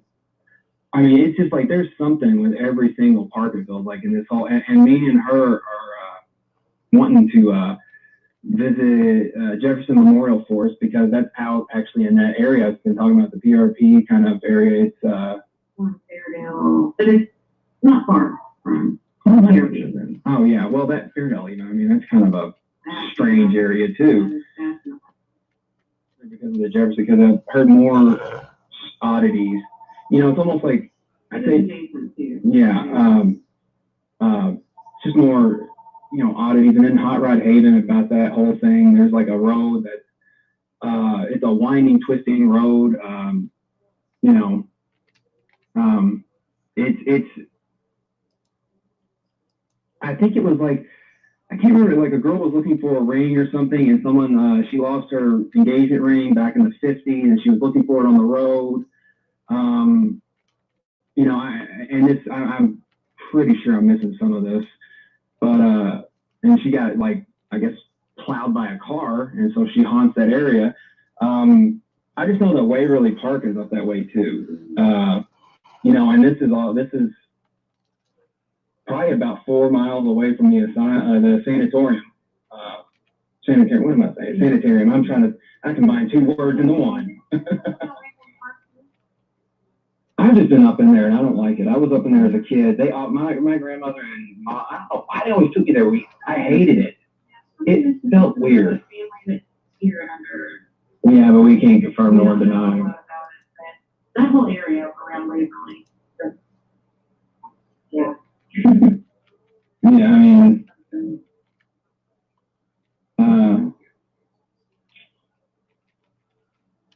but I mean, yeah, as far as, I mean, there's just a lot of weirdness out here, and I don't know. I mean, everybody, like I said, I talked to here. I just talked to actually one of my instructors in one of my classes. Her and her husband used to live out that way, and she just said, I asked her, I said, yeah, it was freezing. She said she felt weird out there. It's just a dead area. They don't put any damn money into it.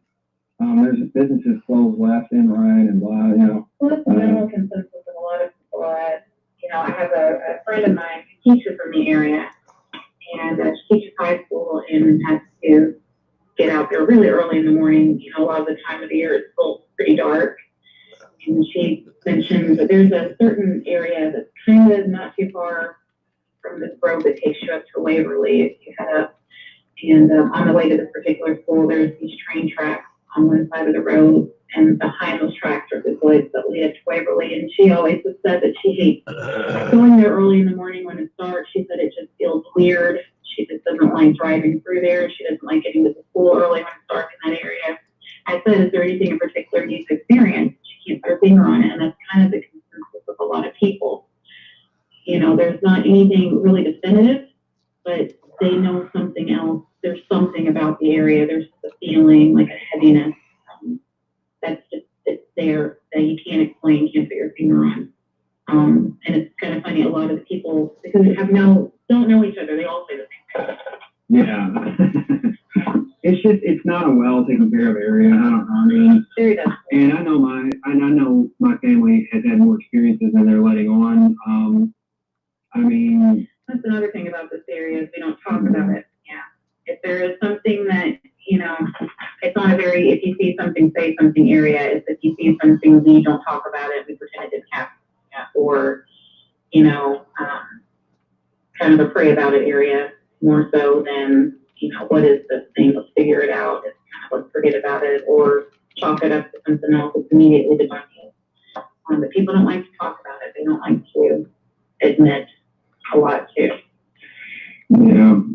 Why do you think that's the case, if I might ask? I mean, do you feel that there's so much more to it? I mean, I know for a place in Kentucky, I mean, the state itself, there's so much activity, and even when you go to a few certain places within it, whether it's Louisville or, of course, in general, like LBL, I mean, there's so many people who refuse to speak about it or just have a very low expectation. I mean, do you also feel it could, because of the deliverance and the negativity that the vibes it brings, could also impact them themselves, as in if it's like not like a psychosis, but also just the fact that the vibes and the discussion of it are just very disturbing to some that would make someone feel uncomfortable? I think so. There's a couple of variables. I think I do think there is just a general fear of the unknown in this area. We are in the Bible Belt.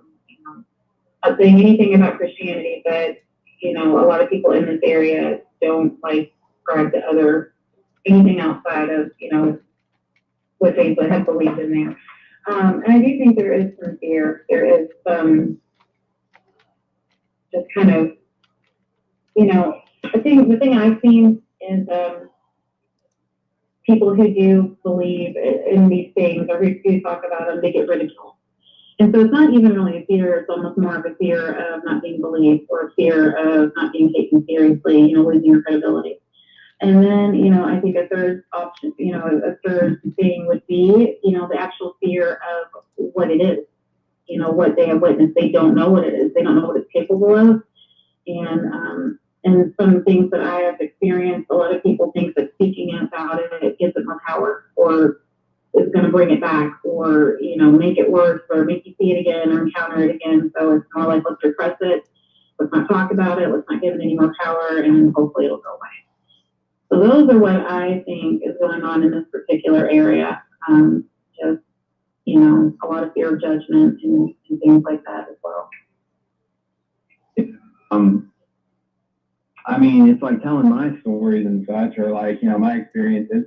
It's kind of been written off, and like I said, I guess the humorous side of it is, I always remember that day when I saw that shadow, and I went in there with all my toys. I had like all the, I was born in '85, so I had all the badass X-Men stuff, man. If you don't remember the X-Men cartoon that came on Fox, I don't know what to tell you, man. That shit was awesome. All I looked forward to as a kid, it felt like. Those recordings because I got home from school too late. So I remember just sitting there though, and my dad, like, it just is a way of, they weren't going to hear shit from me about, like, what's in my room, and get the F back in your room. I don't want to deal with it. You're being too loud. Yes, previously on X-Men, you're damn right, Ryan. God, that was cool as hell. I hated when they put Beast in prison though, because he was my favorite character. They put him in prison after they fought the robots. That's some bullshit. Yes, the old Power Rangers too. But it's like, yeah, you tell these stories out here, and people are just kind of like, what? And that happened? They're whatever else. I mean, I haven't even busted out my, real Southern Kentuckian accent for you yet. Okay. But like, yeah, it's a very closed-minded area. As weird as it might be, but Louisville, it shouldn't be, but it is, and they just want to continue to be that way. And that's towards anything, that's just different. Anything that is, could lead to pain, tragedy, any of that stuff, they're like, move on, let's just move on, move past it. And it's like, a lot of people, if you talk to them and sit down with them and explain a lot. I experienced this last week. Somebody was very in disbelief about something as supernatural or, pseudoscience, whatever you want to call it, and came back and, asked more questions about it, kind of came around about way of wanting to know more. And that's something I've experienced too, is people who are kind of closed off or closed-minded talking about it. If you bring it to them in the right way, they'll slowly start to get a little bit of information, and they'll start talking and telling their stories. I know that happened with your mom. It happened with my mom. People don't really know what to say about it, and you have to kind of approach it in the right way with kid gloves, or you can either scare them away or slowly chip away and get a little bit of the story. But my family is from Washington County in Kentucky, Springfield, Kentucky, Bardstown, Kentucky, and that's a whole other story. But the land out there and things out there, there's a lot of stuff out there I've experienced as well. So their stories are there, the people have experienced them, it's just kind of getting it out of them is more the issue than anything. You got to tell them it's okay, man. They're not going to take your Republican card back from you. You're good and safe. This is not going to change your outlook at the Aldi's. Like, it's just,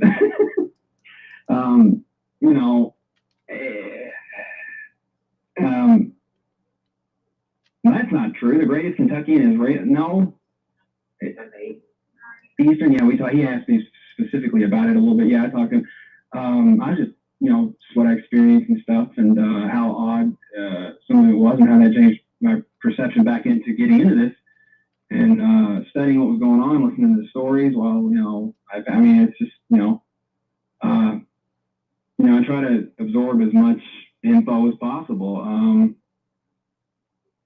because it's just like, I don't know. I don't know a damn. I do know, like when you hold the thread, the whole thing starts to unravel. It's like trying to research this stuff and get into it, and stuff, like you said, it's just so vast and so much, and there's so much information about it, and so much stuff in this area. Yeah. You found out and researched in stories and photos. There's a lot out there. Yeah, there's a lot of other, like I said, yeah, it depends. If you did want to do another one, brush up on our research, and because like I said, I found a couple more interesting, things we didn't even talk about. Like I said, I feel like there's some. Oh my God, like I said, old Louisville didn't even really. Yeah, more. You live. I visited there. I didn't visit you, but I visited in the area. I drove through once. It was terrifying. there's a body buried in the basement for 6 years, and there was activity that was reported. There's just a lot, like I said. The cousin in Kentucky is in here. Yeah. The cousin Kentucky, and watched one of the videos on Big Off. Remember that guy? That was awesome. And he says that the best Kentucky and Hunter Wisconsin. I go with it. I'll take that one. There's just so much more to Louisville and Kentucky than just Waverly. And, you know, like I'll see these silly maps on Facebook or something. It's like, oh, the most haunted or the most serious thing in your state. And every time it's Waverly. And yeah, Waverly is, there's a whole lot to be said about Waverly, but there's so much more. That little stuff. Casey Cemetery, you know, even Bruce Gilson and lore about Cave Hill. And we talked about Eastern, but next door is Cave Hill Cemetery. There's a whole lot of stuff about that. I see my students over there.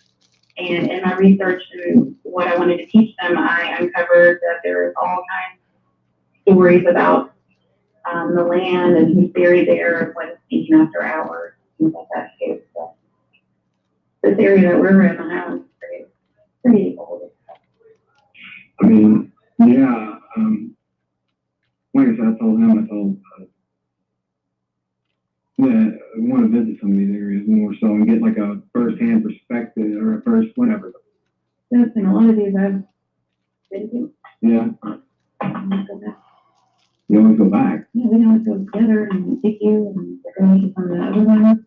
Photos, videos, explore. I'm scared. We need a Polaroid camera, I guess, because that's the same ass quality we got on our phone here. My 9-year-old has one. We'll take her phone. My 9-year-old has a better phone than I do right now. Like a newer one too. I'm sorry I missed the first part of this. I have to take the kids to the movies, but I would absolutely love to come back on and talk about stuff. I don't know exactly what you want me to talk about, but I'm sure I can come up with some stuff. I'll make a fact sheet. Okay. Or no, I'm going to run down on what you can say and what you can't. I'll send you I will say this. First of all, I think it was great because, you know what, we had John discuss his encounters and everything, and to have you come on and also help dig into some of the other mysterious in Kentucky. I would love to have you guys back on. Of course, you know, it's always great to be speaking to those who are very passionate and have a great head on their shoulders with their beliefs, and you guys seem like very fantastic people. I would love to have you guys back on the show. Awesome. Thank you. Absolutely, yeah. Oh. My first time listening, so not really, but I have a good head on my shoulders. I'm a fantastic person, but you can talk. I am. You're the light. I am okay. I am borderline. You're borderline.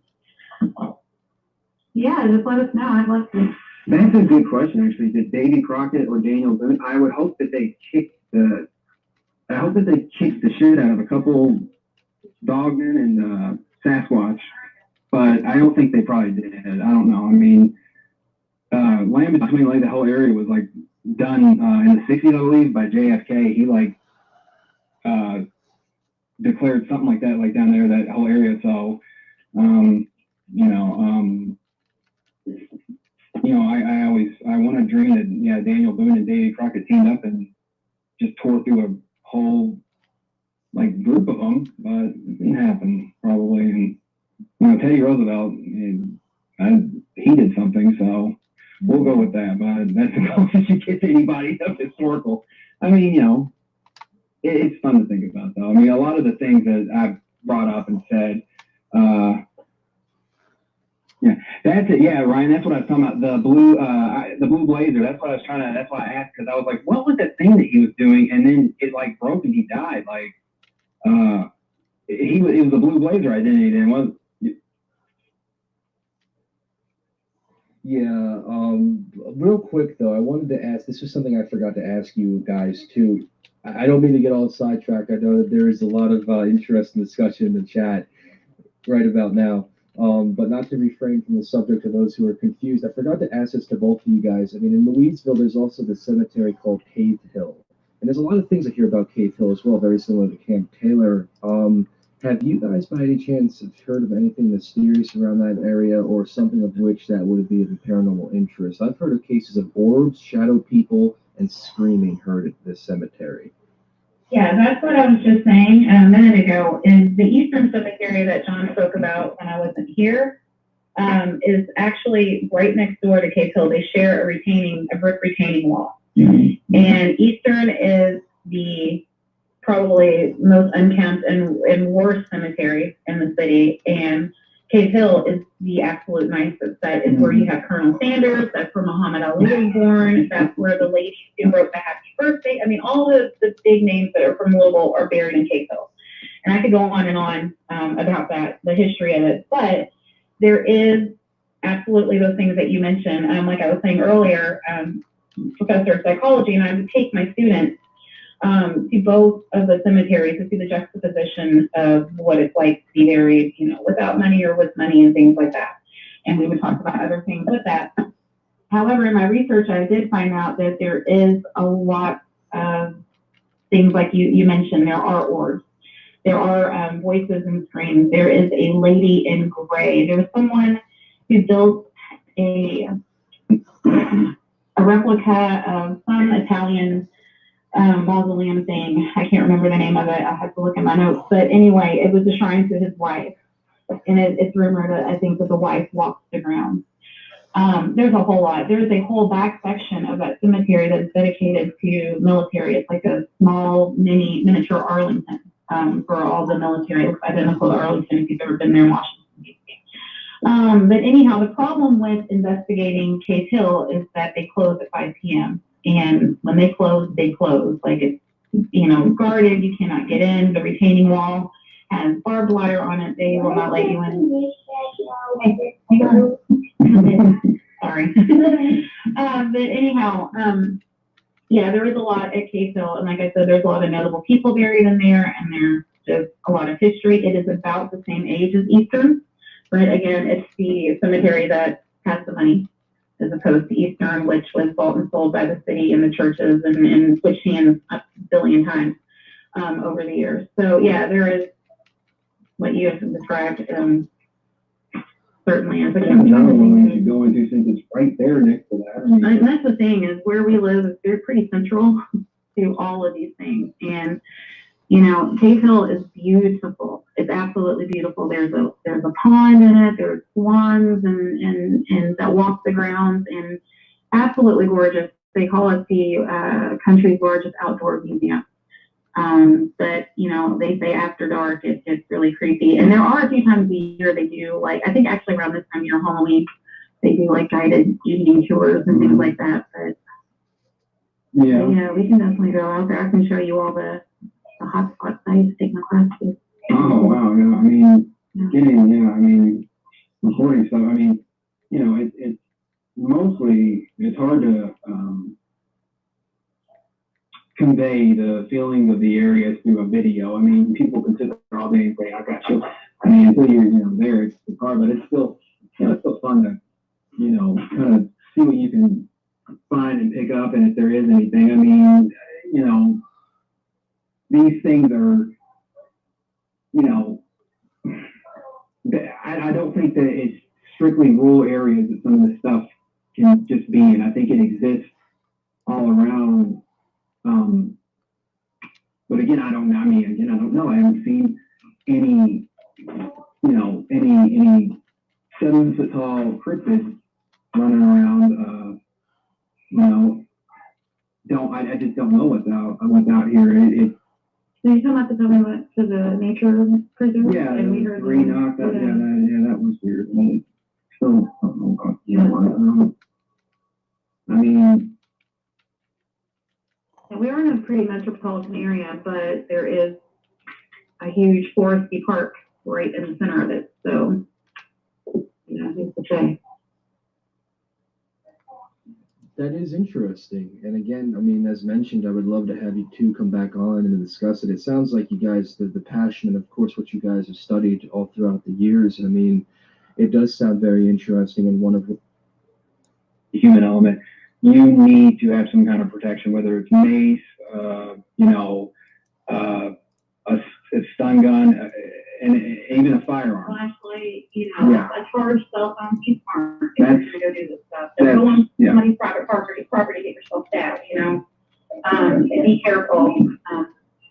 bit, and then do your research. Like I said, make sure you know where you're going, what you're looking for.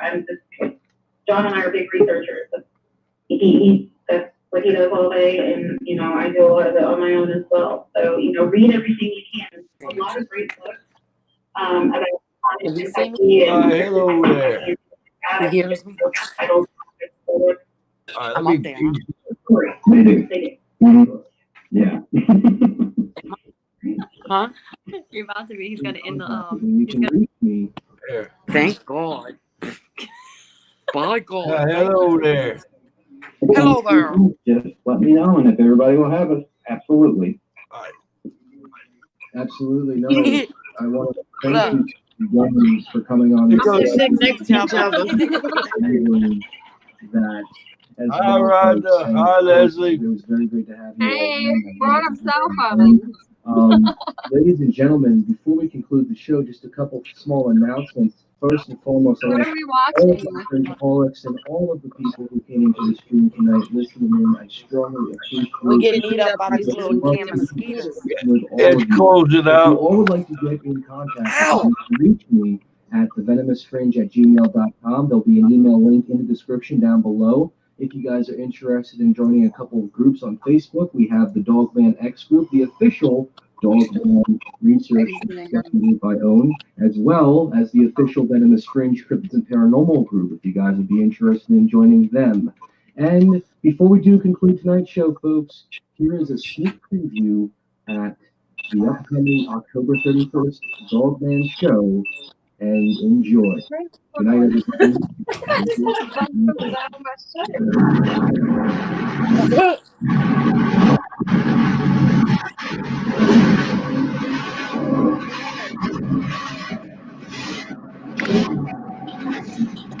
My volume down. You still got to hear me a second. Can you hear me? Barely. Can he hear me? No. There we go. Hello, everybody. Hey. Hello, everybody. All right. This is Clown. Clown's Paranormal Adventures. Yeah. Venomous Friends for letting us use their materials on here.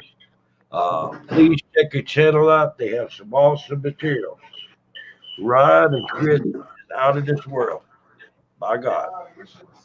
My God. That's it. See, I don't think they're going to work. look at that. We done sprayed ourselves with this skin so soft. That'll work. Well, no, we decided to wear baby oil so we could smell like The Rock. There you go. We wanted to smell like The Rock, so we put baby oil on. That'll work. This ain't baby oil. His skin's so soft. That stuff. Baby oil. Yeah, I tried that stuff when I was working in Angola. It's supposed to keep mosquitoes away. Yeah. It really worked Smells out. good too. Hey. Yeah. How you like my new background? I love it. Catacomb skulls. I love it. Yeah, Oh. I sewed this all together about 8 o'clock this morning. Good little, that's crazy. Is that us? That's you. You know why? So we're on our cell phones. Exit on your cell phone. Like exit out of everything but the live, and you won't echo. It's all good. Oh, I had everything on. That's fine. Okay. All right, let's see. Back on? There we go. Mhm. Perfecto. It's not doing. Oh, there we go. That's Yeah. good. Perfect. Turn the monitor around a little bit. We have the house to ourselves. Like, her husband's on the boat. Kids aren't here. So, like, what are we gonna do? So we started messing around with the Necrophonics app, and we asked it, are we all getting stimulus checks? And then that's when it said something about peanut butter. So peanut butter. Do you know Clown? And it goes, yes. I just posted the video to Twitter. What? So you get so spirit box? Yeah. Damn it. We were just messing around with it, like nothing serious. We were gonna go back by the fence yard and talked to the dark entities that roams around the fence, and then we were like, are we getting unemployment? Are we getting the extra stimulus check? And it goes something peanut butter. Do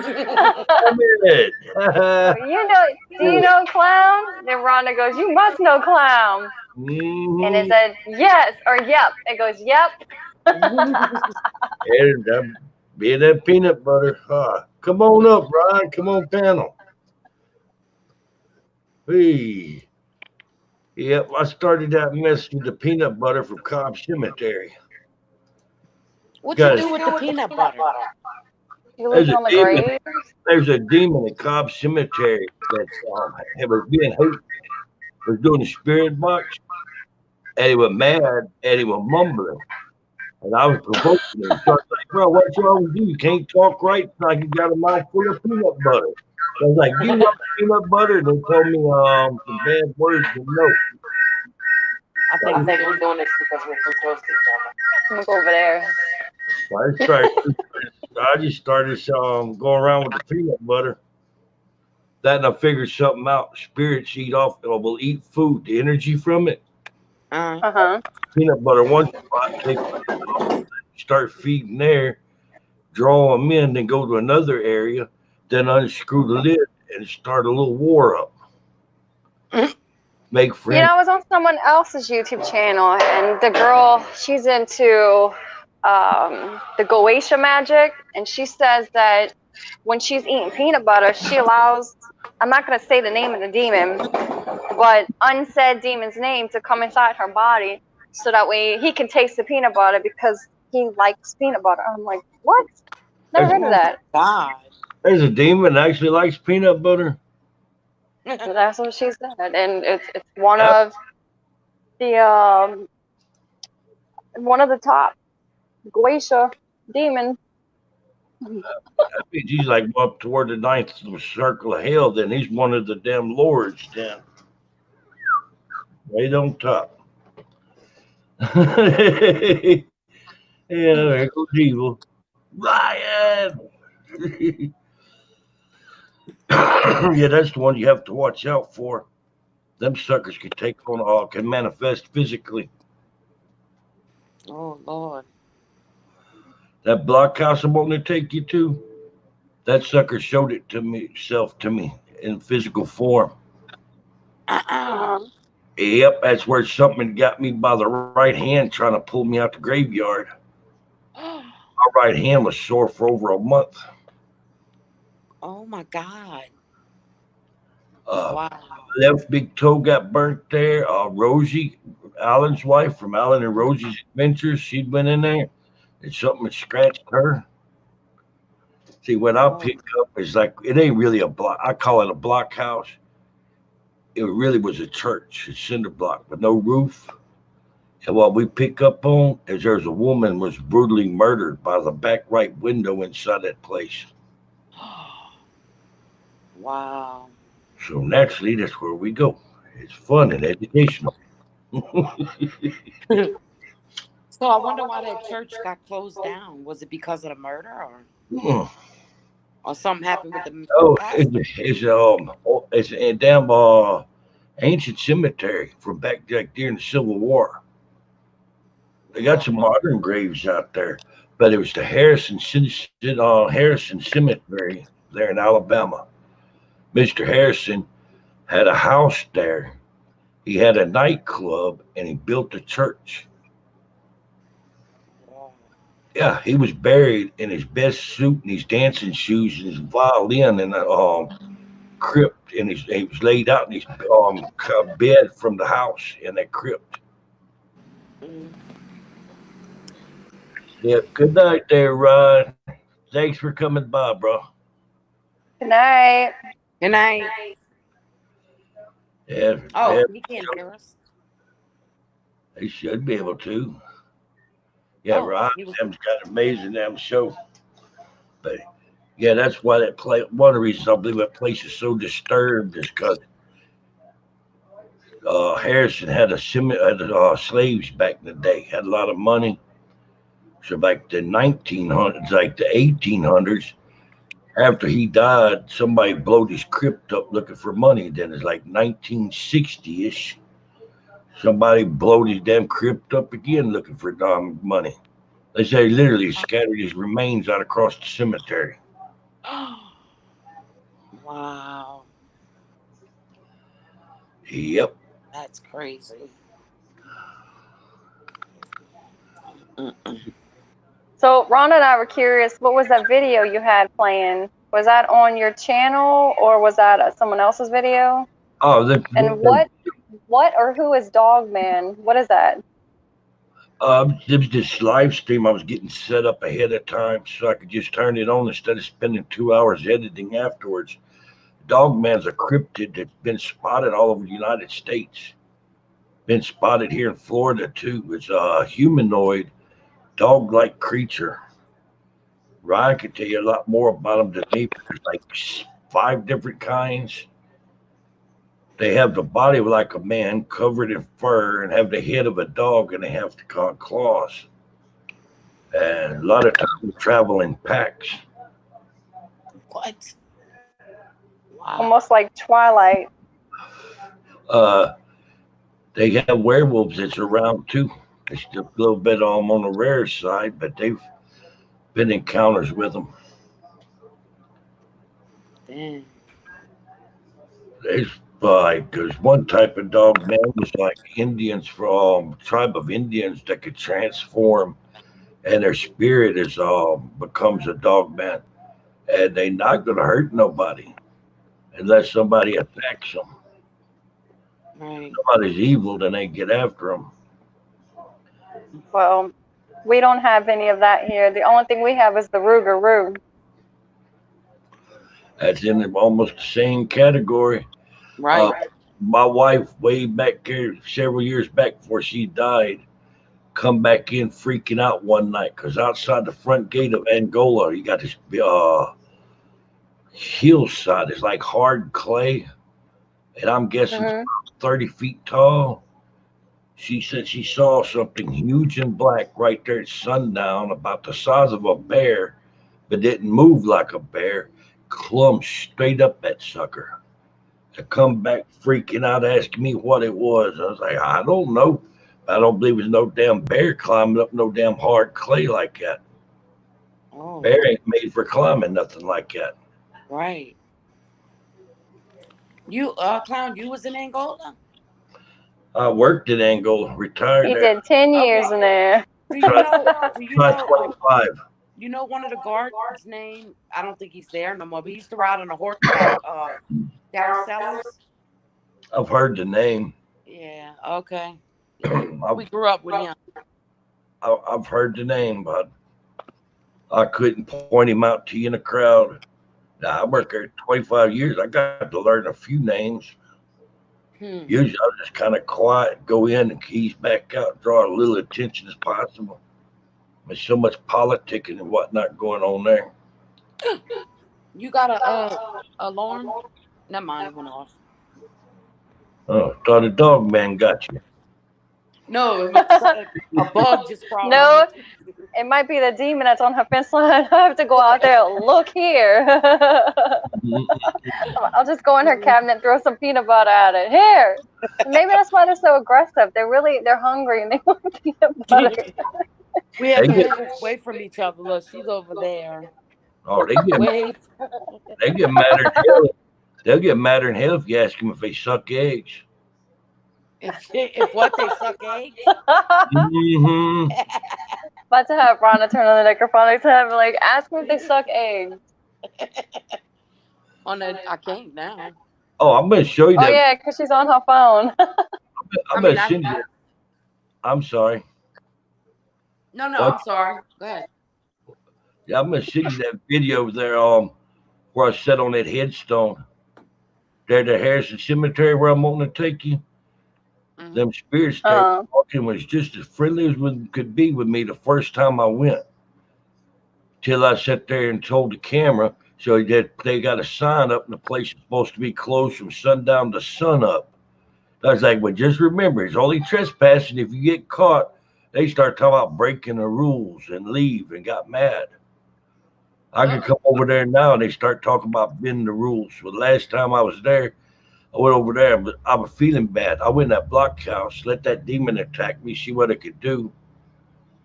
And I was dizzy in hell. I went over there and got my headstone and needed to sit down. So I sat down on that headstone. And as soon as I did, they screeched at me, "Get off!"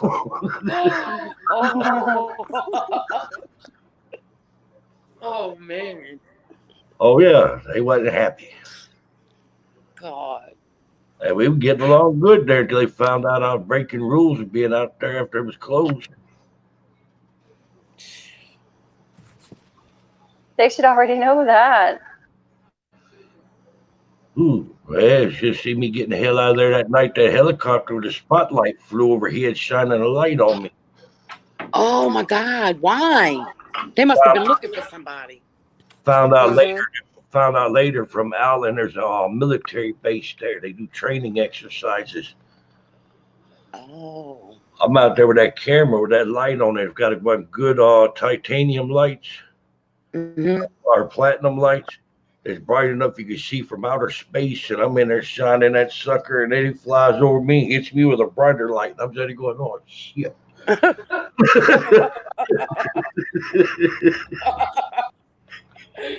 Well, good thing they didn't take no freaking guns out and start shooting. The demon called the police on him. Yeah. They call 911. Oh, you're welcome, Allie. Y'all make sure you check out the Venomous Fringe and tell them the Klowns sent you. Shit, bro. The Venomous Fringe? Mm-hmm. Oh, they covered Mothman, werewolf. Oh, Mothman. Wait, I think I went and subscribed to them already. So I got some awesome material. Yeah. I'll drop the link again. Oh, bro, I had to sit there and delete a dang video last night. Had 179 subscribers on it, or views on it. Why'd you? What video?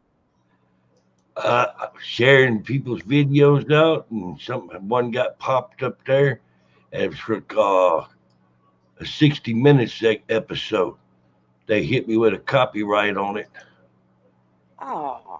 Not a copyright strike, as an infringement. Said they said done it up to where they would get any kind of money from it. I sat there and tried to edit it.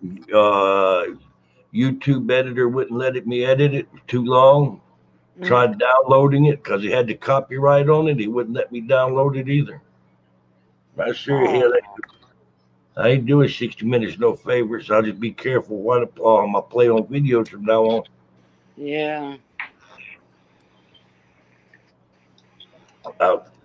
She had somebody pop up, hey, well, check this video out. Now I know their name, their channel name.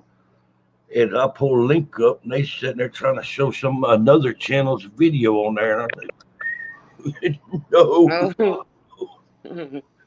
Ooh, and friends like you, who needs enemies?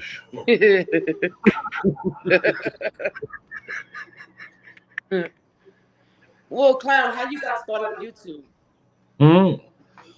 How did you get started? With YouTube? I got retired.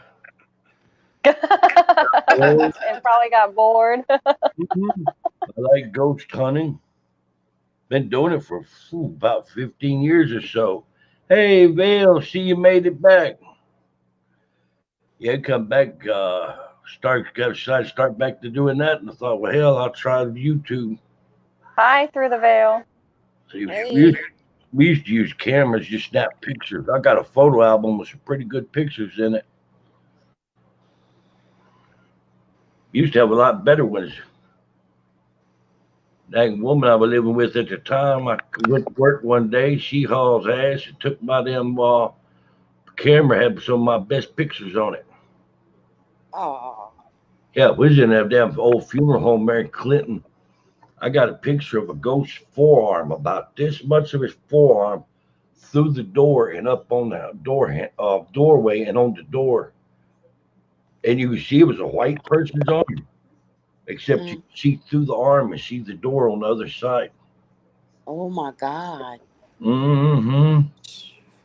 I had a picture from a Civil War cemetery there in East Feliciana Parish of a guy basically like a skeleton hanging by its neck from a tree. Oh, wow. There's so many pictures on that camera. Dang. And she done jacked your camera. Mm-hmm. Oh yeah, that's life.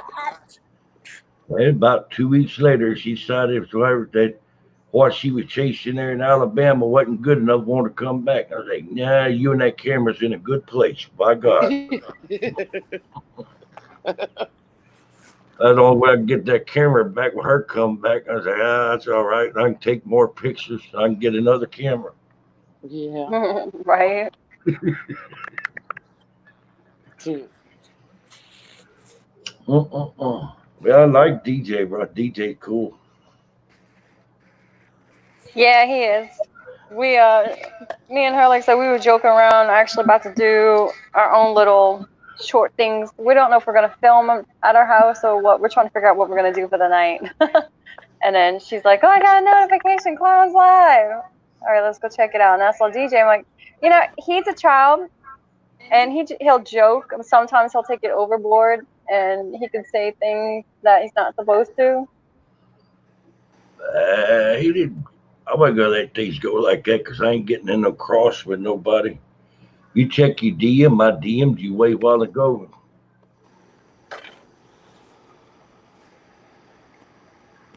It's kind of a, do I say something with him or say something with you? And I was like, I DM you and say, well, he's here and he's all right. We know we good with that. But you ain't never, Yeah.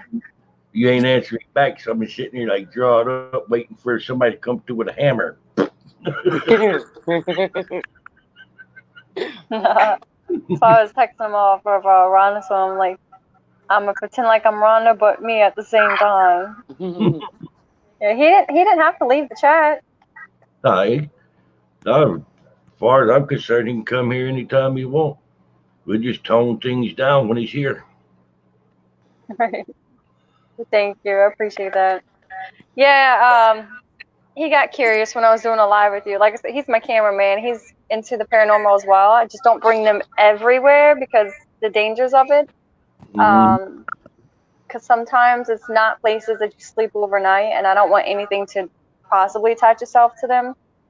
So, he saw me live and stuff, and then you helped him get subscribers. He decided to show the respect in the back. He's like, I really like him, and everybody in the panel's funny. So, he's gonna stay tuned and watch it. Yeah, we like him. He's good. Like, dude, there's something running in your yard. Hold on, Rhonda dropped her phone. Oh no! I wonder why she dropped out. She didn't just drop out. Yeah, and right when she did that, it looked like, I don't know if that's a cat in the yard. It's going towards the woods. It might be a possum. Oh, really? I don't know. It's something. Sorry. My head. Oh, they got shit walking around my backyard now. I mean, I got the woods right there behind my house. So he set a vortex up in the backyard, and they come through and snatch them up and sling them back out in the woods. As long as it ain't nothing too big. There's right. Big things there, and they walk through a vortex or something if you ain't got the sufficient power or knowledge. And they just like, No, I just walked. Oh, wait, there it is. What is it? Oh, hell, let me see. I think it's a possum. Where? On the other side of the fence now. Yeah, it's in your neighbor's yard. I hope it's not a skunk. No, it's a possum. Hey, I see the title for this now. Ghost hunt gone wrong. Yeah, they have rabies. Louisiana possum. Shit. Oh, skunks. Skunks. No. Vail said about skunks are cute and harmless. Yeah, they usually are. But I've known a few times some to get up at you and get on your damn front legs and chase you down with their tail flapping in the breeze. Right after that, you're like, "Oh, what's that cool smell? Oh, what's that smell?" Hey, DJ. Hey, DJ. Clown said you're welcome in his chat anytime. Oh, she said a possum. She called him a wood kitty. I call him a Yeah, the possum. I They call. have rabies and they'll hiss. Yeah, I call them racing cats. They got racing stripes. Yeah, she had water moccasins come into her backyard a few times. That's not cool at all. Oh, I didn't try out my new background. I sat there and edited it out special today for tonight, and I never did use it. Let's see. Let's see if I it'll wouldn't work. mind having a pet raccoon. Oh, them things, you have to keep them in a cage when you're trying to sleep at night. They get in everything. There we go. There's my abandoned church background. Cool, very cool. Yeah. I need to get my daggone glasses. I gotta always think, yep, I need to get the framework to mount this thing that on green screen and stabilize it. I love this damn green screen. I wanted to tell you last night or the night before, whenever you did your chat, the night I couldn't come up on the panel, when you had the necrophonic apps and the other app, and I was putting in the words as I was saying stuff. When it said ling ling. So it's funny because my nickname's actually Lele, Lele, because my real name's Leslie. So it starts with the first two initials of my name's Le, and then I have Le again at the end of my name. So my sister named me that when I was like 15, and then I have this Asian friend, and he like joking around. He speaks English perfectly fine, but joking around, he's always like Ling Ling, because it's just like an inside joke with us. So he's always like Ling Ling, what's up, honey? Just because he's like, he'll make fun of his own accent or whatever, like his own kind. It's like harmless jokes, nothing racist. So one day, when I was filming for the channel, right? I was like, I can't be serious all the time, and it's on my second channel with all the comedy. I went, Annabelle out here wants to talk to me. It's Ling Ling, honey, and they started saying Ling Ling through the Necrophonics app. And it's funny because it said that when you had put the Necrophonics app on, but it said that a while ago when me and Rhonda were playing around with the Necrophonics. They go, Ling Ling. It stuck, huh? Cool. I know we guys doing a spirit box the other night and it said ling ling. Oh. Calling for you, Leslie. But look, when I meet up with you to film Clown, before we film like the serious part of it, I'm gonna film the funny version. Like, oh, Lele, honey, what can I do? Do you mind?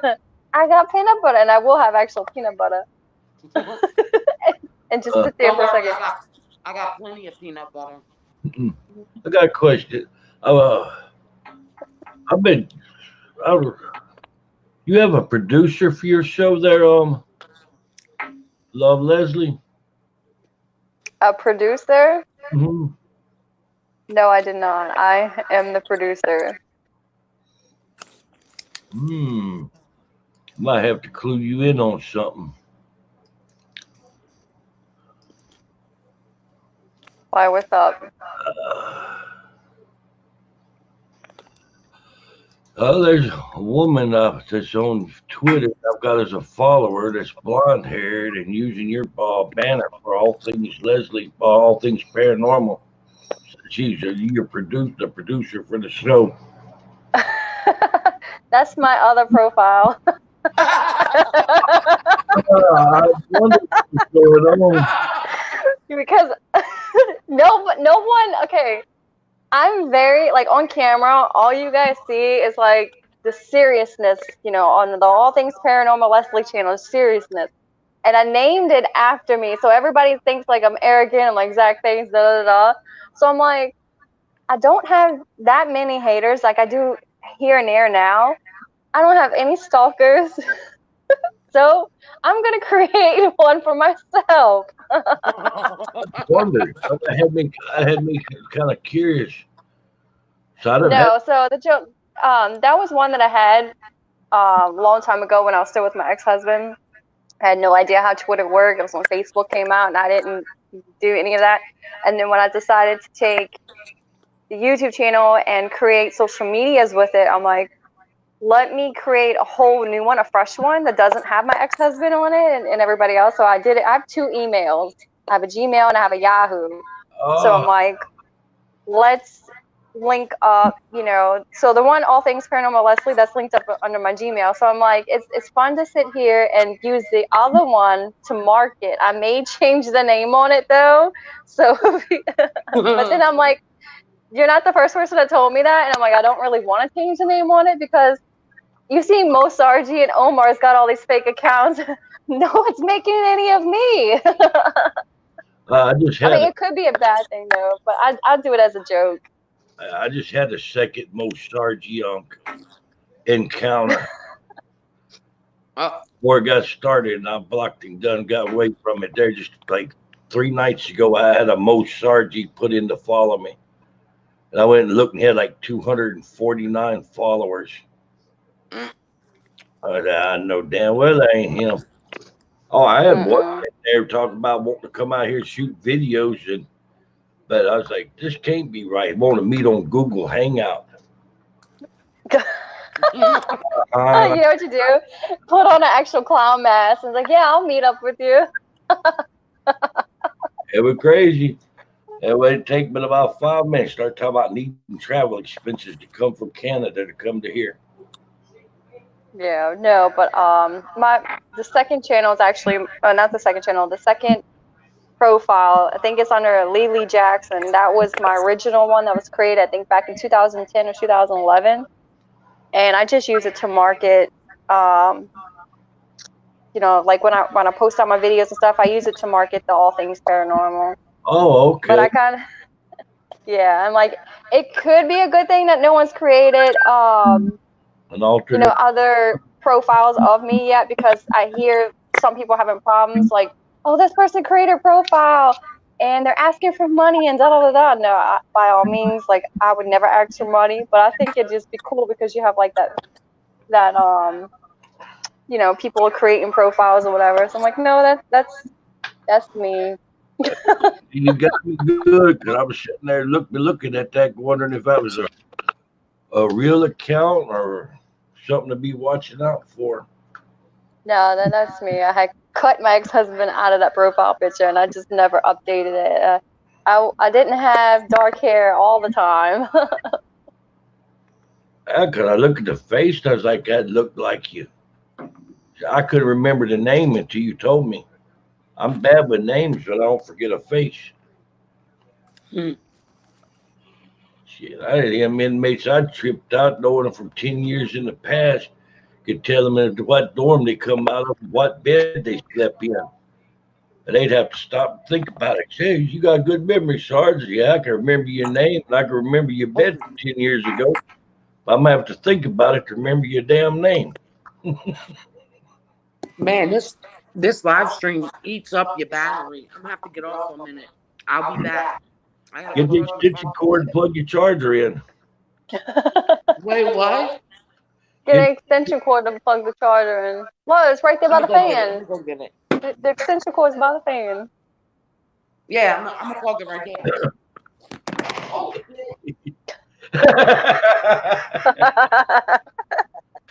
hey, I always see it's a ceiling fan. Between my bed and my computer desk, there's about this much room. I've been 3 times here just the last 2 days. I've hit my damn desk with a knee getting up that I thought I was going to flip the whole damn mess over.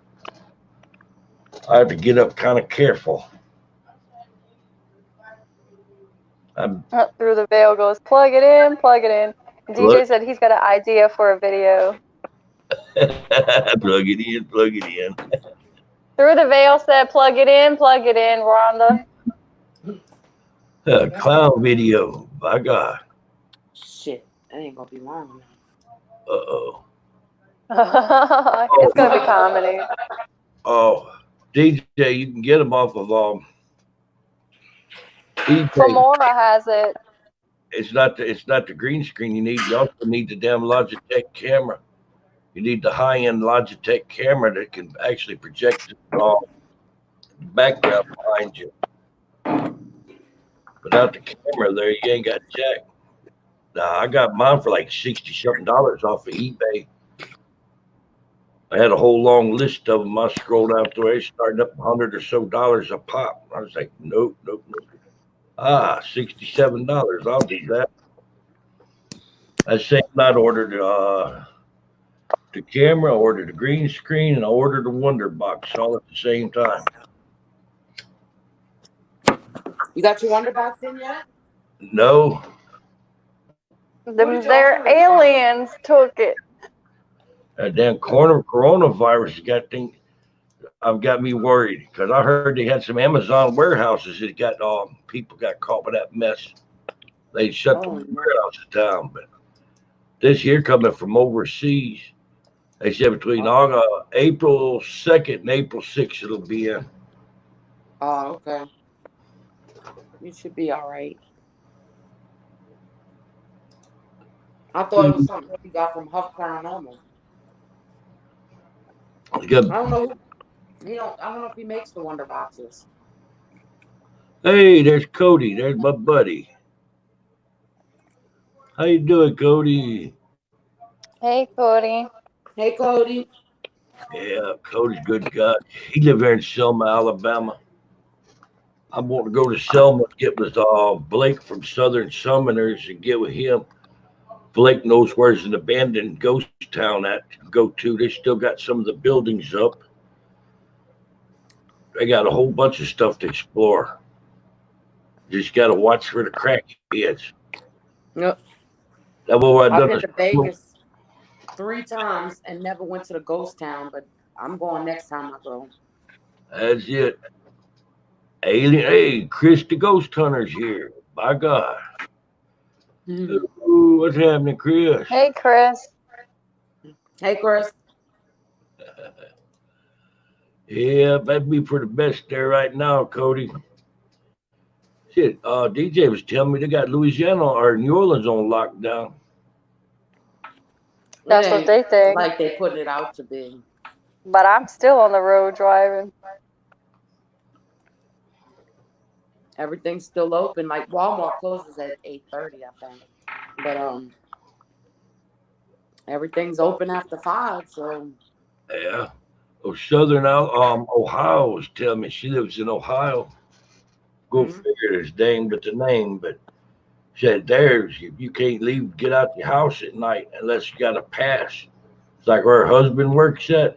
He had to have a pass from the company for him to be on the road. Honestly, I think they should do that everywhere. But I do too. Well, Governor DeSantis here in Florida, there yesterday morning was having a fit. He's talking about how he got 200-something countries that we won't allow them to get people into the United States. Yet you got people from Florida or from New York and whatnot that's flying right on into Florida. We got people that's coming from high risk areas for that dang virus that's making it into Florida. Yeah, and y'all governor or whatever was letting people go for spring break to Florida. Yeah, San Antonio, Texas is bad. Yeah, DJ said his stepmom told him they was on lockdown. Said he drunk too much Corona beer.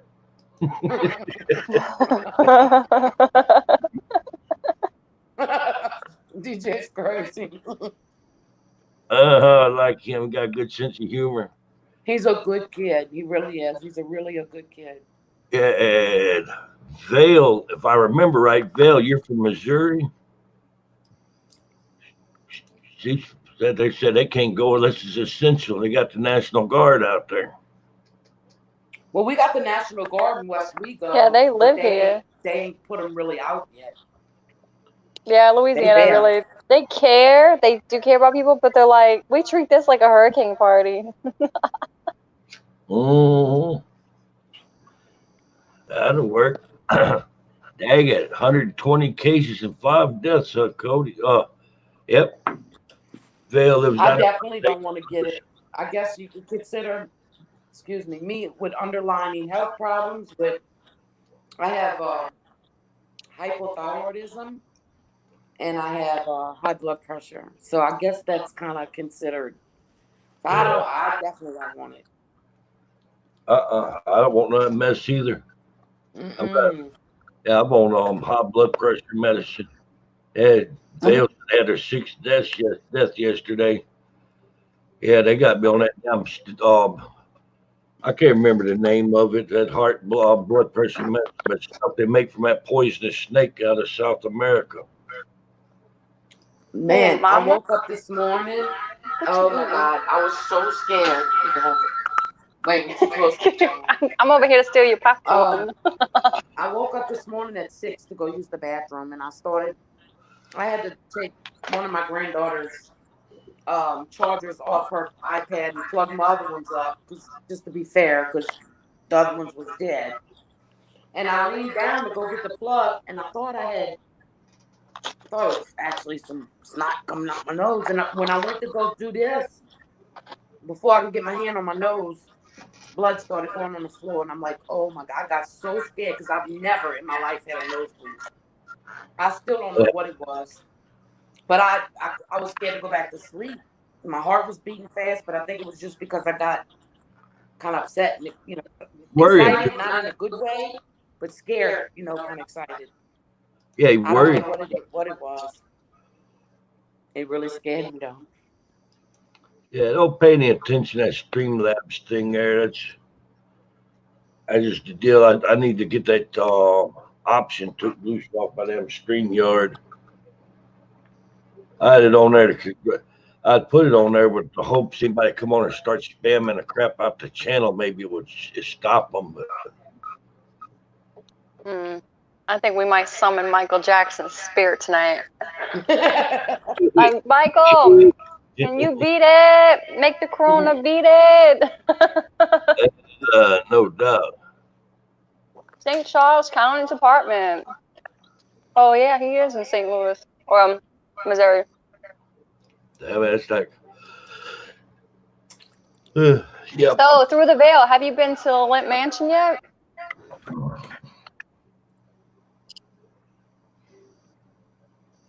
The Wet Mansion? We showed the that Lint video. Mansion. Yep. I thought she said wet because I know she was just at we showed yesterday where they went to a wet mansion. Was that the Lint Mansion, St. Louis, Missouri? Limp. I'm not familiar with it.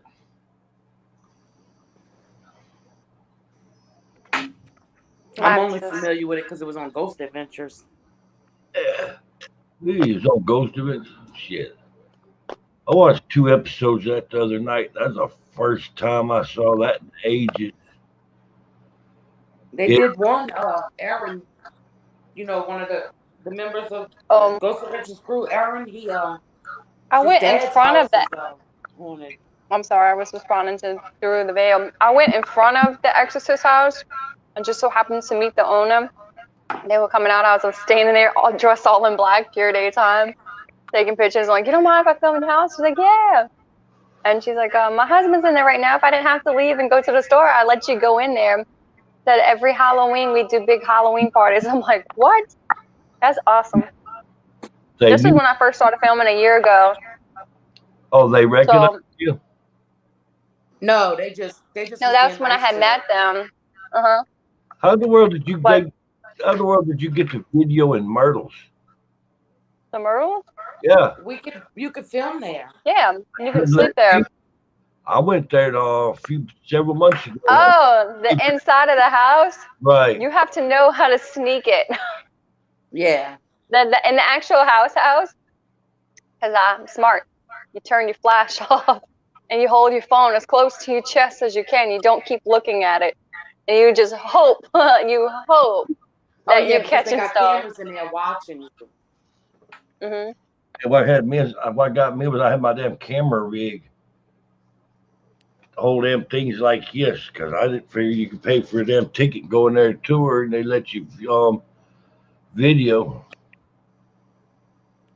Well, through the veil, a secret is, yes, I am living in Louisiana. I've been here for, it'll be 30 years this year. But I was born in St. Louis. We moved here when I was 3, and I went up there for my last year in high school. So I technically lived up there for 4 years. No one knows that. Huh. Well, they do now. Yeah. By God. I tell you what, you can get some pretty good spirit box sessions going outside of the Myrtles. Yeah, I do the entire landscape. We need to all get together and go spend a night at the Myrtles again. You need to come with me to go meet Klowns so we can go investigate that church. Oh, yeah, I know. I know. I'm going in April. It's next month. Oh, I'll go if everything's over with. They just go from the church and just a few minutes away. Got the blockhouse at Harrison Cemetery. Come back over about 2 hours into Florida, and you got the Cobb Cemetery. There's 3 hot spots right there. Genevieve now? What? STE Genevieve. What you smoke, Clown? Cigars? I hope I don't get demonetized, but. Oh. What is that? Is it cigars? It's a filtered cigar. Oh. Yeah, I gotta try to make this my last pack. I can't. I got to quit. That's what I'm gonna do. Is I'm gonna get one of them little GoPro cams. Yeah, I want a spy camera when I go in Zach Vegas Museum. There you go. Yeah, be real careful. It's really, really tiny. It's like this tiny. They're not gonna see it. I'm gonna have it like a button on my shirt. If you put that content out, you gotta worry about him. I might not put it on my channel. I might keep it at my house and wait, because eventually he's going to lift that law of you can't. The reason they tell you they don't want you filming, videoing of the place or not taking pictures is because they want you to go physically see it for yourself. Well, little do they know, if the more evidence you have out there, the bigger you'll be. So that way I'll film and then keep it with me, like on my laptop. But when it comes legal, then release it. Yeah, do it that way, because you never know if he could try to sue you. Oh, I know, I ain't messing with Zach Began. Yeah, I've been there twice, and they watch it, so make sure you hide that shit good. It's gonna be on my shirt. That's why they doing that, is they want this revenue. They want people to pay for the tickets. $44 to get in there. I'm not criticizing them. Because if you can video it and everybody see it, then hell, a lot of people wouldn't go. But I tell you what, I've been twice, and I'll keep going. I love it. I'm just not going. My son thought I was crazy because he's got the oddity room with the skeleton from the Oddfellows. Yeah. The episode with the Oddfellows, and I went. They asked if somebody was. I was the one to say I do everything. They asked anybody that they want to do this and do that, and they asked if I would want to go in the face of the. Would anybody be brave enough to go in the face of the skeleton and just stare into it? So I did. Then I went with a midget under this little. Behind that, there's a little passageway, but it's for midgets. So I had to crawl through it. Went through that too. My son just thought I was nuts. Yeah, they've got a link. Thanks, Evil. Yeah, Evil's cool, bro. But she said, "Bless you." I sneezed. I got the corona. Oh shit! I got it from your house. Okay, I didn't know that. Because your daughter had the corona. Oh, now this bitch has got to be quarantined with me now. Well, we're going to have some fun. So we'll call Satan. Blessed be Satan. No. Eddie's gonna be like, why she ain't went home? Baby, she got the corona. She got it. We all got it. Yeah, I've got a link to a ghost hunting site, and you can get their version of an infrared GoPro cam.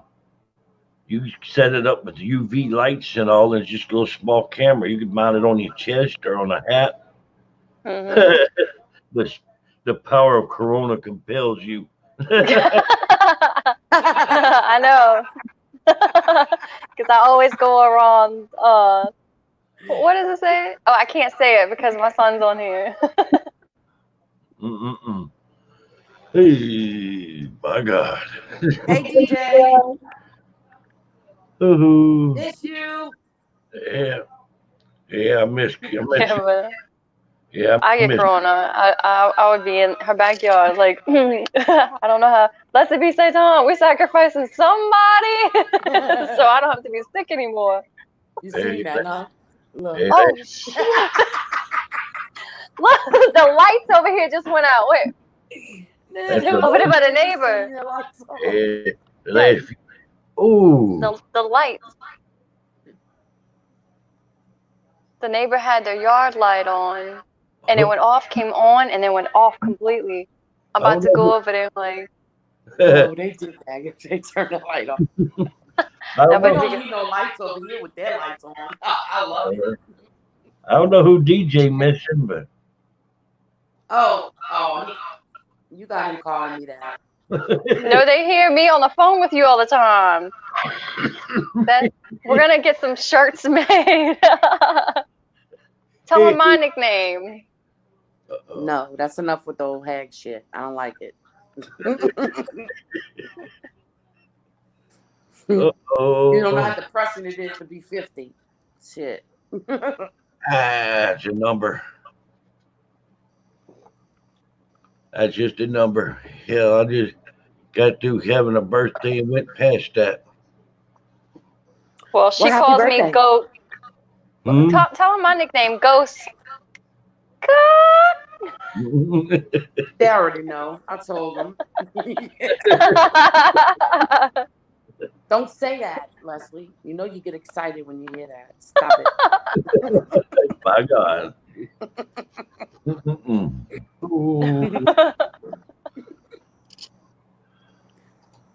Damn it. Come on, April. Look at there. Oh, baby, I'll be good.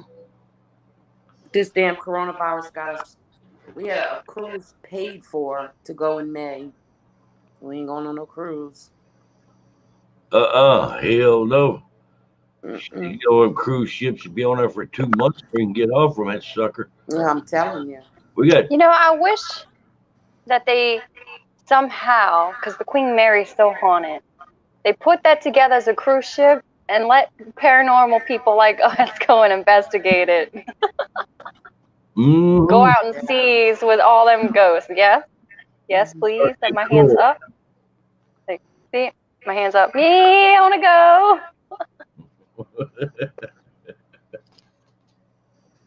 Oh, that would be fun. My husband just told me that they're taking the cruise ships over here that stocked in New Orleans, the ones that we were supposed to go on, and they're making them into a makeshift hospital. I have to. That coronavirus, I was hearing on Fox News, so that stuff can live on a plastic bag for 3 days. It can live on the bottom of your shoes for up to 5 days. Oh my God. Yeah. A doctor's recommending go to the store or wherever you leave your house, leave your shoes outside. Oh, I done brought that shit home with me. We'll be all right. This is New Orleans. We got a bunch of Cajun coonasses that we gonna just drink beer, not get sick, not worry about it. That's what they do. They stay outside drinking beer and eating crawfish. Yeah, they gonna kill the coronavirus with the beer and the crawfish. Yeah. do like I was thinking about here a while back, is getting a little small pan and can sit there and keep a little bleach water in it. He said, I'm Come glad back we from made ghost it. hunts and sit there, put them shoes in that, and dip them in there and eat crawdaddy, daddy, huh? I did it. Corona fish. You know, I don't drink beer, but all this Corona, I'm like, I'm gonna drink some Corona just to see if it keeps me from getting Corona. Okay. You know, that is so stupid. The sales of Corona went down since this has been out. What does people think? I mean, that's stupid. I bet you Corona's gonna be so cheap after this. $2. If Like, those that don't drink Corona, they about to. yeah, they put a hurting on their business. Yeah. Those people will be crazy enough to actually believe you get coronavirus with Corona beer. What the Next hell is year. that on your green screen? Oh, that's a picture of a demon. You know how like here we have gators that cross the trail? Well, there's some kind of deer camera that caused the demon crossing the Oh, trail. That's Isn't it cute? no, it's not. It's so cute. It's small. That's the which car's in the church. That's the Kentucky Pope Blick monster. There've been sightings of it. The picture was too big. I had to trim it down. But on the other side of that swing set, there's a deer hauling ass. It looked like he was trying to catch him a deer. That's a real picture? Yeah. Hey, JBD. Uh-huh. JB's here. By God. Oh, wow. Hey, I see JB car to come around since Evil told him Hex. I don't see when people come up. I have to go press chat. Oh, okay. So on the bottom of your phone, just press, it lights up. Oh, but it took me off the video. I couldn't see nothing. Hey, did you see this?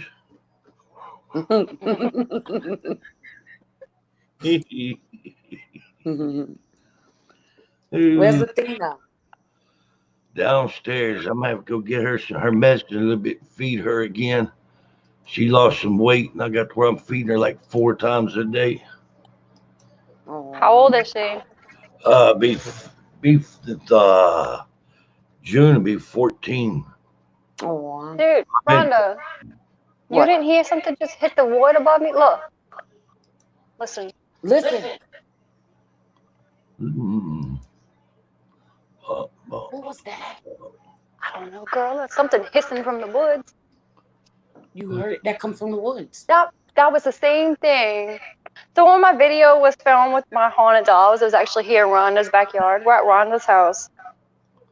Hey. And now that we're not recording, we're hearing all kinds of stuff that we were hearing while we were filming. There you go. Except there's something knocking up here. And then I heard something in the woods, like fighting, hissing. Oh, go ahead. Hey, Juanita. Oh. And Juanita's telling me that Tunica School is outside the front gate. They're going to use that for inmates that has the coronavirus. Oh, wow. Hi, Juanita. Hey. You better stop me, Evil. I'm being naughty again. Oh, Vale, if you're trying to get rid of a doll, send it over here. Got 2 of them. I'll lock up all my stuff in glass. There you go. Look at his peanuts. Yeah, I got something up there for you there, JB. By God.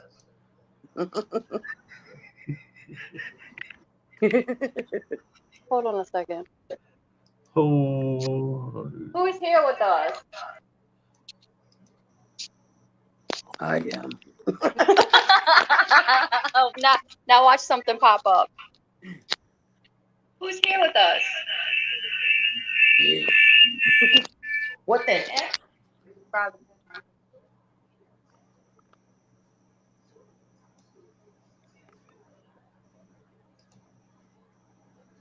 Making that noise. Wood that's bumping. Uh-uh. She done brought somebody here with her. Girl, no. You've been Evil. having shit here with you. Oh, Evil getting after me. She said, "Clown." Behave. Oh. Mm-mm-mm. Well, Vale, what's the story with the doll?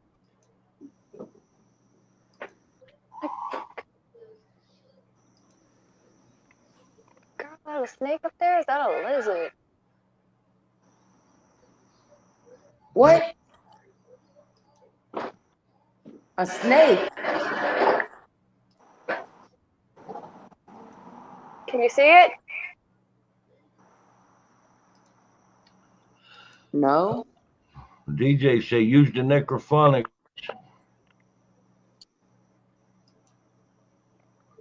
You can't Hey, see where? it up here? I can't see nothing. Nothing's there. Might be a lizard. They Oh, got birds in the bird nest over there. yeah, it's on the window ledge behind you to the left there, Rhonda. What? It's right there behind you. What Uh-huh. is it? Monkeys always look.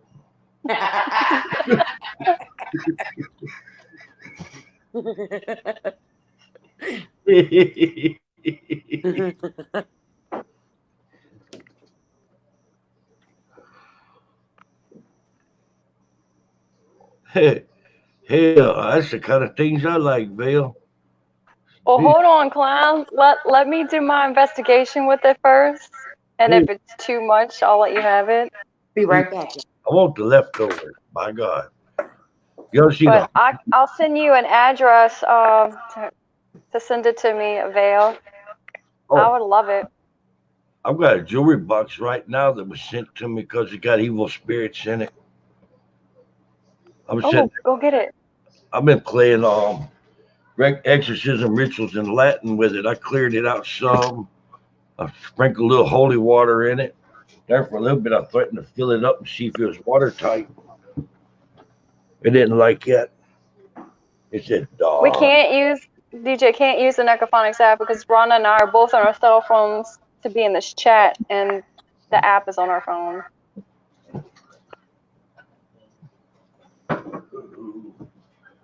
Oh, you better act right this time. Yeah, I ain't fool with it in about a month. Vale, are you on Twitter? Inbox me on Twitter. Yeah, tell me, at all things Leslie. All Things Paranormal? Yeah, or at Things Leslie, yes. I had to. See, I'm smarter than I Oh, look. God. Here. Yeah, this thing here, right after they first got it, their daughter started talking to something. Hold on. You're invisible right now. You gotta take off the Harry Potter cloak. There we go. There. Oh, wow. Their daughter started talking to something. Got to hearing That is footsteps pretty. in the house. Something set off the security alarm and them asleep. Something was in the house. I got it here, and there's 6 spirits, and it actually had a dog spirit in it. You hear the dog barking through the spirit box. Hey, Swamp Donkey. Or find me, Vale, and inbox me. And I'll inbox you the address to send it. See, it calmed down quite a lot after I started storing the exorcism ritual dagger in it. That is awesome. It kind of looks like the original Dybbuk box on the movie. The reading I got off from it, somebody was murdered badly. You have an EMF reader? Who? The blood went, "Hey, Swamp Donkey, how you doing?" See if you could do like your devices or spirit box on it right now. I'm You don't in the mind. spirit box, but let me see which one I've got my ghost necrophonics on. I can try spirit box first, spirits, but blood went from the site to the tree. Then the tree got cut to wood and come a jewelry box. My name, Vale, is All Things Paranormal Leslie, or the little @ emoji thing, or whatever you want to call it. Things Leslie. Yeah. Yep, if y'all would there, hit that like, share, and subscribe button, please.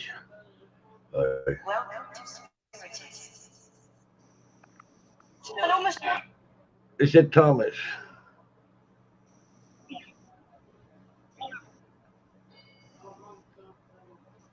Hey, can you hear me? I hear you. What's in the box?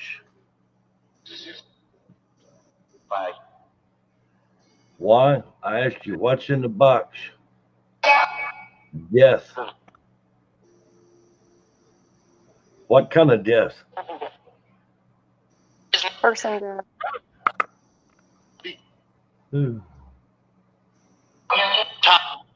Yeah. Is that dog still in the box? No. Good, freedom. California. Say California. Why is there evil spirits in this box?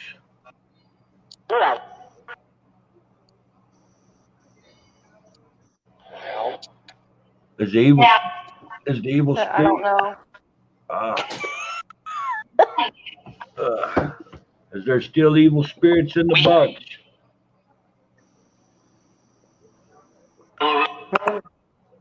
Is that Debbie?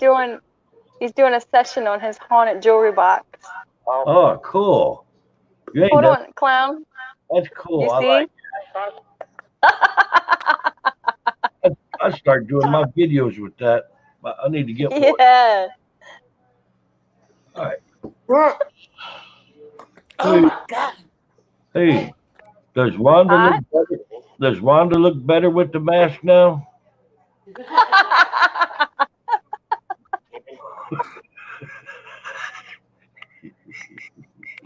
Hopefully they sound like they laughed or they hissed.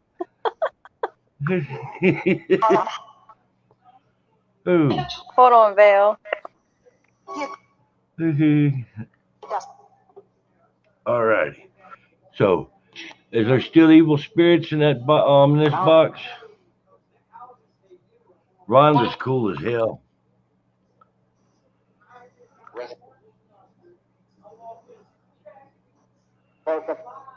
Ooh. So what's in the box now?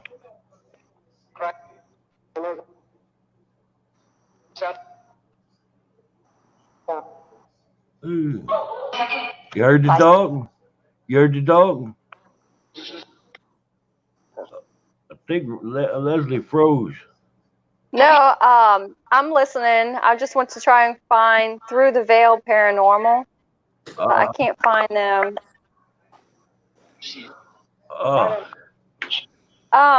Veil, shout me out or something so I can come find you. You probably can't message me unless I'm following you. Your box just said hi. Hi.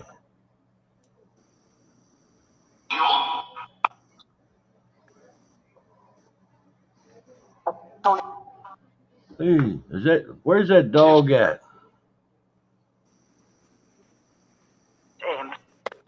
Damn. Hey,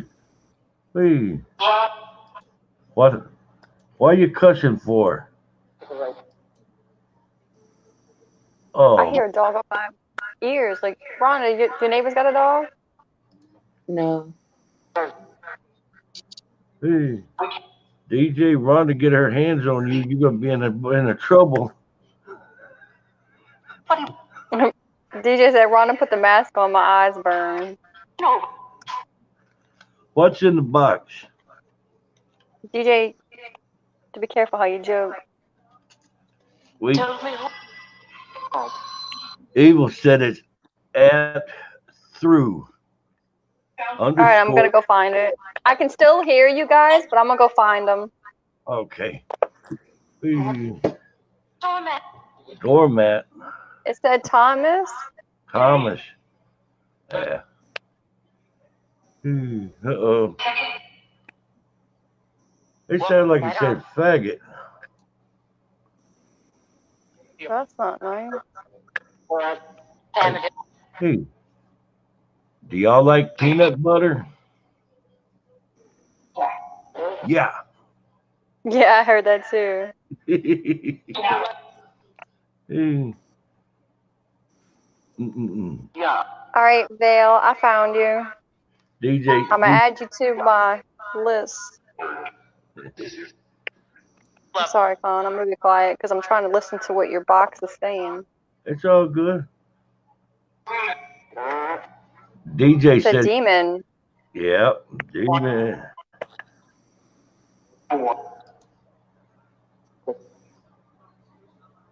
All right, Swamp Donkey. DJ said he's sorry, Rhonda. Hey. Hey.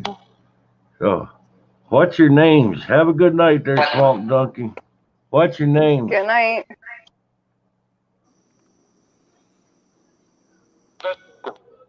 Y'all know Leslie?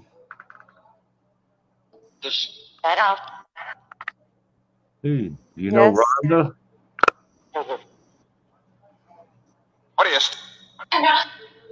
Hey. Oh yes. There you go I down. was walking, Yep, and that's not necrophonics. I'm using spirit and box it said I was on the. Like it's trying road. to say something. She was on the road walking, the car hit her. Hit and run. Yeah, I'm using spirit. I've got necrophonics and spiritish.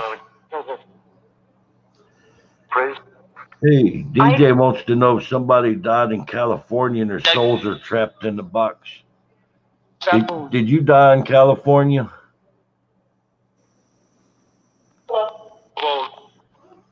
Close. Close. Was you murdered?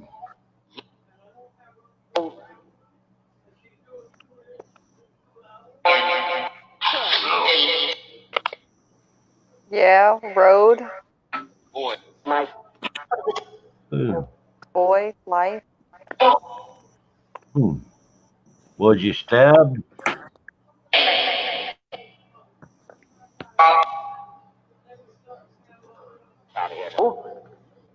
Hmm. Was you stabbed? Nevada. Was you hit by a car?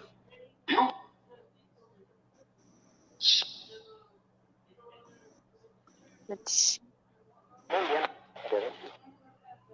Hmm. Did you suck on a bad egg?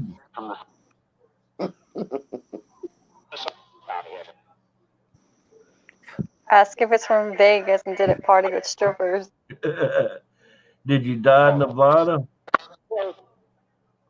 Hmm. Yes. Hey, did you die at the Bunny Ranch? Again? Again. It said again. That was clear. Damn it. I think he was being a smartass. Like, again? You asking me again? But do you need help?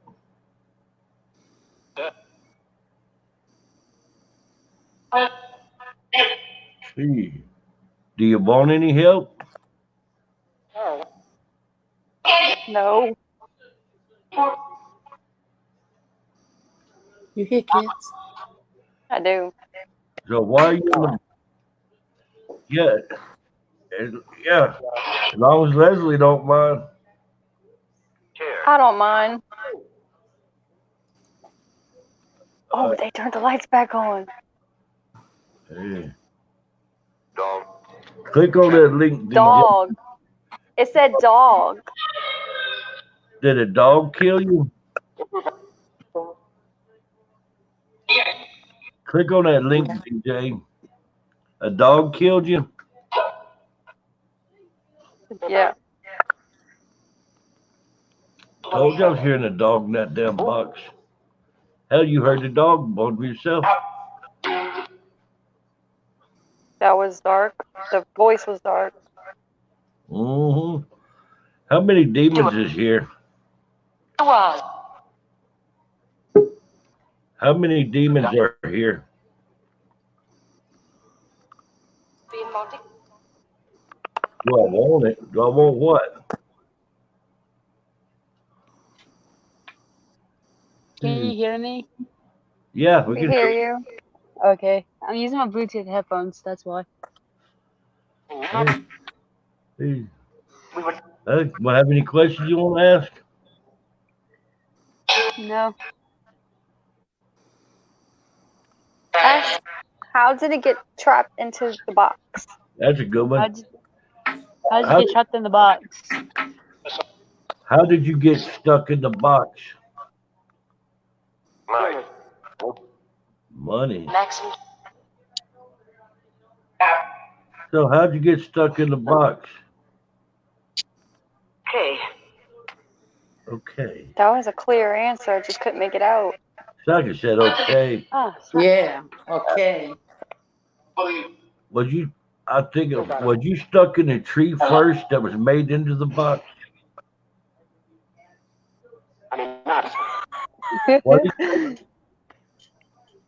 What did he say? The lights again, Rhonda. Huh? The lights. They turn the lights off. Hey, want me to get you a nice dog to play with?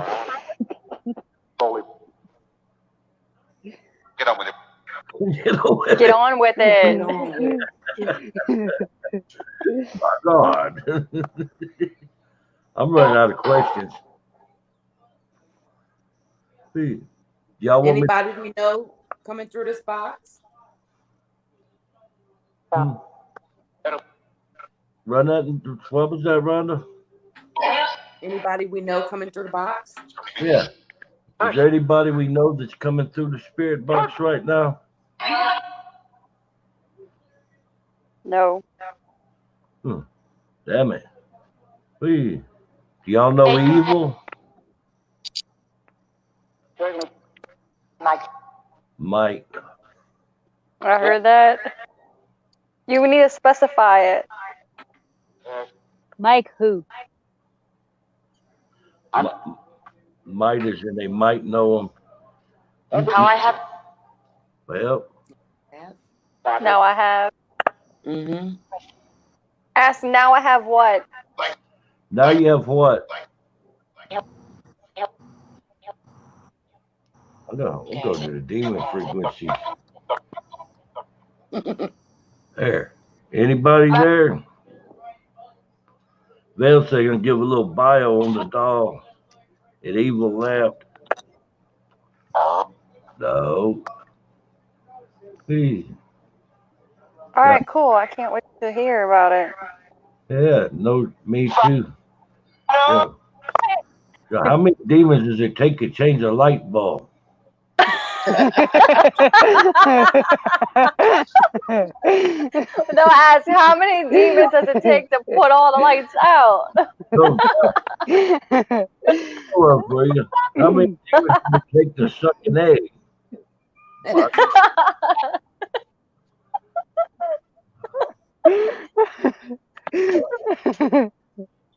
How many demons got the coronavirus? Psyche said asshole. We can't hear. We're all laughing. Ooh, are you mad now? No. That voice changed. Did you hear the tone of it? It's because I put on 4F. That 4F is like lower frequencies. That's where demons are at. Demons, did we find you?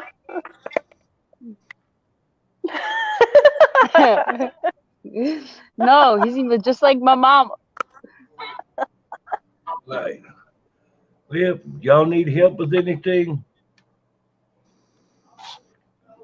I said stop. Stop what? That was a hissing Egg. word. Egg. Stop egg. I have an egg on my forehead though. So you don't like talking about eggs, then? You like strawberries? Hey, do You like strawberries?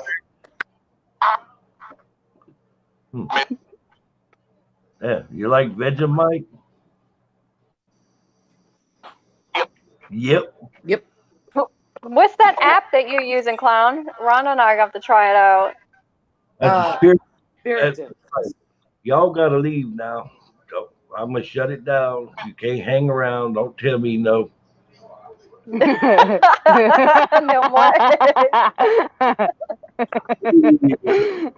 the Spiritist Ghost Box app. Yeah. It's not that the same expensive. dude that put out the what you call it put that out. Necrophonics. Yeah, same dude.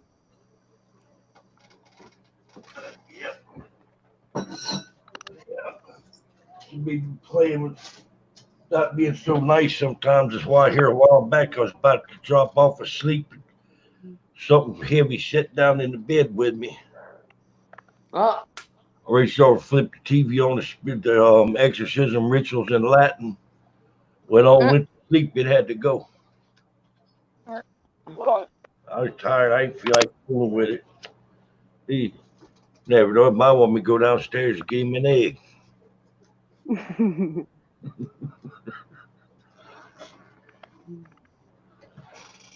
There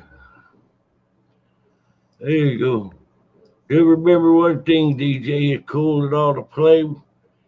Be careful, because you can't tick something off there that maybe you'd be wishing you hadn't of. Clown, is that Spiritist app? That's a free app, right? Thinking I paid $10 for it. Yeah, I think that's what wow. Like $10.99. I know the necrophonic was $9.99. See, I got somewhere around there. See, I got the necrophonics because I kept using that phone and going out there and agitating the macabre cemetery. And they had where all the buttons was lighting up on that damn phone. And demon almost messed the phone up. Oh Lord! Yeah, it jacked that map up. That demon out there can fry electronics. You ever seen like you go to do a video on YouTube and it makes the little picture screen, the little rectangular shape? It's on my phone. I was live streaming. It turned purple and looked like it melted. There's like purple liquid almost draining down. Oh my God! My computer got locked in place. I couldn't turn the computer off. I stayed on live, but I wasn't on live. I got back here. I had to unplug my computer entirely and had a brand new computer. It's been twice. Yeah, there's been twice it's jacked my computer where I couldn't stop a live stream. Try Control Alt Delete, Control Alt Escape, nothing. Put the power button, nothing. Have to unplug the whole damn computer. Dang. Oh, that demon out there, Cobb Cemetery, no joke, and there's 2 witches buried out there. Mom, you should go to it. What? Go to the cemetery with the 2 witches. Yeah, I'm supposed to go with them. There's one of the graves, they poured concrete down. It's like one of those old burials, so it's a do-it-yourself number. It was out there and it's colder than hell. And you could touch the other concrete slabs. They were cold, but this one here touched it was lukewarm. Okay. I went up there at night with Dustin and Lisa, and something tried to possess Dustin. Well, Clown, Ron and I are about to get off here so we can kind of mess around her house with the spirits for a minute. Oh, cool. Y'all have fun. Hey, Chris. Oh, that's my buddy Chris there from Venomous Fringe. Right. I know who that is. Hey, Chris. Hey, Chris. Hey. I never had an encounter. Neither have I. I think I did. I wasn't sure what I saw for certain, Chris. I saw something at the edge of a swamp there in Louisiana that probably was about 3.5 feet tall or so at the shoulders. with glowing red eyes. It was down on all fours. Well, DJ, I love you. Love I'll you see you too. later. All right, See you y'all All have later. right, clown. fun. Thank you for having us. We're glad you. Bye. Yeah. All right. Good night, y'all. Bye-bye. Bye. Bye. Bye. But that was that, and my wife saw something climb up the side of about a 30-foot hill there on Chris. She come back freaking out, said it was about the size of a bear, but it was climbing a straight climb all up like a clay hill. But said the way it was moving wasn't didn't look like no bear. But don't know what it was.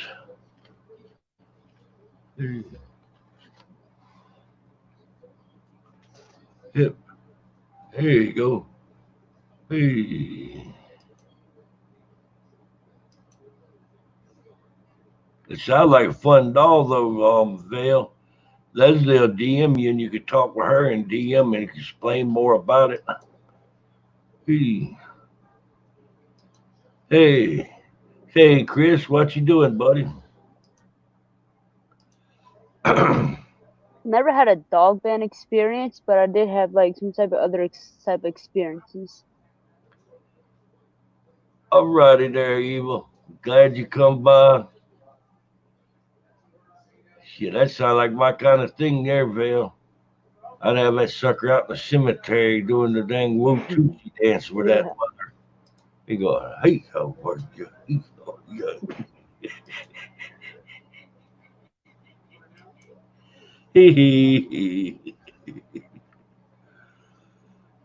Hey, you still there, Chris? Hey, Evil, I'm at my limit of being nice. I can't be nice anymore. By God. Mm. You still gotta give him that evil side. That's it. That clown love. By God.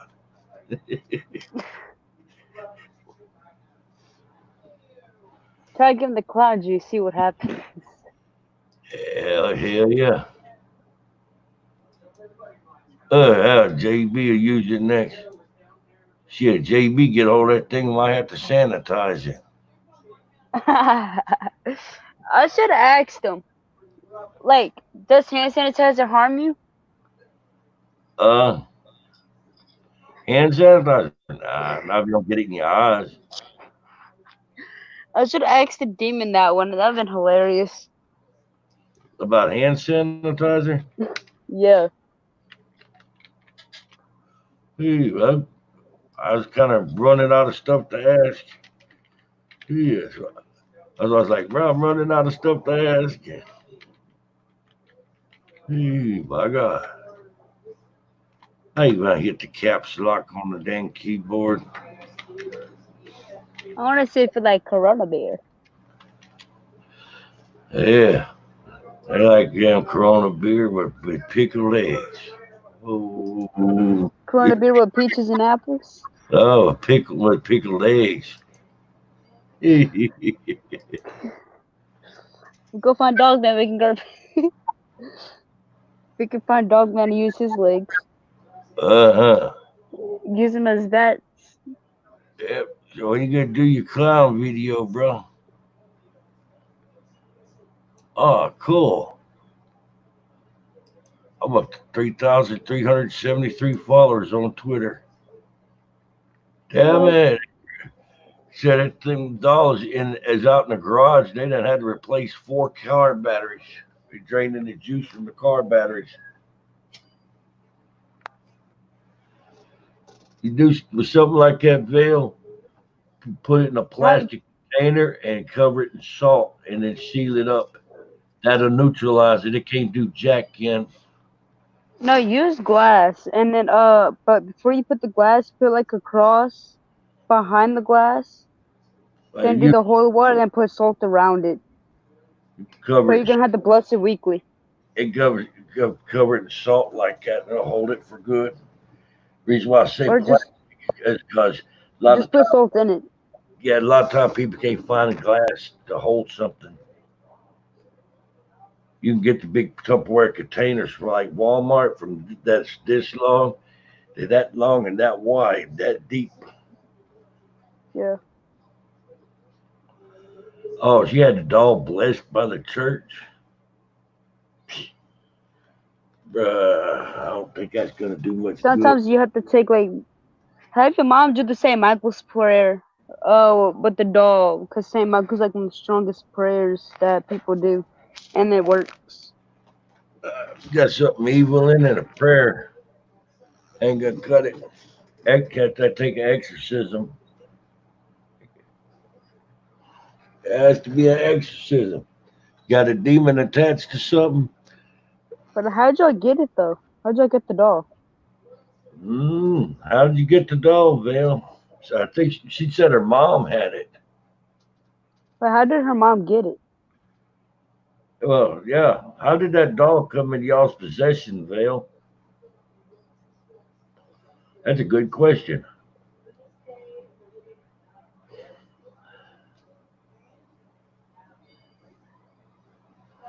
Oh, she says it wasn't not feel it being evil. Oh, she says her mom's as a kid. So it had to be passed down by somebody then. Yep. To a relative. And somebody before her had to do something with it. Well, if it's not evil, hell, you got to be able to talk to it and tell it don't be draining the damn car batteries. The probably wants it to like wants whatever is inside the doll probably wants to share the story and see like what it could do to help. Because that's what some ghosts do. They try to do things where it can get the attention. Could plug in a small lamp or something by it. Tell it to get his electricity from the lamp.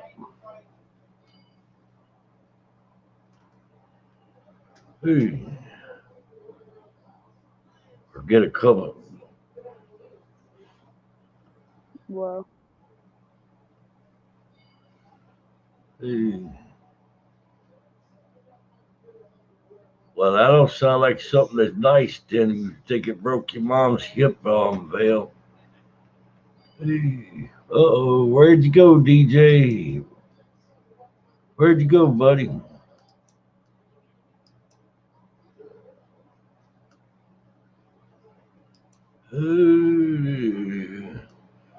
Here, come back up.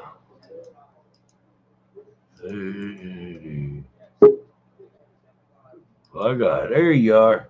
Yeah, it kicked me out for some reason. I thought Because you the had. house that I'm in is about over 60 years old and stuff. Dang And it. like around 3 a.m., us kind of get some type of noises. That sounds cool. Yeah. Ooh. I gotta get me a good dang demon honey, and I'm getting so close to 800 subs. I'm at 754. Hey, I'm trying to hit 800. I'm trying to at least start getting paid before I get out of high school. So you don't have to go to high school. I'm in high school now, but I'm trying to get to where I can start getting paid. So Yeah. I could, and I'm about 300 something right now. Yeah, I'll keep helping. I'm helping you try to get your channel promoted and grow. Oh man, my views and my watch time hours have dropped. Oh, analytics. It'll go back up. It resets every 2 days.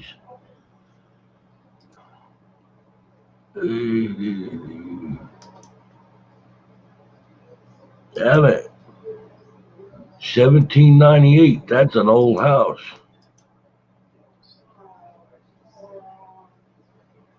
Probably.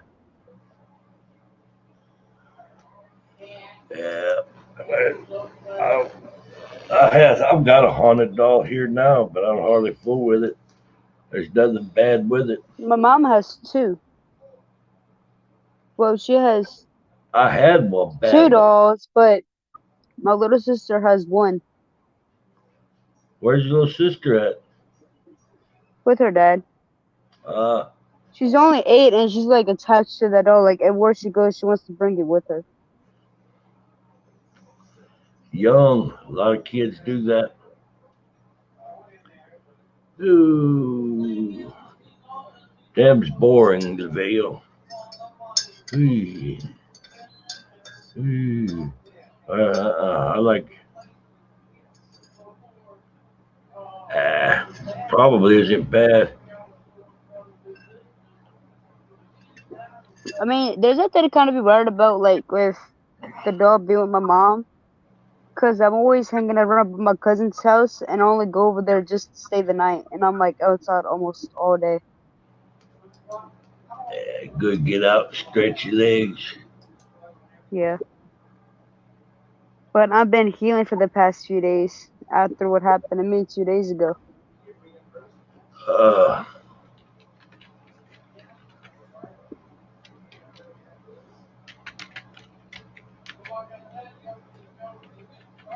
Yep. Hey, see. Yep, so you shoot a new video every couple of days or so? I mean, I kind of get videos up, but I just have to find a way where I can upload them so I can edit it. But I have to wait for my charger to come in, which won't be a long while.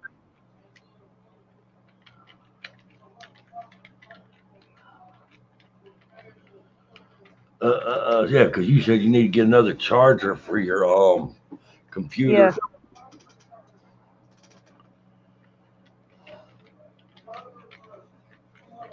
Oh, when are you gonna get one? My mom ordered one, but I just gotta wait for it to come in. And there's no telling what's gonna come in because of the coronavirus. That sucks too.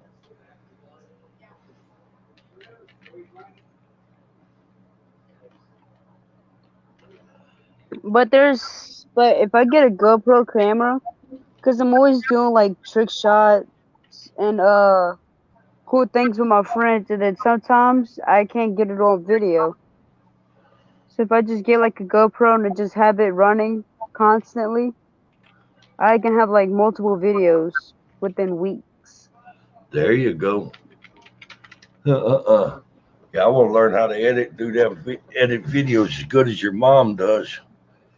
I can edit them, but they don't come out as good as what she makes. The intro she paid somebody to make for her, and she just edits the rest. Oh, she paid. Okay, I might need to do that.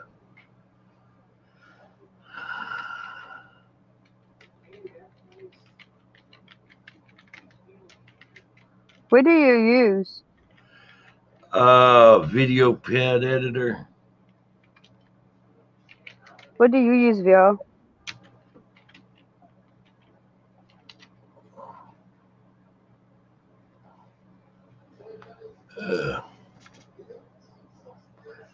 Well, what do you use there, Veil? Oh, yeah, I use video pad video editor. I don't really like it because it's so little it'll do.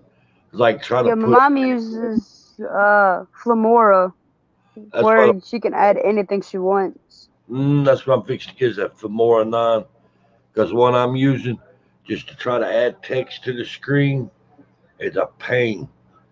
It's like Yeah, Flamora. A, B, C, D, and you done do the next frame, and it's like E. There's supposed to be an F and a G, and it forgets about it. Like Flamora, it's like whenever you're doing it, you click on a certain spot where you want to put the words, and then it can do that. So like whenever you select the section that you want, you can type in the text without no problems. I'll tell you what, man, that Veil makes good videos too. I've seen a few. Shit, I don't hardly have time to watch videos. That's why I started doing video night on here. That way I can watch them. Hey there, what's happening, Allie? Hey. Yeah, I didn't care for that window video maker a lot. I mean, I kind of tried it for one of my videos in the past, and I didn't like the way how it turned out, so I had to get rid of it. Yeah, Yeah, that first video I made, I used that Windows Video Maker, and I wasn't real happy with it. Actually, to me, it worked.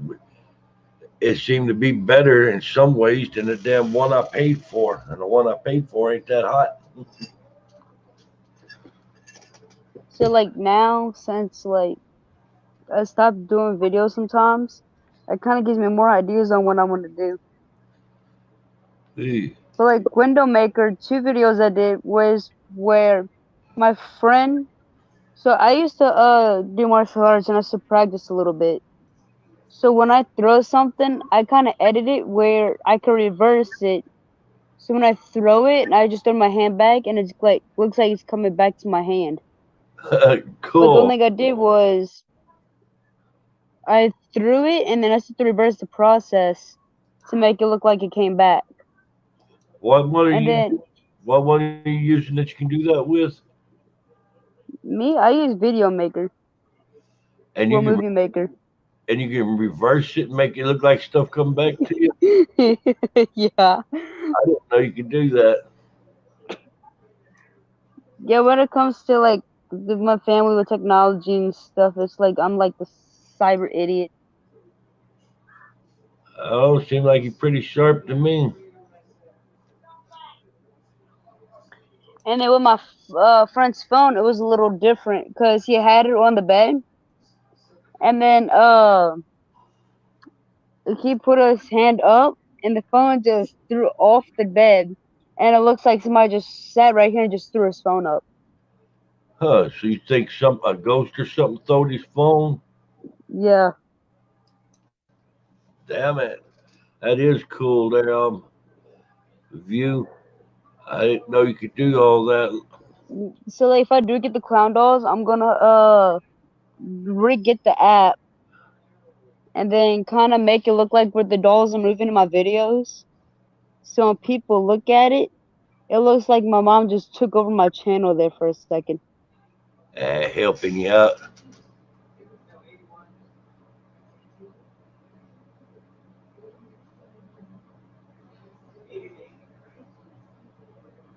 What else are you going to investigate tomorrow? I'm going like that old abandoned church. You always go. Last time you went, I saw one of your videos where you got pushed down the stairs. Yep, that was fun. So I'm going back. Maybe I just figured out, no, which one of y'all touched my peanut butter?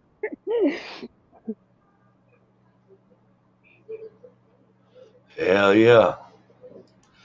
That place there could be dangerous.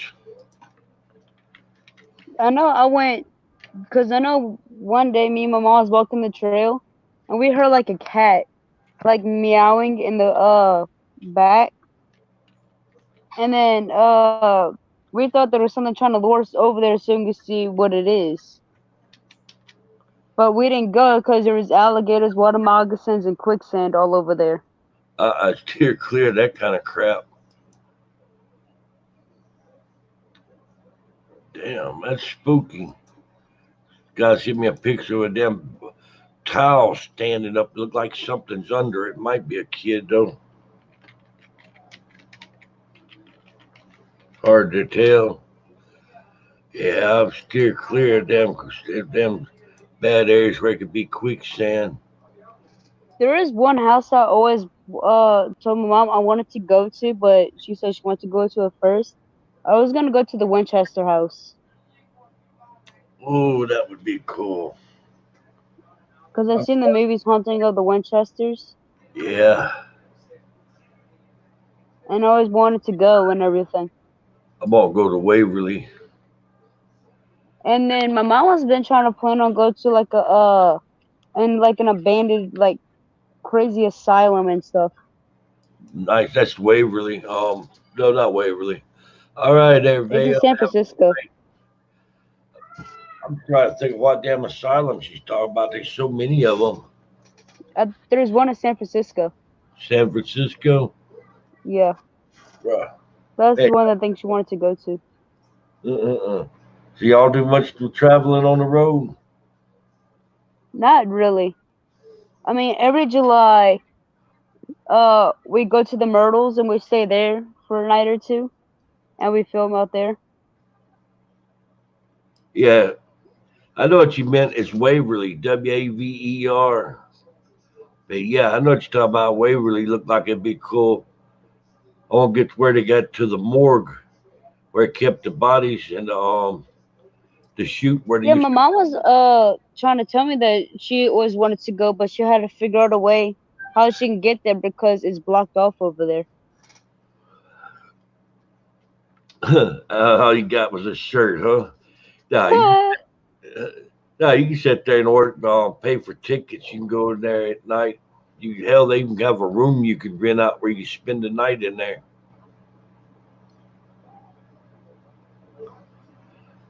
My mom, like, if like a place is closed, my mom wants to go in it. She just don't care, but she brings somebody else as for a lookout, and then she just like breaks in and stuff. Like she has to hop the gate. She goes in it.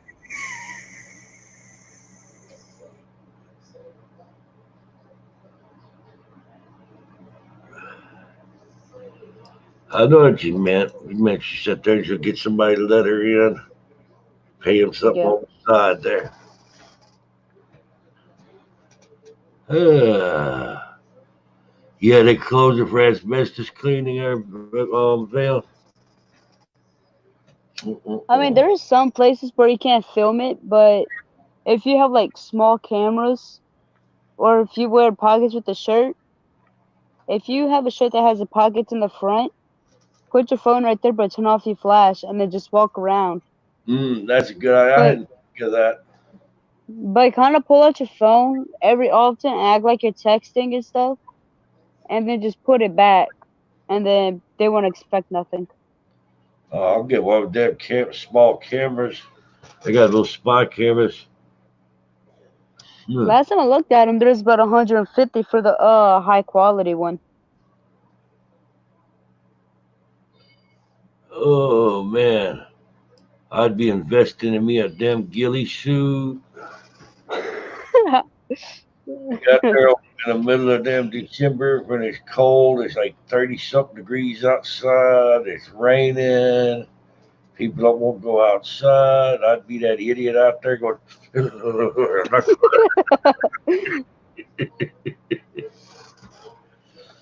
Remember with a full spectrum camera going, doing a Michael Jackson going, hee hee. That's it. My God. Yeah, I'd had to go in a house like that, go full spectrum. I mean, if you know somebody who's extremely good with art, and then you can send them like T-shirts or clothes that you really don't care about, and then just send them like a picture of the inside where you want to go, and then if you want to film there, he could see if he could design the clothing as like a camo suit where you could just like when somebody's coming, you help them get against the wall. Hug.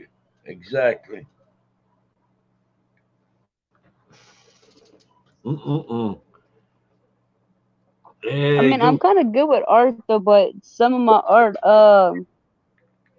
I kind of gave to my art teacher to hang up and put in some art shows. Ooh, I wish I was good at art.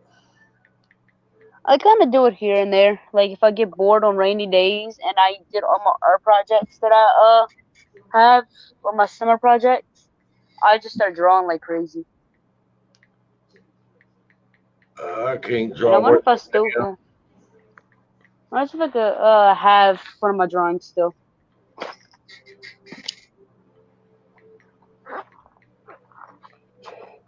Oh, what kind of stuff you do?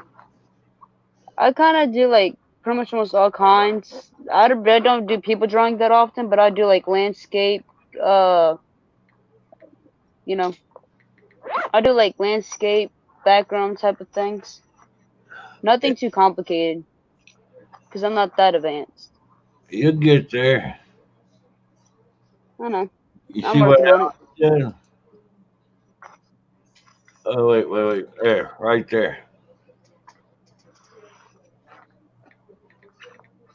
I know art is fun because I kind of always wanted to do drawing and stuff because that's stuff that I loved to do when I was little.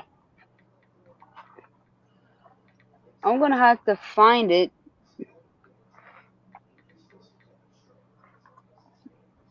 Right now I'm trying to look inside my bag.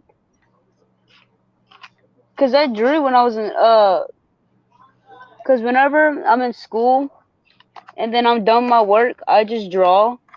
And I drew like a snake and I'm trying to find where I put it. Cause I drew like a Celtic snake a while back. But I can't find it nowhere. But when I find it, I'll show you. Oh, all right. That sounds cool. I hope you show some of your work. Yeah, I only have one thing because, like I said, I get a few of it to my art teacher.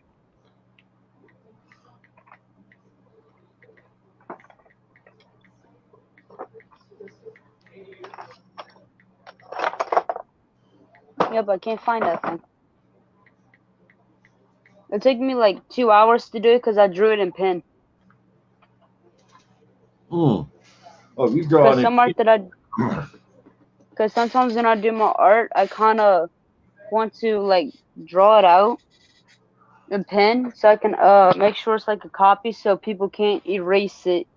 Can't erase my name and say they drew it and show the mistakes. Mm-hmm.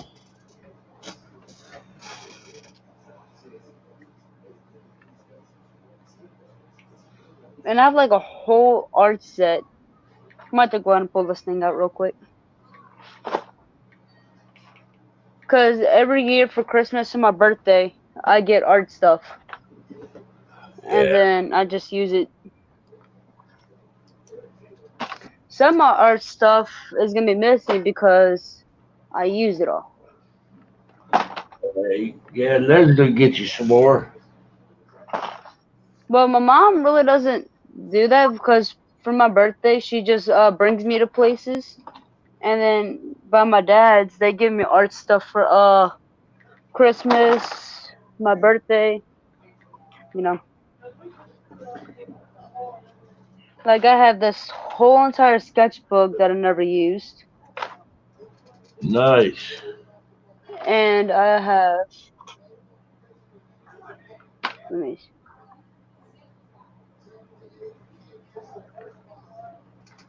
This big old thing.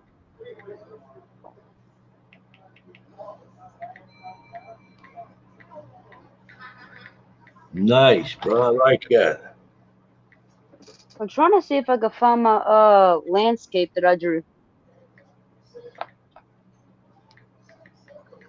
Cause the landscape that I drew was a sunset, like. Cause one of the drawings that I drew was where the sun was rising. No, it was a full moon rising over mountains with cypress trees on the by the water, and it was reflecting the water with the moon. But I can't. But I don't even know what happened to it.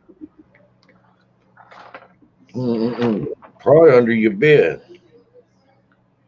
No, I drew it and then I hung it up, and then after a few days, and then I let it dry.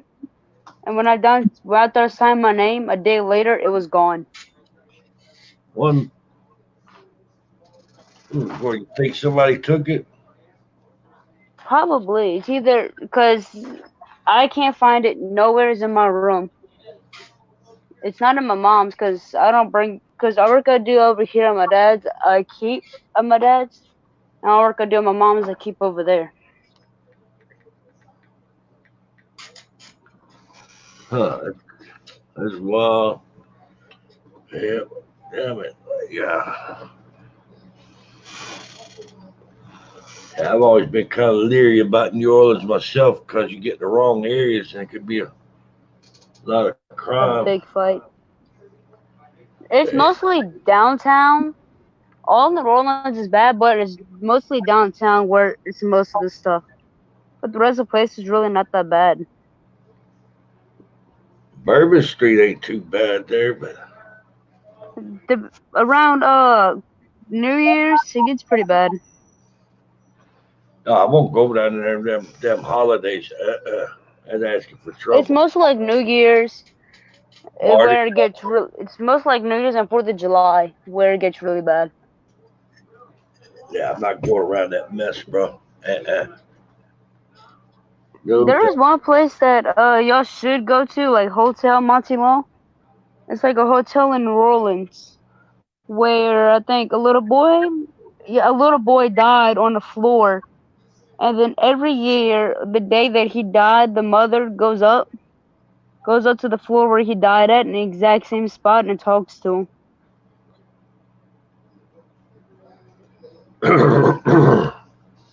It's one of my mama's videos. I'd like to see that. Cause I was in it and I was filming some part of it. So you ever think about doing any paranormal videos?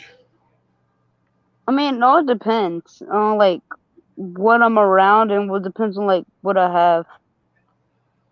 Cause sometimes if I have to do like a paranormal investigation and stuff, I'll do it. If I want to make a parody of an investigation, I will.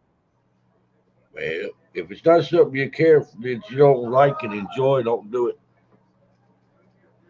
Cause I mean, my videos about different things that I do. I will do comedies, pranks, like daily vlogs. I'm doing stuff like that. Yeah, But one of my videos, I was thinking going live,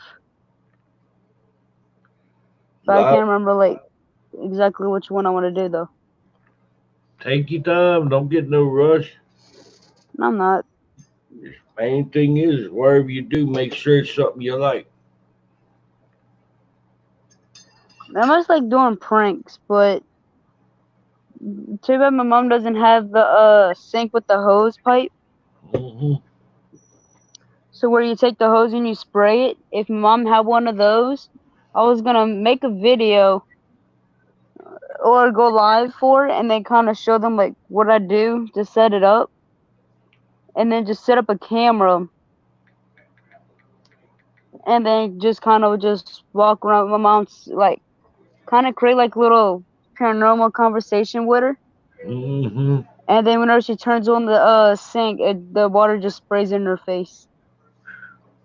Uh. Dang it. She might get mad over that. Nah, I don't think she would. She probably would laugh about that. Good night there, Allie. You know, Yeah, we're about to shut another down. Yeah. Anything I do is I'm doing lives, I watch them analytics. Like we just flat lined out. Nobody watching. Then sharing, yeah. I know Ooh. there was a few lives that I was trying to go to, but I couldn't because you set the settings where you have to be 18 or older. Normally, if somebody's not old enough, I'm not gonna let them on here. Not unless their mom says it's okay or their dad. You know, they have to be a parent. All righty there. We're gonna try to stay safe there, Allie. By God. See, I've known like a couple different people that's on lives that's got kids. And they get on there and it's like, well, as long as it's okay there on the camera. And they say, yeah, I don't mind. I said, cool. Yeah, my mom really won't mind. We usually talk a little rougher than what we were talking there tonight. We kind of calm things down. Not complaining. Actually, I'm thinking I need to calm the live stream down. Been getting too far out there.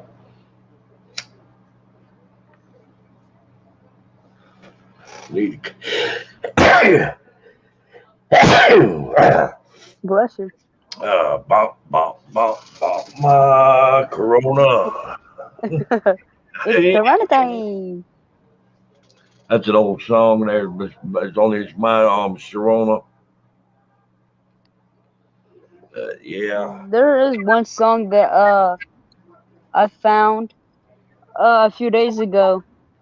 and it's called Coronavirus by GMAC Cash. It's funny. Yeah, they've been popping up with them here lately, doing videos on it. There's a whole movie on coronavirus. Oh, okay, Vale. There's a movie on it already. Yeah.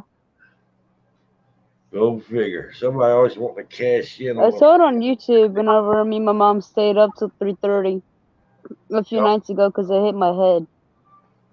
You had your way, huh? Y'all watched it?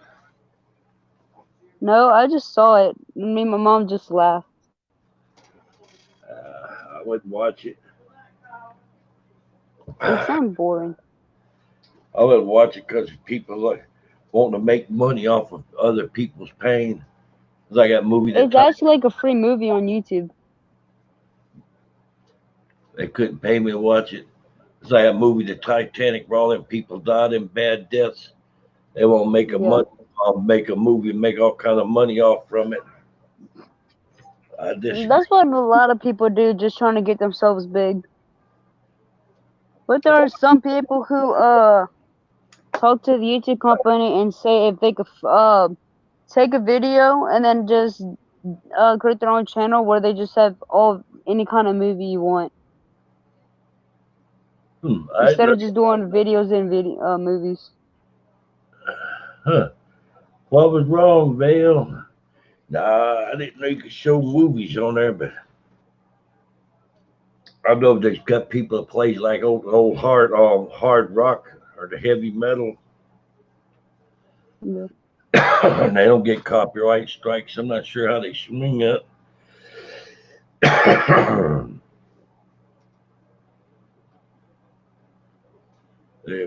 I ain't got no copyright strikes yet, but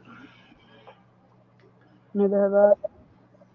I thought I got one. Oh man, Vale, that sucks. Dang. You better sue him and get your money back.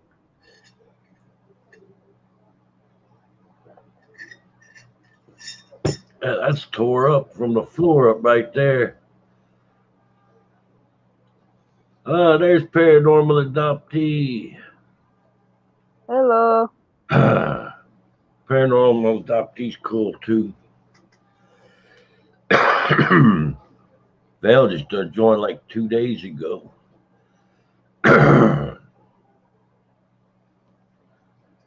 Well, you have to probably, or maybe call them there on Vale.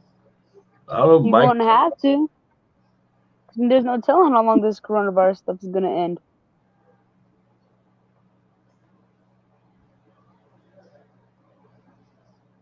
Yeah, that's crazy. Yeah. So I done it blocked my skull wall like that because I've always liked skulls. I've got a couple of 3 or 4 of them here around the condo. But I've been sitting there looking at channel art your mom's got up. It's got the skull on it. I was like, bro, that's cool. And I was looking around at skulls today because I didn't want to do a skull and copy her. That's her thing. So I found this. It's like, now this is cool right here. It's catacomb. You should like make business cards and then just have those skulls in your background and then has your Twitter, your YouTube, and your channel name on the card. That's what my mom did. That's how she got big. Cause she used to take her business cards. Cause the thing that you see on her YouTube channel, that's how her business card looks like. Oh, she done with the skull? Mhm. That's on her business card. Oh, you know how to make your business cards, Vale? I don't have a printer. You don't need a printer. You can go on you're gonna have to talk to my mom next time you go live and ask, or talk to my mom whenever you get a chance to see what website she would want to make it.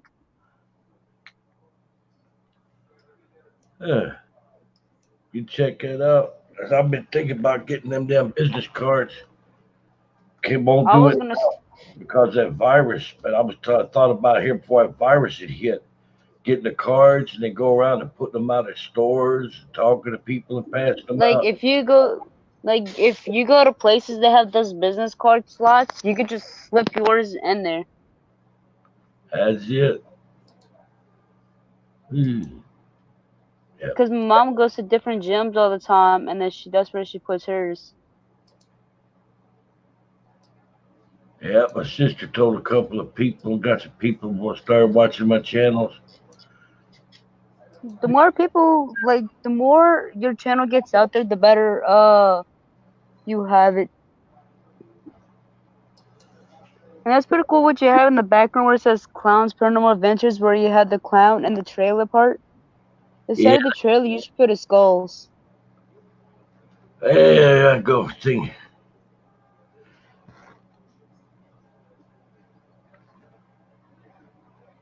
Yeah, I like the clown though, but I've been thinking about changing my name, just going by my real name and getting away from clown. Why? I don't know, maybe be more serious. But then that's not really me. I like the cutting up. I'll probably stay with it a lot of what it is now. Or just do 2 channels. Like you sitting there cutting up and then have your serious side. Do like what my mom did. See which one takes off the best. It's not that which one takes off the best. It's like more like cause when you have more, you have like better chances of getting the world to know you. Well, actually, I started serious. I'm being serious about this. I started to run a second channel and do pranks. I got some shit on my mind I could pull that ain't nobody else has pulled. It really messes with people's heads. I was gonna do a second channel where it's just gonna be me and my brother just playing games and just doing videos off of that. And people that get to make it big with that too. Yeah, don't go to Vista or Vista. I'll look it up online, see about it. I'm sure Leslie know who to talk to on it About what? about getting business cards made up. Yeah, She I went didn't. on the website and then she ordered about 100 of them for $2 or $5. They're really cheap. Oh, go ahead. Huh, what kind of books did you write, Vale?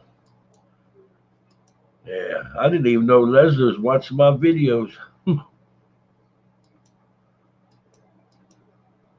Because whenever my mom is on a live with you or on a live with other people, she kind of throws out her favorite channels, uh, out there on her channel, so she can help them get bigger. Well, she's done it on here a couple of times.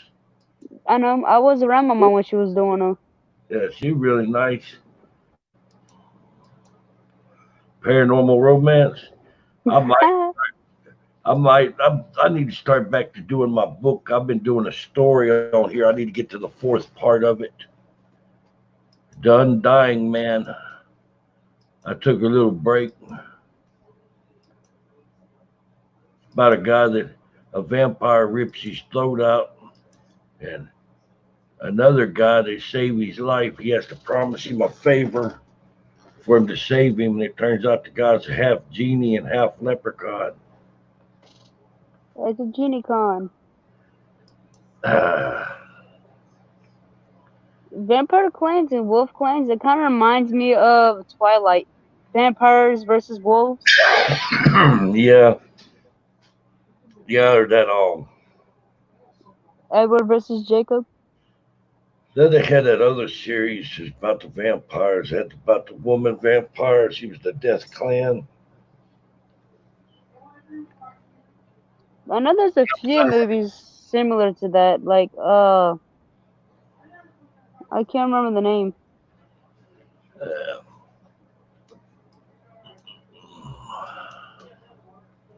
I like reading them Anita Blake books. Well, where she's the damn vampire killer, werewolf hunt killer. Yeah. She's there. She's I friend. wanna with I vamp. cannot wait till this coronavirus stuff is over with. I hope it's soon. I found out today that Boris Johnson, leader over in England, has got tested positive for it, and Angela Merkel, the leader of them Germany, is under quarantine. Stuff making its rounds, bro. It's gonna really throw stuff out of whack.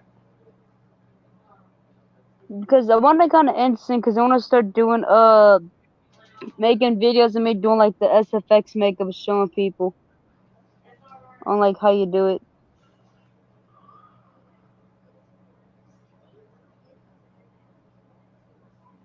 Is that Lilith's breed? Your Lilith's breed? Am I saying that right? Yeah, Lilith. Yeah, Lilith is queen, is the mother of all the monsters.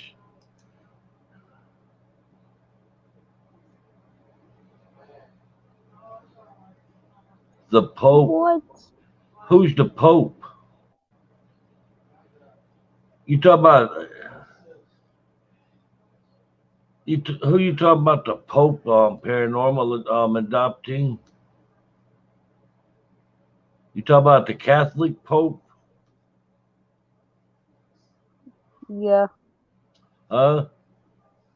I think so.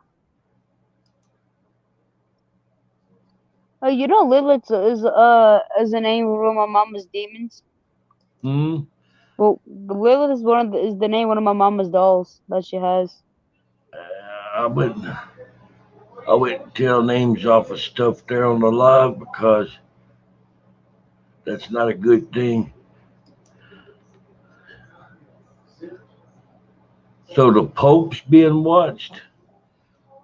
Yeah. Hell, he was doing them mass out there without their Yep. coughing and sneezing and cutting up.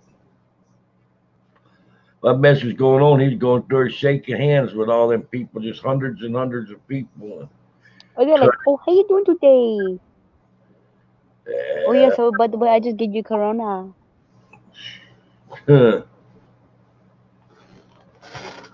Yeah, damn.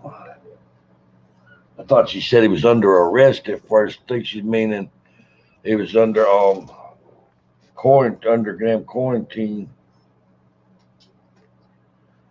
Yeah, they probably keeping that quiet, but I got a feeling the Pope got that corona.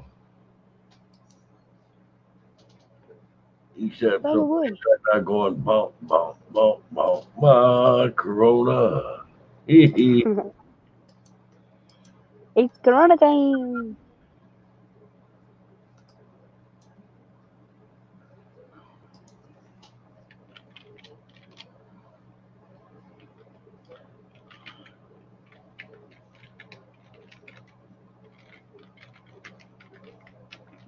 Megan and Harry moved to California before the virus broke out. But yeah, I don't think I'll make it back. Hell, Prince Charles tested positive for it, and he was around the And Queen Elizabeth might have it. Val Paranormal says I'm heading out. Have a good night, people. Ghost love. All righty there, adoptee. Is she Vale? Okay. Good night, Vale. Vale's good. Is good people too. Mhm. Uh, That's good people on here. Hell, I'm glad you come along. Shit, you good to talk to.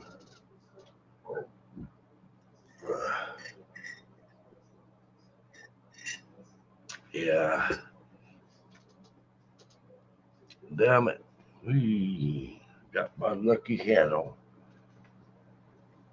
The one where you kill the squirrel and string up your wires.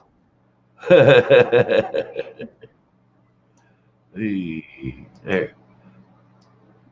That's one of the first things I made when I started YouTubing. The one that I have, those are the very first things that I did. Cause I was like, I used to study Greek mythology a little bit. Greek mythology? Yeah, cause the picture I have as my channel is Ares, god of war. Yeah.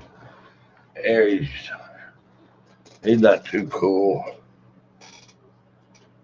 Them Aries is bad. Want war for war's sake. He's probably the one who started. He's probably the one who invented Corona. Say it's time for people to go to war with Corona. Uh,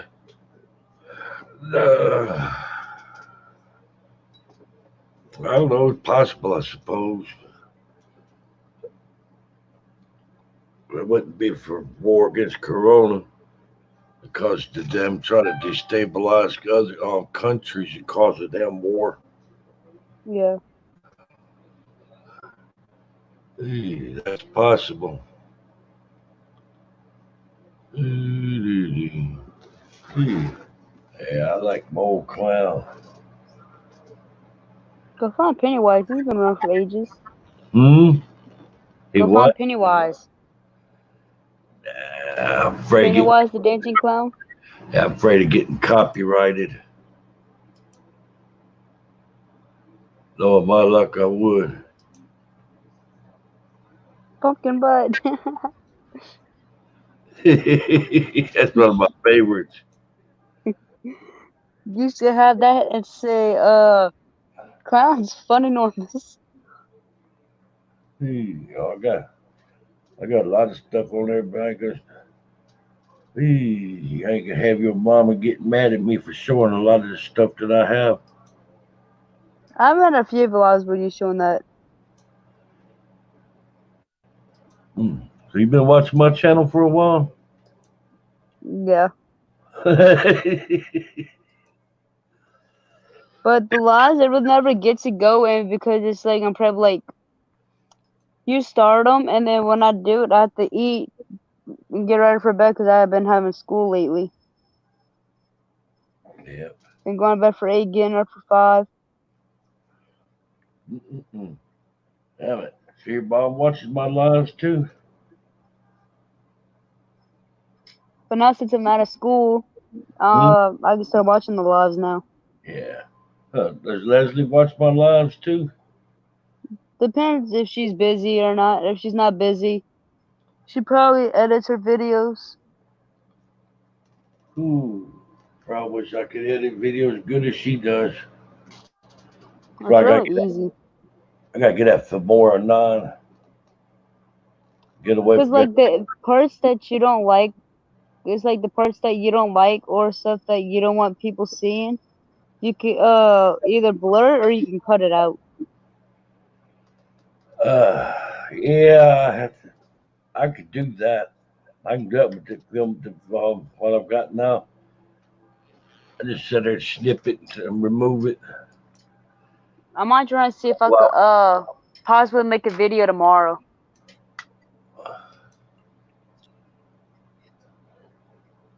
They out there in California, they right up the middle of all that virus crap. Not really, because California barely has any cases out there, I believe. Shit, that's a hot spot. No, the hot spot is in Pennsylvania. Here. No, the hot spots are mostly Jefferson Parish, Orleans Parish. You're talking about Louisiana. I'm talking about nationwide.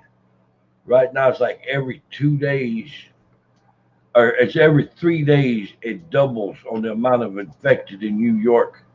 They had like 300 people died in 24 hours in New York. Well, within 24 hours, we triple. Louisiana, we at least triple like within 24 hours. And then within a week, we had about 100 times more than what we did. Yeah, that's New York. Pennsylvania is one of the first ones that started blocking bridges off. New York was the first state to get it. Oh yeah, it's there hard too because it's some people from all over. Because New York is like one of the busiest states you could be in. Hey there, Alan and Rosie. What's happening? Bog Oh, off. thanks, Alan Rosa, for the subscribe. Alan Rosie's cool as hell. Yeah, they subscribe to my channel at 1218.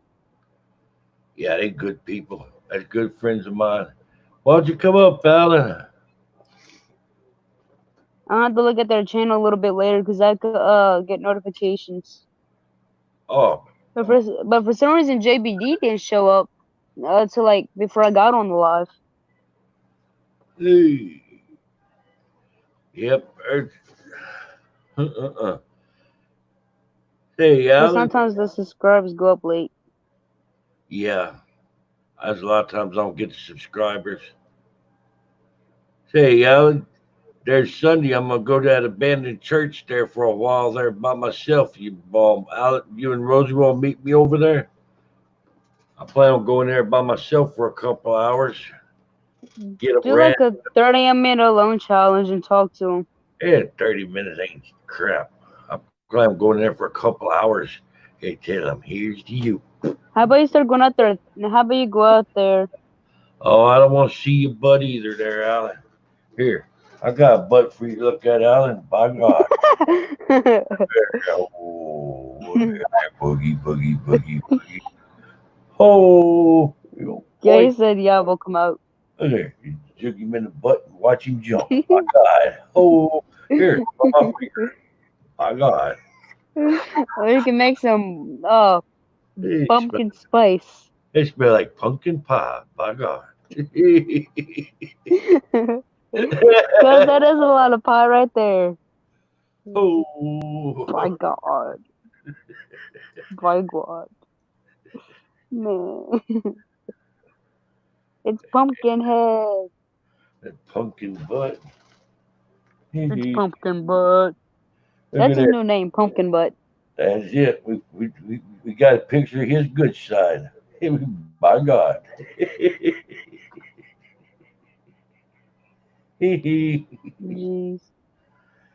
Yeah, I'm gonna come out there to Louisiana. Get Leslie to show me that haunted trail. Whee. Oh yeah, it's by Jean Lafitte. You did? I never went, but it's by the Jean Lafitte. We go there every other Sunday and walk the trails. Yeah. It sounds like it's pretty haunted too. It is actually, cause that's native grounds. Ooh, cool. There's an Indian burial mound not far from me over at Fort Walton. I've been wanting to go to do a spirit box. Yeah, this tree where my mom did that video at, there was like a Indian buried alive in there. Yeah, I saw the video. That's bad. Yeah. Oh, whoever done It that. was the Americans who put them in there because they were trying to take their land.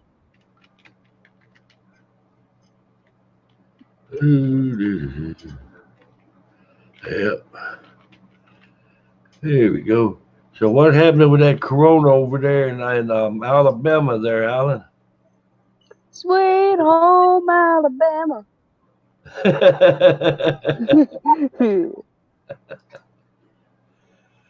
Hey,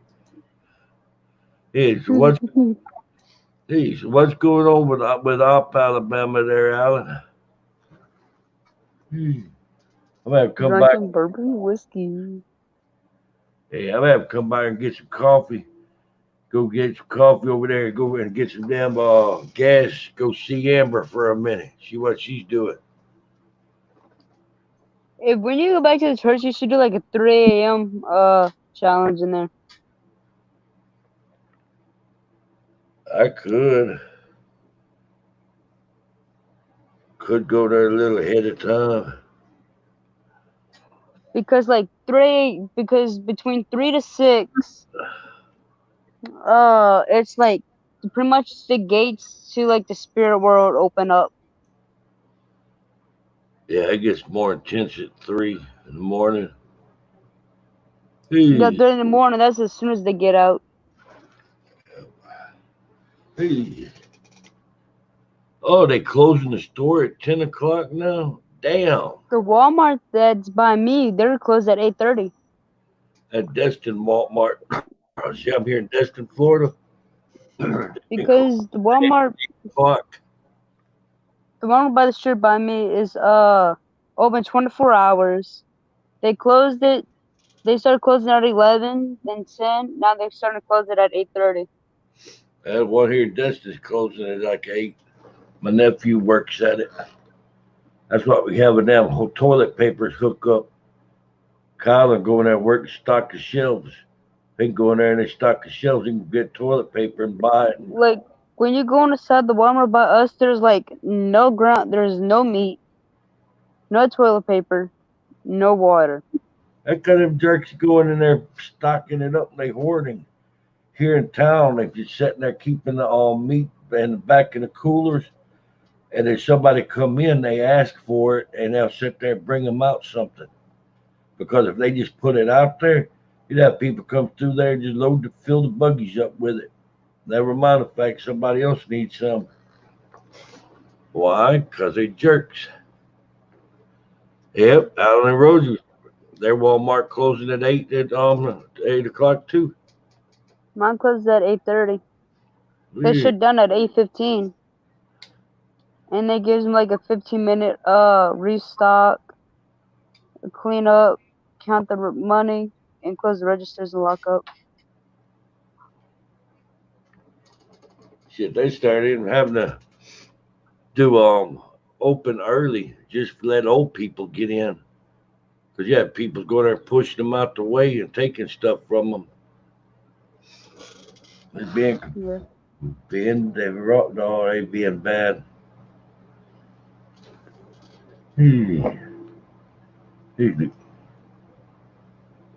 See it?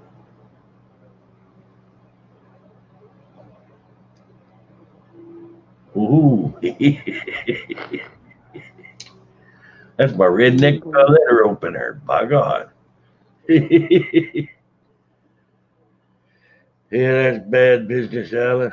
My Walmart opens up at 6. Ooh, I tell you what, ain't nobody having them deaths like you've been having there in Italy.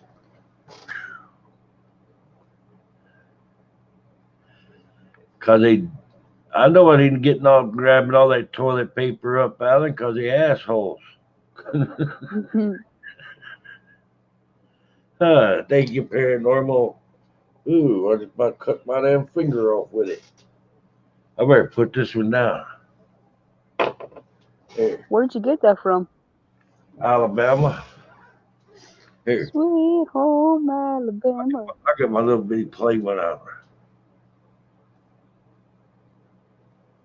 Yeah, I can't hurt nothing with this. I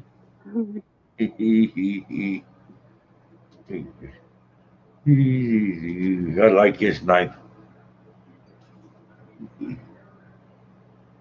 But you see that some? If that thing was real, you can kill Dogman with it. It is real. It's very real. Hey, that's why I use. How sharp is it? It's pretty damn sharp. That's why I used to trim my toenails with. My God. They gotta be crusty then. He just saw them off.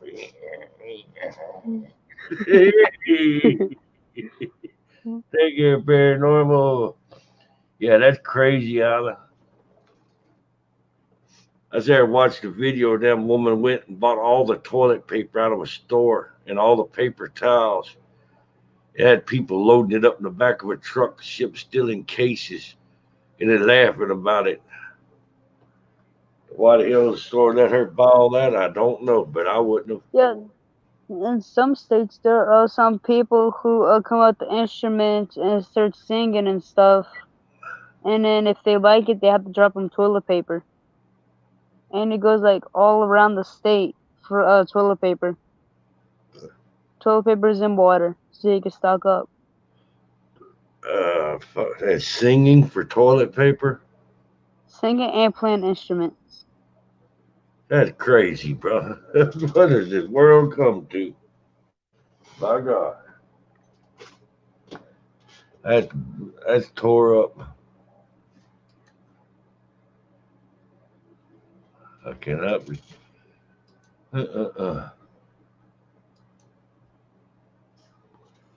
Hey. Well, I bet Leslie and Rhonda having some fun right now. Out there, Probably. out there where them demons walk across Rhonda's backyard. Bro, I'd love to be out there. I'd throw a damn tin up in a minute. Because they live right by the nature trail. Because Rhonda lives like right by the nature trail. In the Alright. corner right there, that's where she gets a lot of her paranormal activity. Yeah, let's just not try to give out too much of a location because you don't want some crazy stalker or something to sit there and start trying to play detective and figure out where Rhonda live at. Damn it, Alan. I mean, there's a few people afraid of clowns. So all you have to do is just put on the clown mask Hey, bro, and say, "Get away." I had a damn troll come on my live stream wasn't long after I started. They come over here talking all kind of bad stuff and just before I could get the live stream shut down, Oh man. before I could get the live stream shut down, he called off my damn street address and condo number. What? Yep. A couple of days before that, I had somebody got to stalking and leaving comments on my videos about I'd like to meet you. And I check your channel out. They were making damn snuff films. They're making videos about killing people, wearing masks and all kind of creepy shit. And a couple of days later, I got that joker blurts out my address. Wow. I wasn't too worried about it because I said I carry a firearm, got an almost 100-pound dog I bring with me, and somebody won't start something, they definitely regret it afterwards. What kind of dog? Anatolian Shepherd. I have a whole pit bull. Yeah, Tina's sick. Is by there she is. That dog? Somebody would have tried to hurt me, that she'd be bad. They're like, okay, I'll leave you alone. Ooh, that's the wrong one. Here you go. Come on, man. Looney Tunes can't keep doing that. Here you go. Let's see. It's peanut. It's Dogman Pate. That's a good one, Alan. Dogman Babe.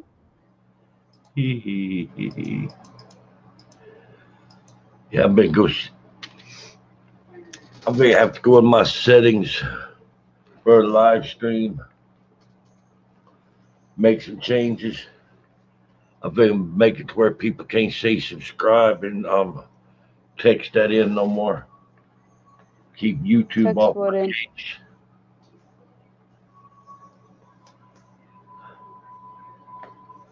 That's it, Alan. Ooh. It's about time I start looking around and get me another Anatolian Shepherd puppy to start training. Athena down and sick. She Do goes, a German Shepherd. I like Anatolian Shepherds.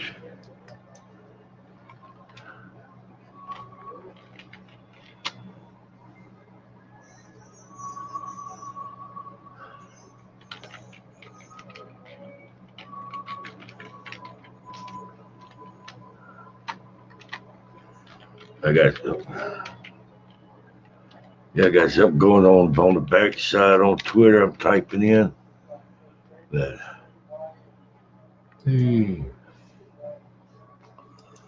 that was a little problem. A couple of people have been trying to backstab me, trying to cause me problems with my account, Twitter account, and YouTube account.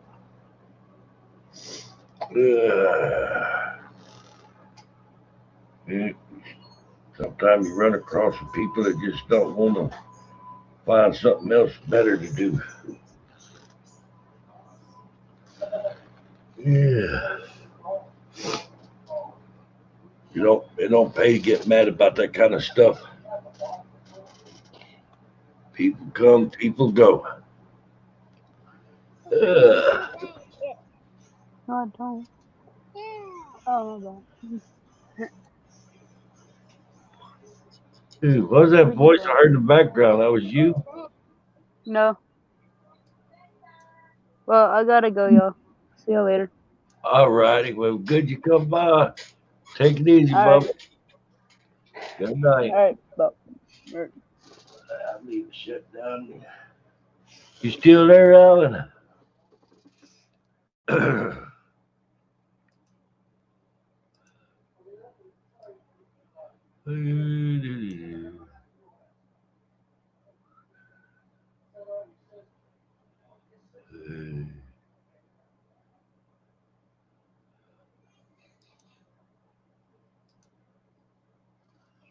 Ooh, anybody still here?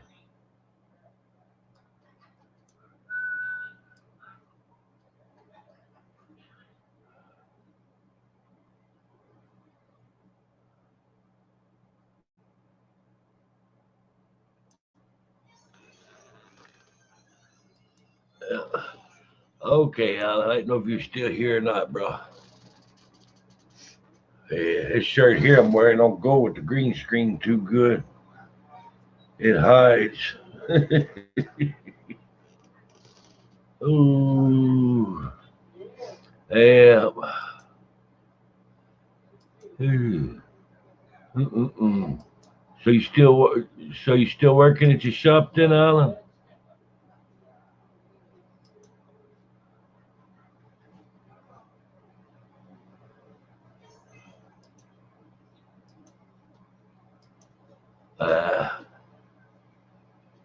Uh, thank you. Yeah, I shut my two together there today. Just be careful. Shoot, well, let me see how long I've been on here for. Holy cow, I've been over for over 7 hours. I need to go feed Athena and get his video edited out there, Alan. Get her medicine. Hey, yeah, I believe I must shut this down. I'm tired. We hope you can come back by tomorrow, Alan. Bop, bop, bop, bop. My scrotum. Hey, I gotta go feed Athena and get her medicine, bro. I pick a hop, jump, do a little skipping. I'm gonna take care of some stuff, edit this video out. I believe I'm finna go to bed, Alan. But Sunday I'll be giving you a holler. Hey, we can go to that church. I want to double dip like a son bitch. I want to go to the blockhouse, abandoned church, see that other stuff y'all was wanting to show me. But I'll see y'all in a few there, Alan. Good night, Alan. Good night, Rosie. Hey, and a word for today is by God.